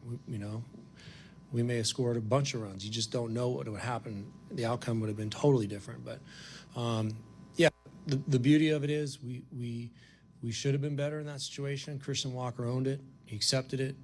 He was accountable for his actions, and I know I will still consider him one of my best instinctual base runners. I think it was just a misread and then trying to make up for it, and he compounded things, and it just didn't go the way we wanted it to. Was it a pivotal moment in the day, in the game? Absolutely. When we talk about making statements, I'm not going to lie, it hurt a little bit, and they turned around on to score 3 runs, and that was a big moment. We got flattened there for a couple innings. There's Torey Lovullo, the skipper of the Arizona Diamondbacks, as we go from downstairs in the bowels of Chase Field up to the broadcast booth with Buster Olney, our baseball insider. Buster, the Diamondbacks fall 3-1 to the Texas Rangers. Here's the play that Torey Lovullo is talking about. Pitch. Swing and a line drive, slicing into right, base hit. Garcia up with it. Walker running towards the plate to throw it, a bounce, tag out at the plate. I think he might have run through the stop sign. And Boog, he did. Our game flow brought to you by Progressive Insurance. Save when you bundle motorcycle, RV, and boat insurance. Visit Progressive.com. I don't know about you, Buster, but when that play happened, given how proficient Arizona has been on the base paths this year and this postseason, I kind of just had that feeling of rut-row. This may not go well for them. Just give me your take on Walker blowing through the stop sign there. Oh, 100%, because one of the cardinal rules in baseball is you cannot make a first out of an inning on a play at home plate. You just can't. Right? And so the easy thing would have been to be conservative, but when you look at the replay of it, Walker didn't get a good secondary lead, and there was a stop sign there, and he winds up getting thrown out for the first out of an inning at home plate.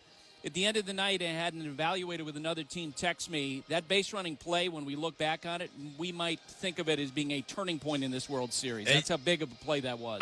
I'm with you 100%. And Jessica Mendoza was all over it right away. Walker's secondary lead off second base. And again, this goes back to just the efficientness of what Arizona is able to do on the base pads. It's not just all about stealing. Arizona is a very good base running team, and this one was just a fail. And credit Texas, Buster, because they turn around and they get these. The 2-1. Swing and a ball drilled out towards left center field. Thomas racing, can't get there. He'll pick it up on a bounce. Lowe is in to score, and Marcus Semien has delivered the first run of the game. It's an RBI single to left center, and Texas is on top 1-0. All right, so from potentially being down 1-0 to up 1-0 next batter. Pitch. Swing and a high fly ball crushed. Right field, that one on its way, and that is gone. Home run over the right field fence for Corey Seager, and it is 3-0, a no-doubter, as the Rangers shortstop unload. Are getting it done. Play the game brought to you by Grainger with supplies and solutions for every industry. Grainger has the right product for you. Call clickgrainger.com or just stop by.